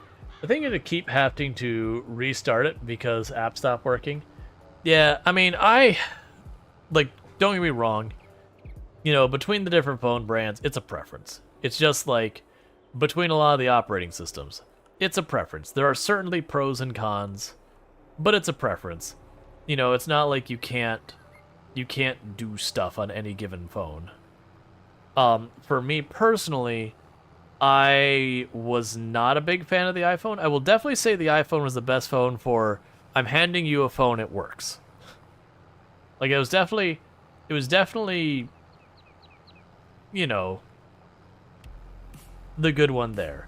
The iPhone, you could definitely get yourself in trouble, but I have generally found that they are better, in my opinion, than the iPhone. Now, again, there is a lot of value in, here is a phone, I don't need to tell you anything about it, it works. That was always the way I felt with the iPhone, and that was true even back then.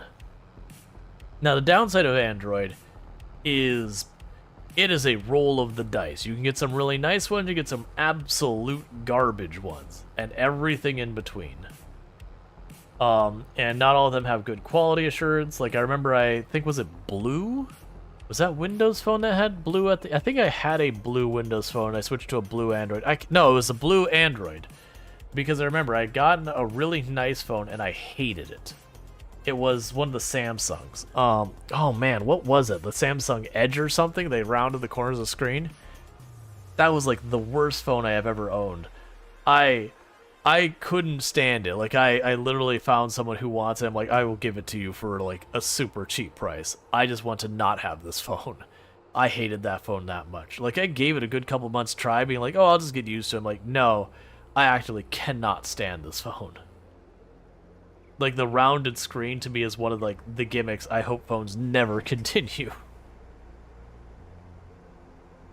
Let's see. In my opinion, this is Wired saying, in my opinion, the Pixel is the best Android at the moment because you don't have the manufacturer bloat because it's just Android. Yeah, I agree. Of the Androids, it's been the one I've been happiest with.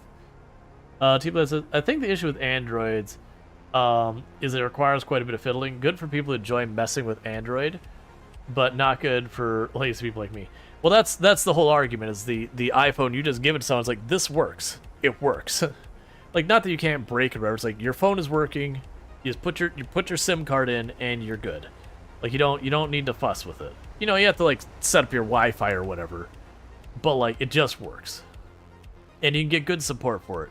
And Android, it's like, look, man, you're gonna need to be comfortable, like, doing some Google foo just to make that happen. So it says, if you get Android from a manufacturer, not from Verizon. Oh yeah, same thing. And I would get mine directly from the Google Store and everything. Because honestly, it didn't, like, you would get it through AT&T or Verizon or whatever, and they'd give you the discount, but then they would stick the price on your bill. You know, like, I didn't really save anything. Not really. I mean, you do. There's like a slight discount because you're locked in on your contract. But I can tell you the number of times I got like an unlocked phone and they would like, oh, it's time for the price raise. And you're like, all right, well, I'm switching to them. And I go, never mind. We're not raising your price. Here's some extra data. Like I called their bluff so many times in that. It's the same thing you used to do with ISPs back in the day. They'd be like, oh, your early promotion's done. It's like, all right, well, I'm ending my contract. They're like, oh, hey, never mind. We can make your early promotion longer. You just have to be willing to go to, what is the department? You get on the phone and be like, yeah, you know, like I can switch. Well, that's the reason I got the unlocked phone, is because I could just take my phone and like, all right, well, I'm just going to AT&T, take the SIM out, put the new SIM in, and now I'm on AT&T. Oh, well, I'm going to go to, you know, T-Mobile, take the SIM out, put the new SIM in. There's like this thing is Sprint you couldn't switch to because they had like a whole different chip or whatever. Let's see, you have a spy phone and you like it, but the newer ones are garbage because they don't give you Play Store access anymore. You can only use Huawei's App Store and it's garbage. I might go back to Samsung or maybe a Pixel. Yeah, for me, to be clear, my big complaint with the Samsung, which was the Edge, is I will never get any phone that has a rounded screen. I will never get again. That was the biggest waste of money and time and nothing but a frustration. It's like, it's a gimmick feature, but you know what I don't need to do? I don't need to be able to look at my phone on the Edge and see what time it is. That's not a useful feature to me. Versus having that thing always detect me touching on it, even when you'd be like, well, turn off the Edge touch. It's like, up.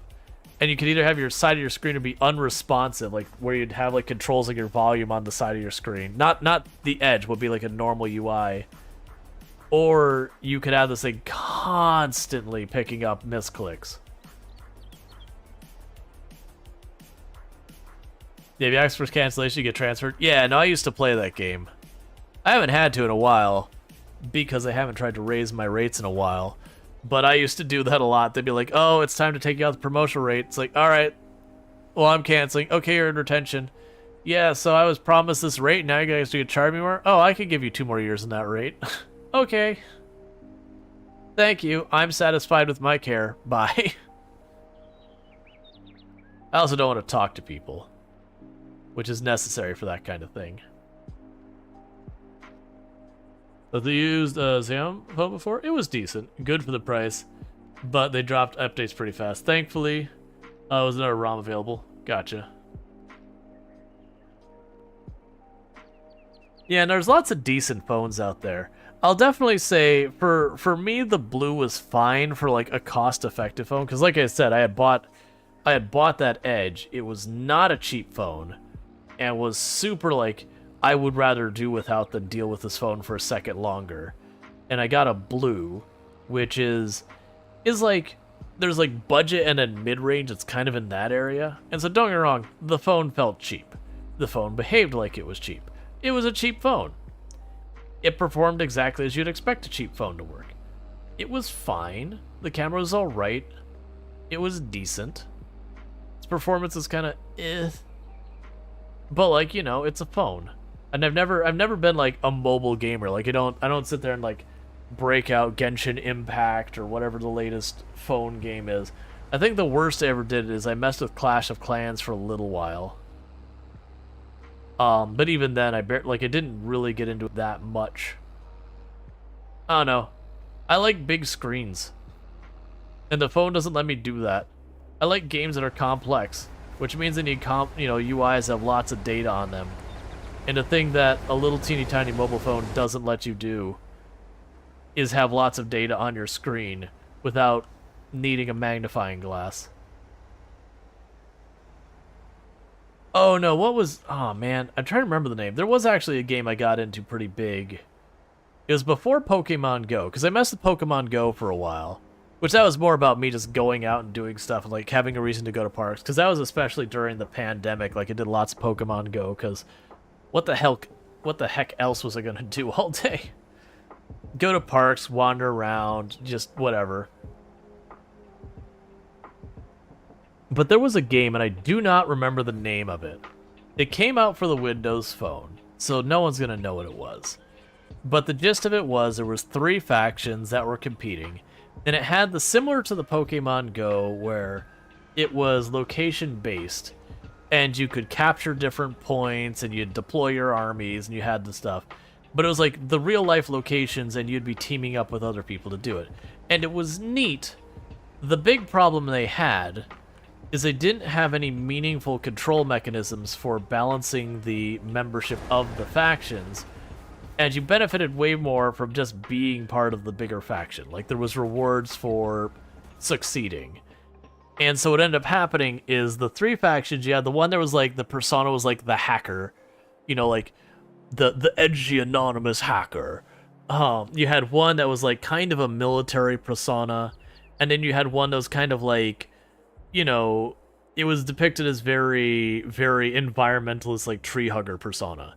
Now, of those 3 personas presented, when you're talking about stuff attracting people into a PvP-oriented game, which of these 3 personas do you think had the highest and the lowest representation?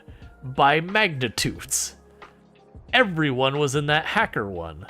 I was in the vaguely like military one because I didn't care about the persona. I liked rooting for the underdog, so I took that one. And what happened was at first it was okay. Yeah, the scales were tipped a bit, but it was at least within reason. And then they gave up trying to fix it because people were getting all mad that they couldn't play with their friends because, you know, they locked the recruitment on the incredibly overfilled group. And they never did try and do something like throttle how much people could participate, like find some balance there. And so what ended up happening is it killed their game because you just had one faction completely overtake absolutely everything because it was like 5-1 them to everyone else at the end. Just in numbers. It was a neat game, but it was like one of those things that I got into it, and Tomb played it as well to support, like just something for us to do together, because, you know, it was a way to go out and do something, just to have an excuse to wander around. But we were trying to help our faction, so we would get in the car, and it was not like we'd sit there and like in the middle of the night and go and do whatever. What we would do is like, all right, you know, it's this day off, like I don't have any plans, like I don't want to go to a theme park or a touristy place or whatever. Hey, let's go play this game. all right, what city are we gonna go help? And we were driving into like the absolute middle of abso-freaking-lutely nowhere once in a while.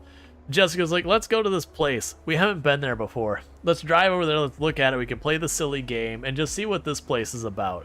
An answer is a lot of them were in the middle of nowhere. Looks like any other retirement town, period. You know, vaguely nice, a couple of restaurants, and a whole lot of nothing. Man, I ran into some of them had like some of the wildest named towns too. Ah, I wish I could remember them. It's been too long. There's this like whole area of Florida that's just like, it's retirement towns. They're vaguely nice. Like, they all look kind of the same. They're vaguely nice. They're not new homes, they're not old homes, they're somewhere in between. They'll have an Olive Garden or a Perkins as like the big restaurant in the area. And they'll have access to a major roadway to get to anywhere you want to go. And their defining feature is they don't have a defining feature, and that's their defining feature. There's like no personality to it at all. It's basically a suburb that has like its one restaurant, its grocery store, and maybe a gas station.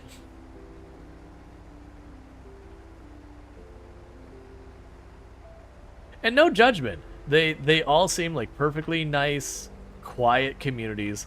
Way too quiet for my own personal interests. But, you know, I can respect people just being like, hey, you know what, we just wanna be left alone. No schools in those areas. Like that's the thing you also notice. There's not a school in the whole area. Because it's not meant for the kids.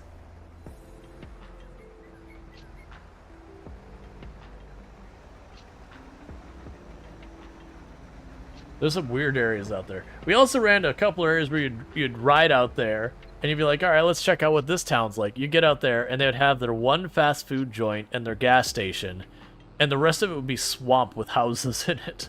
And you're like, all right, let's not stay here too long. Yeah, we'll stop at the local McDonald's or the KFC and grab lunch, because that was the whole thing we're gonna do while we're over here exploring. But then we're gonna leave because this place sucks.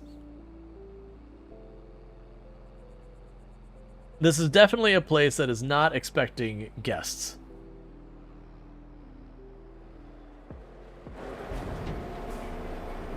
Oh yeah, and a lot of those areas, golf courses. They had golf courses. All of them had golf courses.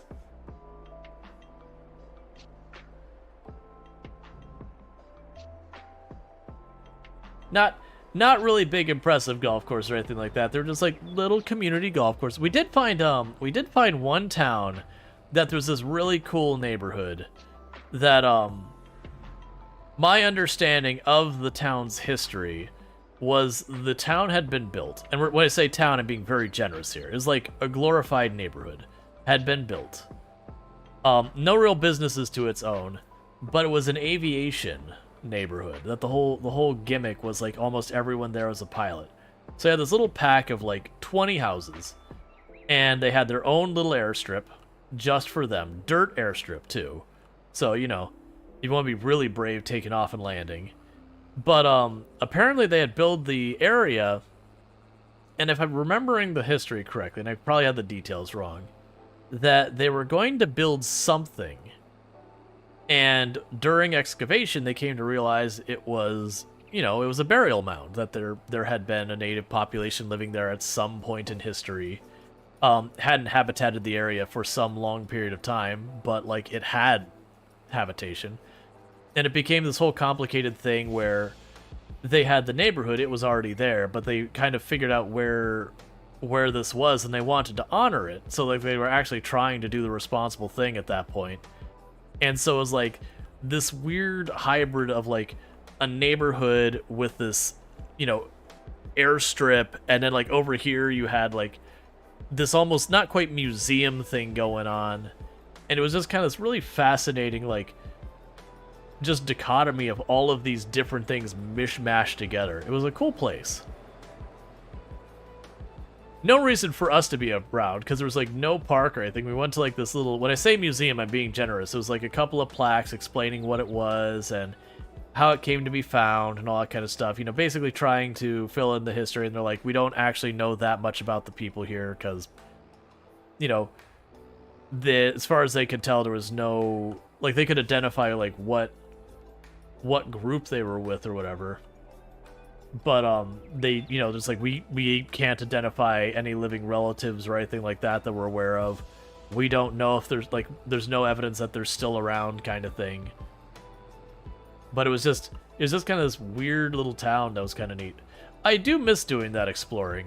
I also don't miss it because, like I said, there was definitely times that we went out there and we got someplace and went, we shouldn't stay here. This isn't a safe place for us to be.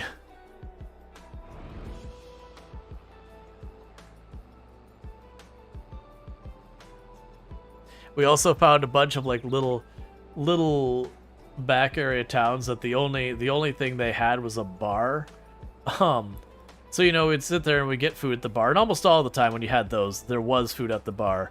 But you go in there and the clientele would be like, this is a much rougher group than I think I want to hang around for the evenings. This seems like the kind of bar you get into a fight whether you want to or not. I think I'm good not spending any more time here. Like, lunch is fine, we're not staying here after sundown.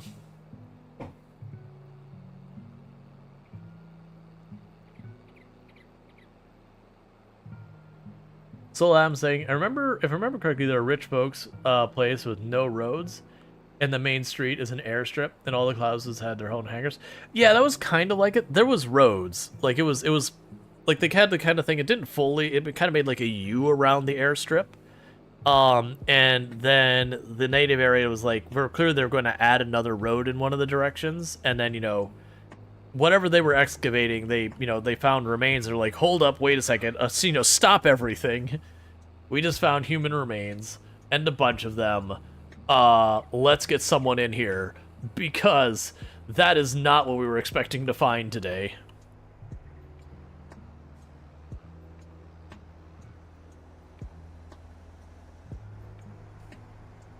Yeah, no, like I said, it was a burial mound. For those who don't know, it's for native populations, some of they have different cultures in how they deal with, you know, people passed away, and one of them is they would have a location that they'd bring them, so you have a burial mound. And it was just a way that they did things, but it was the thing that a lot of times you would have those. Now, a lot of times you can identify because you just go in this area and there's this one spot that's a big, you know, big bump that's like, okay, there's probably something there.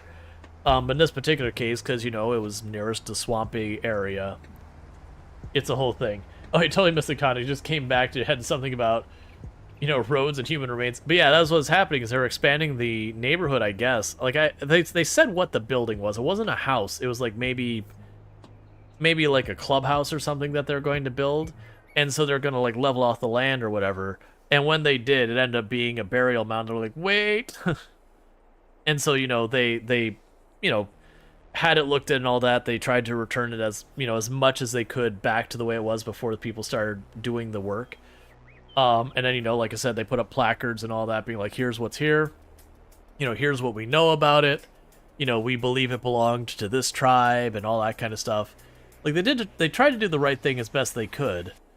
And then I guess they just built the building on our location. I mean, obviously I didn't live in that neighborhood or anything, so I don't know what buildings were where. But isn't this weird little neighborhood town thing that just had the one airstrip was like the main feature? I don't even think they had a gas station or anything. Like, it was like literally no businesses, just this group of 20 or so houses, this airstrip with, you know, every house kind of was butted up against, so not against, but like so the back was facing it. So they all had like their little private planes that, you know, some of them had it where the planes had the wings out, some of them had it where, you know, the wings would fold up. So, you know, they're gonna fly, they'd fold their wings down, do all the whatever attachments or whatever to like secure the wings. It was a cool place. They had the little, it's a borderline like kite with a seat underneath it and a propeller. It was a neat little area. Like, if you're into flying, I imagine it'd be an amazing place to be. Like, as in when I say flying, if you're into flying, like owning your own plane and everything, it'd be an amazing place to be. And so I'm saying they found a catacomb here while excavating the city center to make a subterranean street crossing. Oh yeah, that happens. Like, you'll run into all sorts of weird stuff where, like, they'll be excavating a like, they'll have a building, they'll be like, all right, we want to get rid of this building and build a new building. And then they'll dig up the ground underneath. It's like, there's stonework down here. Like, this was a church or something at one point in its life. Like, whatever this was, there was like a big stone building once upon a time. We don't know why it's not here anymore. You know, and then people start trying to comb through records and figure out what happened, which is embarrassing in the US considering at the most it's only a couple hundred years old.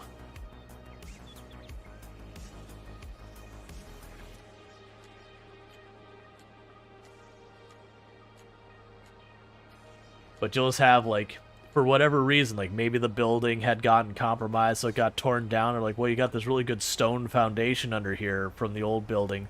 You know, let's just throw a new building on top of it.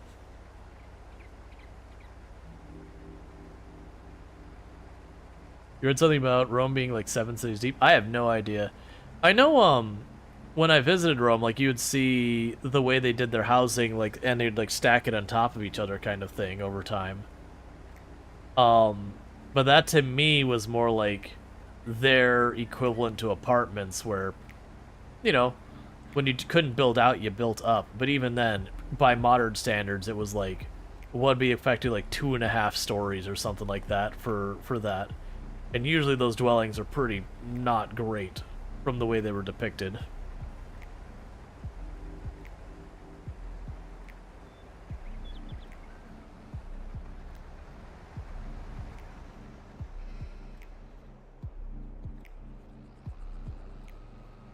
There's also where they talked about part of the reason why, you know, we have this negative connotation about, like, garlic breath and whatever.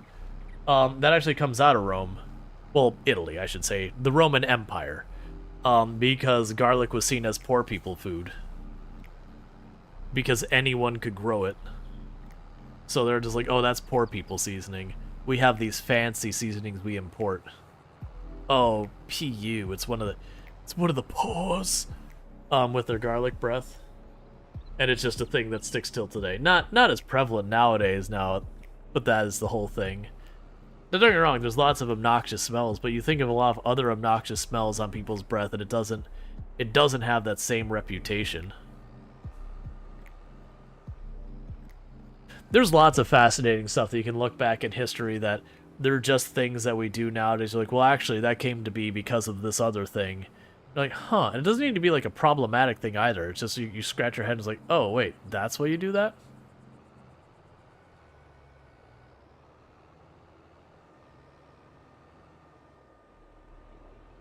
Yeah, caviar and lobster used to be poor people food too.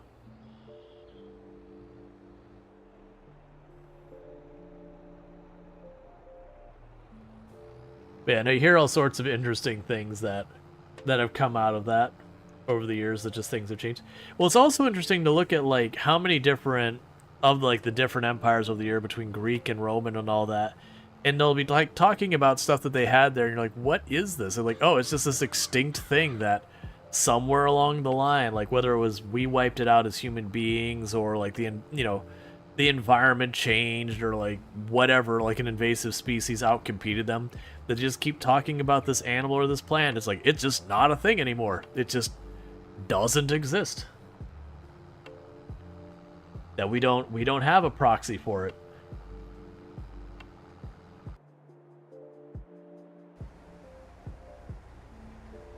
We're just letting these two go, making it happen. It's not, we're not supposed to be seeding today, right? Yeah, so we seed tomorrow for the wheat. So, like, literally we're gonna have the fields entirely set up where all we have to do is just put down the seed, hit it with a quick fertilizer, and we're done. So it says this heart shape is based on the seed of that plant that had anti-conception properties, from what I read. Yup. I don't know about that specific one, but you hear lots of stuff like that. There was there's also, like, for stuff that just used to be around, is there used to be a type of tree. I don't remember the name of it. I believe it's extinct now.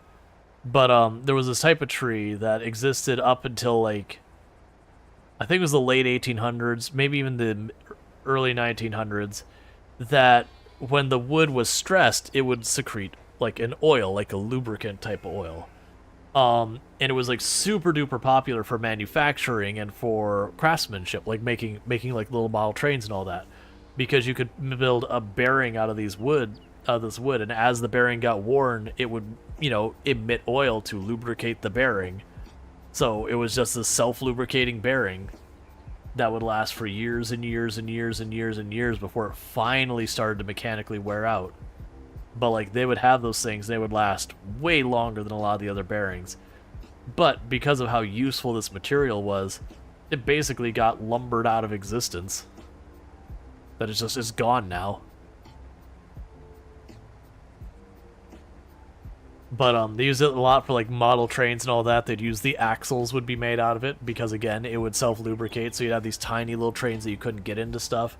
You didn't have to worry because it would just self-lubricate, so you didn't have to worry about taking damage. You could run that thing for, not ever, but you could run it for way longer than you would be able to if you just put like a metal shaft in there and hit it with some lube from time to time. Especially considering the tools of the time.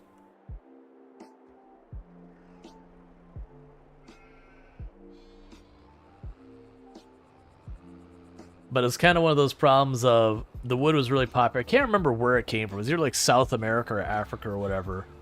And so the people who were lumberjacking it and selling it weren't the same people who were buying it. And so there's a detachment from realizing just how bad we were impacting the environment on that regard, like how much we were wiping it out. Whereas like, oh man, they got this great wood, let's just keep buying it. And meanwhile, it gives a primary export. So they basically just export it until they knock down the population enough that it was, I believe it was a type of tree that, you had to have multiple plants involved for them to reproduce. And just they wiped out enough of them that they weren't close enough together that they couldn't reproduce. By the time they realized, it was like too little too late.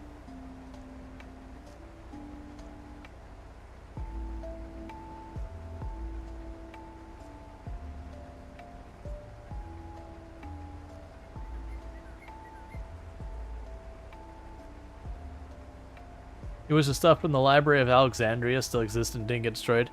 Yeah, at least the good news is we actually did have copies of a lot of that. That there was a lot of trade and books and copying and all that. So we did actually have a bunch of those books were in India as well. But yeah, no, it is there was a lot of human knowledge lost that we still don't have back.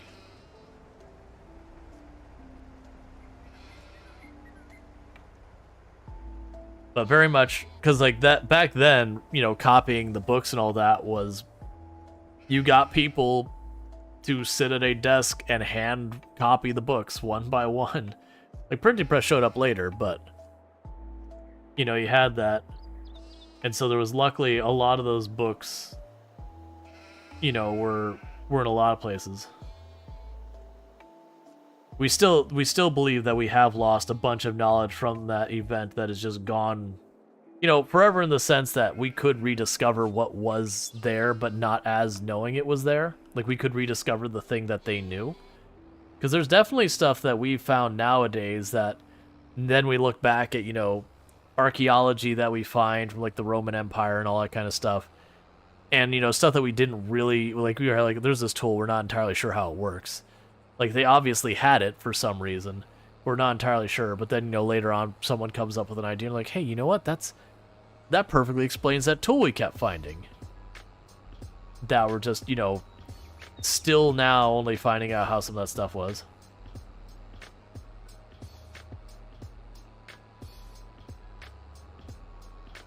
They probably have a lot of knowledge about, various plants and wildlife and medicinal purposes for them that, even if they didn't have like germ theory or whatever, they knew that you could get better with this and that we are blissfully unaware of, or like you could use this and then food wouldn't go bad as fast. But, knowledge gets lost.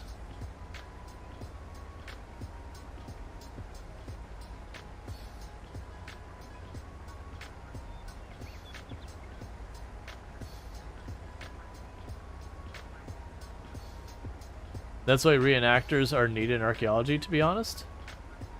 Who's gonna reenact something when you have no idea how it worked?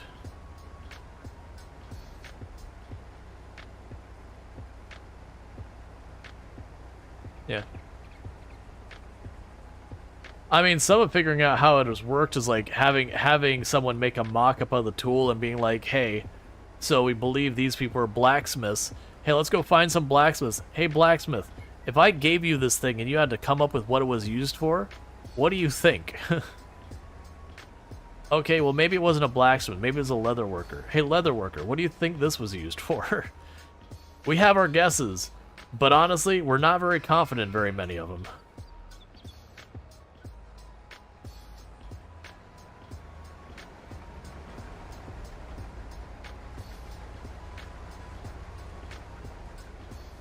Because that has happened, is that we find an artifact, and you try and come up from the researcher side, and you scratch your head, and they go, well, what happens if we found someone like who was in this profession, who like knows this profession in and out, and hand it to them?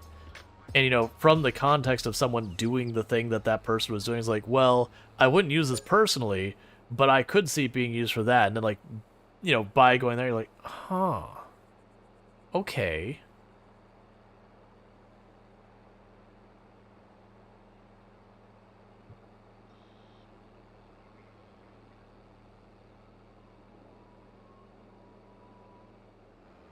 Yeah. It'd also be good to get lots of archaeologists cross-discipline and all that. Yeah. And for the record, I am not an archaeologist or paleontologist or anything, which are very different things. One's dinosaur bones, one is artifacts, and, you know, ancient societies and yada, yada, yada. That's actually one of the things that I personally would wonder if, like, if right now we push a button and humanity's wiped off the face of the earth. Like, whatever happens. Meteor, disease, doesn't matter. Humanity as we know it, poof. Thousands of years go by, and some new people or alien race or whatever finds our society's remains. And like, what do they think we believe in what we do? And I partially hope that they find Las Vegas first, because that would be very confusing for them.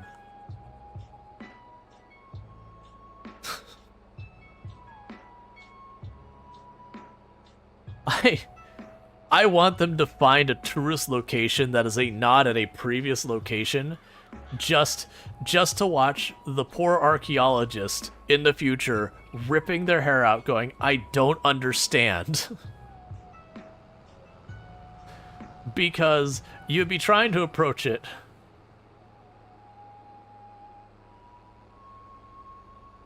It's ritualistic. That's archaeologists for we don't know. Especially if they're a society who doesn't have, like, the concept of gambling or something like that. They're like, we found all of these things, these metal boxes with levers. You know, the dials in that would long be gone. Like, that would just get eroded.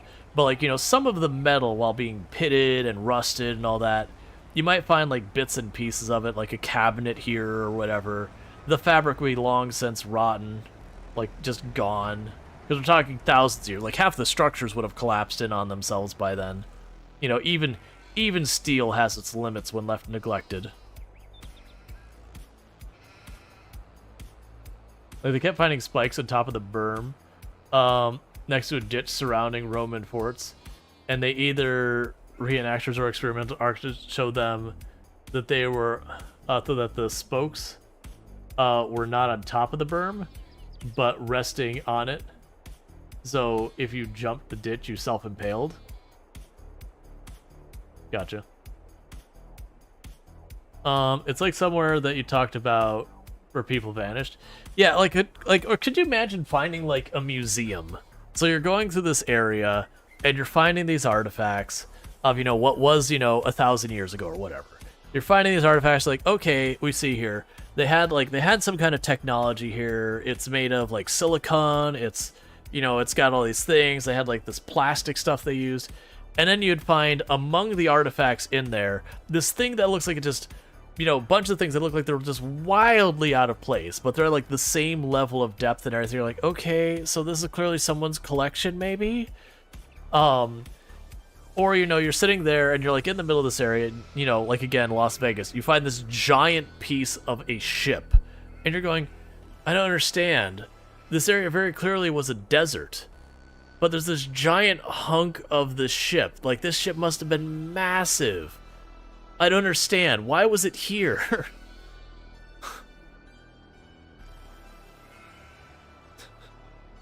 Where's the rest of it? Why did only this piece make it?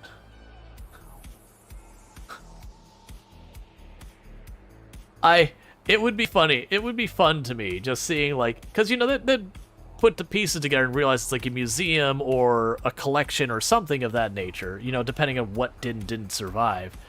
But there'd definitely be that moment where you're sitting there with your little brush, like getting the dirt up, excavating, and going, okay, well, we found this piece. You're going there. And then, you're finding, it's like, all right, we're finding all these metal cabinets. Okay, we're finding what's clearly furniture. Oh, this must be their currency. And then just this giant hunk of what's very clearly designed to be in the water and going, what? Do we have this wrong?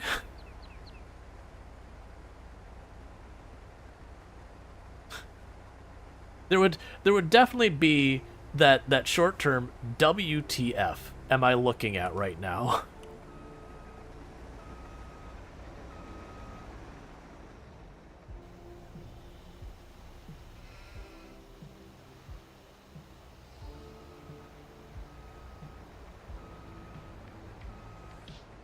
Or it'd be like the poor intern who'd find it. That's exactly how it'd work. You'd have like the poor intern, they're just sitting with a brush, like, you over here, like, you can just brush in this area. We've already got all gridded out. And you're sitting there brushing, and you find this thing, and you brush for a little while. And then you go and you get, like, the site, I don't know the term, like the site foreman or whatever, and you're like, I think I found a piece of a ship. And the foreman would be like, you're clearly wrong. Like, you have no idea what you're talking about. Goes there and it just goes, what?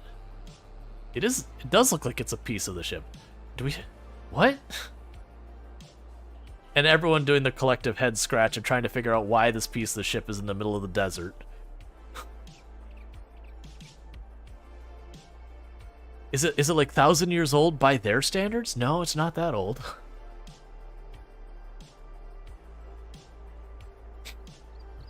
Or like not having the concept that is an entertainment place and finding like a wood pirate ship in the middle of like modern area in a desert. I would love to be the fly in the wall. Because like I said, they'd figure it out in the long run. You know, you come up with theories and do all that stuff. But there'd definitely be that middle of the spot where you're just all doing a collective head scratch going, we found a pirate ship. But like the age of the materials are all wrong.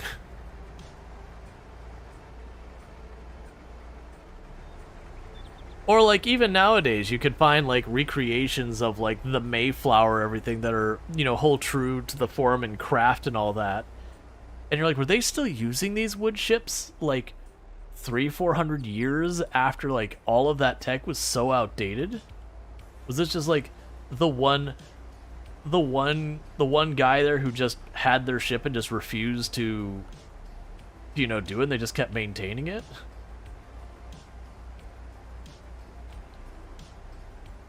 It is fun to look at a lot of those things where you have to study history, and there is a lot of extrapolation that you have to do. And they have really clever ways of figuring things out.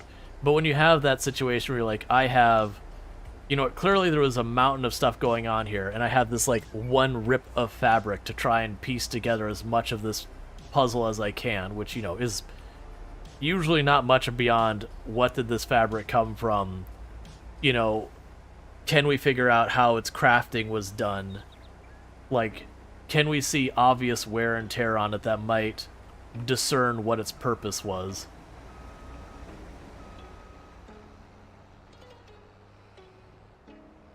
Like, very, very, we don't have enough. Like, and figure out how old it is, like, based on, like, how deep it is, what the material situation is, how the tech aligns with everything else in the area. Like, there's a lot more that you can figure out. Like, I won't even have a clue on how much you can figure out with it, because, like, again, I'm not an expert. But to me, that's fascinating. Like, when you see, like, documentaries about, like, they discovered, whatever, some tomb or whatever. And then, like, the process of which they figured out certain artifacts and what they meant and all that is just very appealing to me.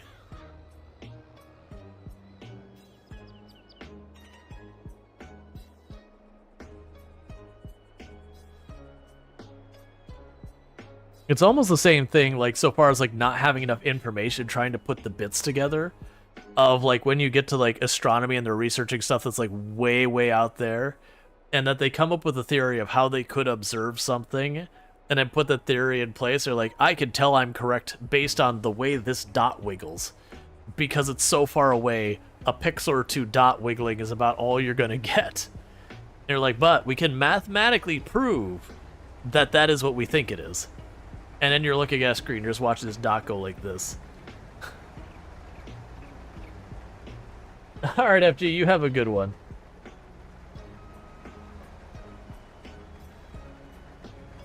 But I find that fascinating because, one, I don't have the understanding I need to properly appreciate it. Other than to know I do not have enough understanding to properly appreciate it.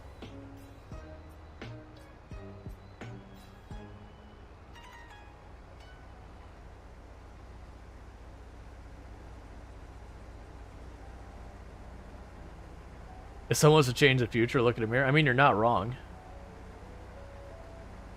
Be the change you want to see in the world and all that.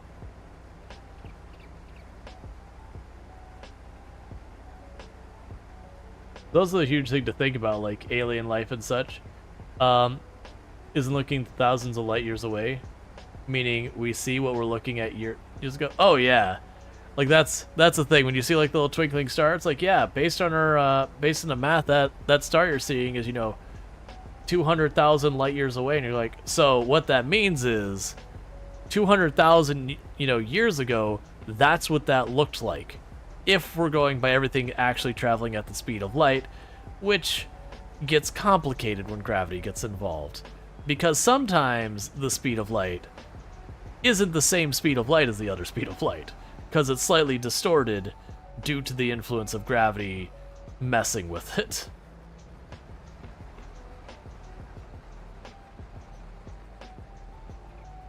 I'm saying an alien civilization looking at us from 65 million light years away would witness the extinction of the dinosaurs. Yep.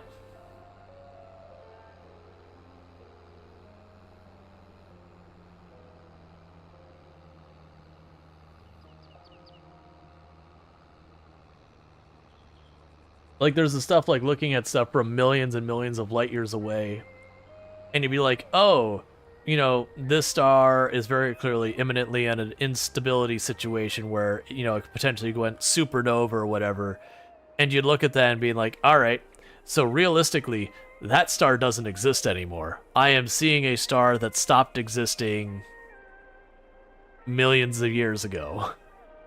But I'm looking at it.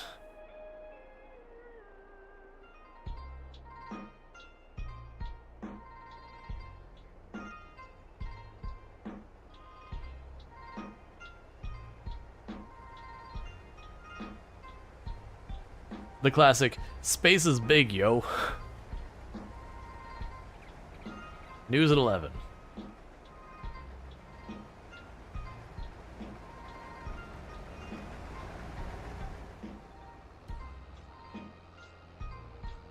Alright, last load for the harvester.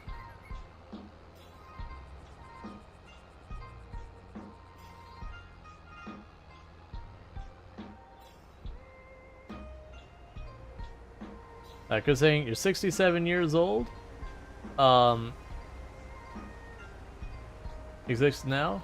Shouldn't stuff then already. You're a 67-year-old thing, or 67 million years old thing.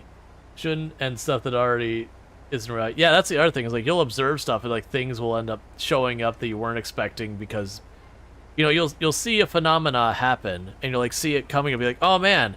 Like, that's going to happen in, like, a couple of days. We can watch these two stars interact in, you know, in the next couple of days and weeks. And then you have to stop and go, okay, I'm going to see it in the next couple of days and weeks.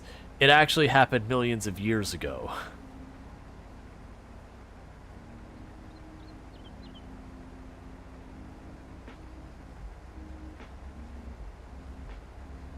That's, So I'm saying it's hard to conceptualize how big space is.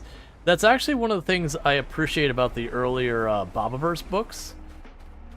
Is they did a pretty good job of like just giving you a feeling for how absurdly large space truly is. That, you know, it's like, oh, you know, I'm gonna go ahead and send a message off to Bob Prime or whatever, and it goes, well, I'll hear back from them in somewhere in the ballpark of about 18 years. And that was just them communicating in a local neighborhood of like planets and galaxies. Now as the series goes on, they do all the sci-fi hand wavy, so you know it's less impractical. But I really did like the earlier parts of the first book where it was one of those things like, oh man, I got a big problem. I need to reach out to the other Bob to hear back from them. And you'd send a message off and you wouldn't hear from them for like 12 years. Like that was the urgent response, because that's how long it took for the broadcast to reach them and for it to come back. And for those who don't know what the Bobaverse books, it's a sci-fi series that the idea is a person has signed up for like the whole, you know, when you die, be cryogenically frozen and revitalized someday, like so Futurama kind of thing. But what ends up happening is a bunch of changes happen in society in that time while they're frozen. And so instead of being brought back, you know, as who they were, they're brought back what's known as a von Neumann probe. Which all you need to know with that is for space exploration, you put a probe out there and it's smart enough to know how to make what it needs to self-replicate. So you send a probe out there, it makes a duplicate, the two probes can go to different places, they make duplicates, and you can explore by effectively just making more and more things to explore more and more things at the same time. And that's what happens is Bob comes back as a von Neumann probe. And then, you know, of course, because it has to have a story, you know, humanity, things bad, things are not good. And it becomes the whole thing, you know, one about Bob coming to the terms of the fact that he is this disembodied probe, you know, person or whatever. And that, you know, humanity's kind of on its last limb, and it's up to Bob to try and, you know, find humanity a new place to live and all that kind of stuff and whatnot.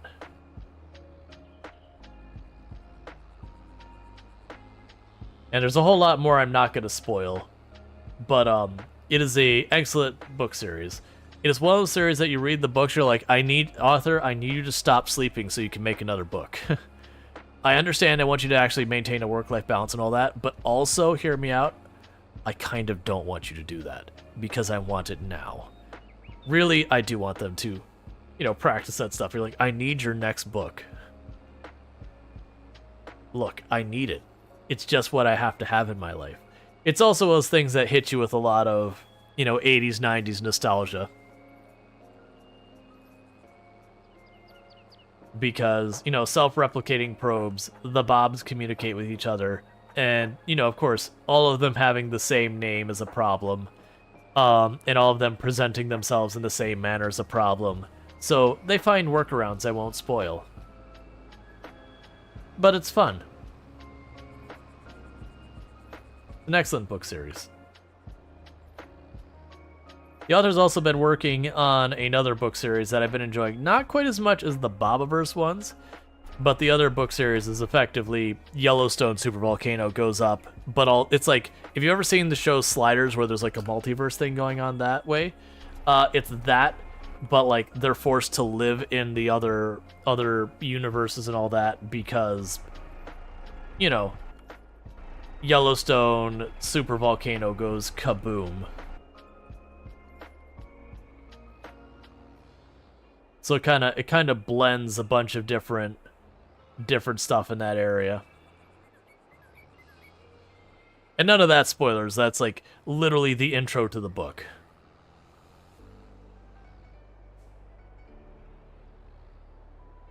It's the setup as to why they're going in the universe so they can't just go home.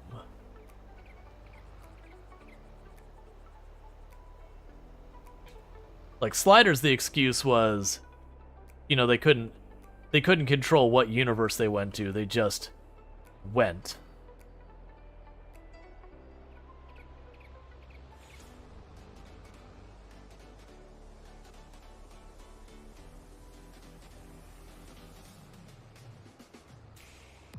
Alright, we have to turn around to do it. Which, like, they had the introduction thing that I can't remember. It's like the portal they made went out of control and all that.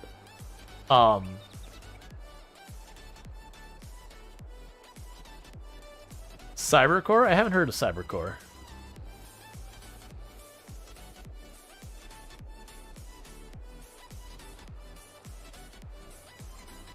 But yeah, no, books like Bobiverse. I'm down for books like Bobiverse. I enjoy that.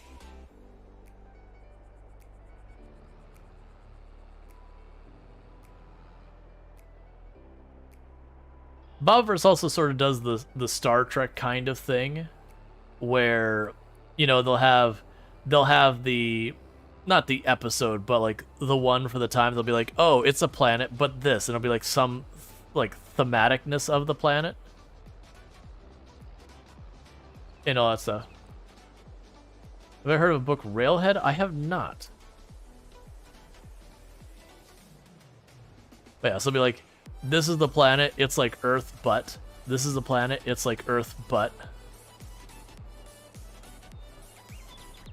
And so they'll kind of do that thing, which is the same thing that Sliders did as well. I mean, that's what you do with multiverse stuff, is just be like, you know, what if the people, but different?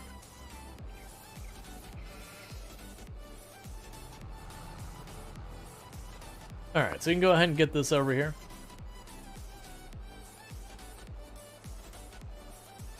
So yeah, so we're doing pretty good, because what's going to end up happening is the next in-game day, I will be planting these 4 fields over here. We'll be getting wheat, and that field over there will be planted. It's not even going to be anytime soon. It'll be sorghum, so I don't really need to worry about rushing that tractor over there. It doesn't need to happen today. Like, I've got how long?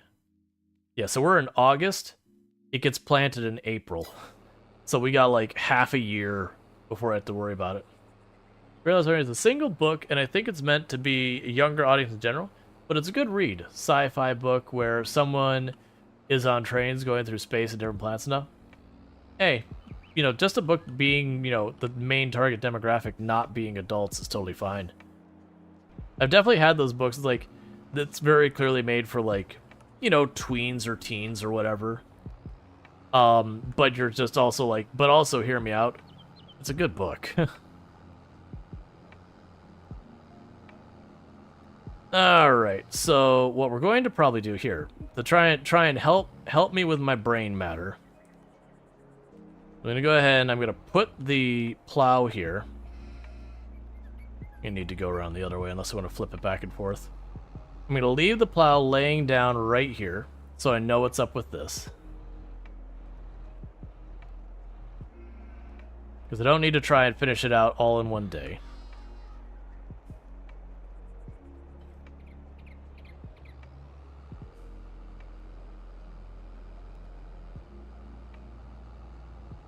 And did I repair you the last time I used you? I don't think we did.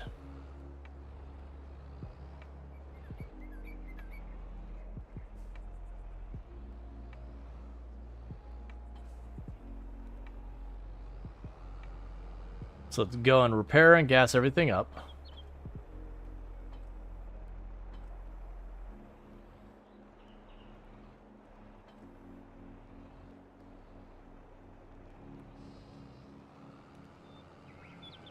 We have it set to wheat. We'll fill it up. We'll repair it. And we'll get this in position.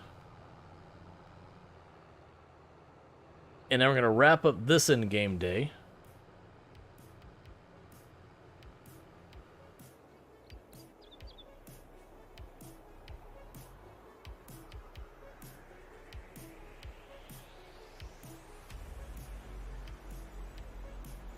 Alright. Let's see, do you have a way of solving that? Let's see, what happens if the tractor just runs out of gas in the field? Yeah, I was gonna say, I believe there's fuel tanks you can bring to them. I thought there was also a, you have the solution as well, that I thought there was, you can reset the vehicles, like, and they go back to a certain start point. And I think you can reset back to where you get gas. I actually haven't run into that problem personally, because I've only gotten close to running out of gas like twice. Because usually the gas tank in your vehicles go for a really long ways. Like, it does take quite a while before you run out of gas. Let's go to the vehicle store? Yeah. Okay.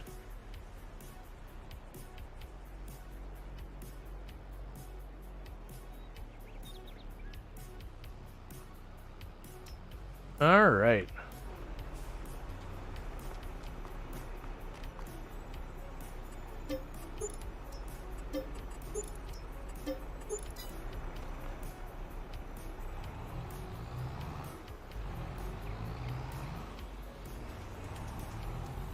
And we can gas up.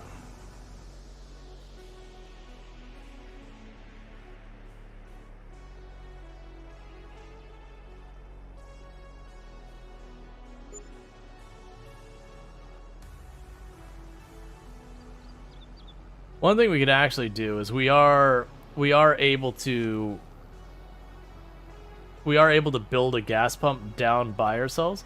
The only reason I'm worried about that is I believe you can get a mechanic shop that you can reconfigure your tractors, like change the engine, that kind of thing. But I don't think you can get I don't think they have repair down there. I can't remember. It would be good to have repair down here somewhere, even if I had to pay full price or whatever. Even if I have to pay a little extra, actually. That'd be fine, too. Just to, have it be, like, conveniently placed kind of thing. That's what I wanted. Let's check on everything, make sure everything's on the up and up. Your water is fine. You're doing fine, like, you're still going through your stuff here. The bread is fine. The animals are fine. Cool.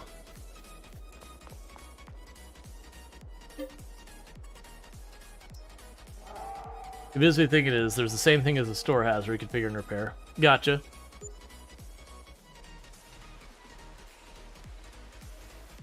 Not here, but I think, I think what we'd probably end up doing for that is, like, not here, but somewhere up in this area, I could see building, like, maybe on tile 26 or 16, adding a repair place up here, if we expand that far. I don't know if we will. We'll see.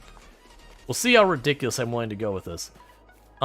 Let's see. So the big thing we got this time was we did get the Bale wagon. So let's run over there and get ourselves a little screenshot and all that. But, so yeah, so what we've got going on is today in-game I would need to plant my wheat on these 4 fields. I would want to finish dealing with plowing that our field. It's not a very high priority. Did the sorghum get finished plowing? It did not. I went ahead and stopped it and just got onto the seeding because I don't have to deal with having that ready until, let me just go like this. I don't need to have that ready until, I think it's April.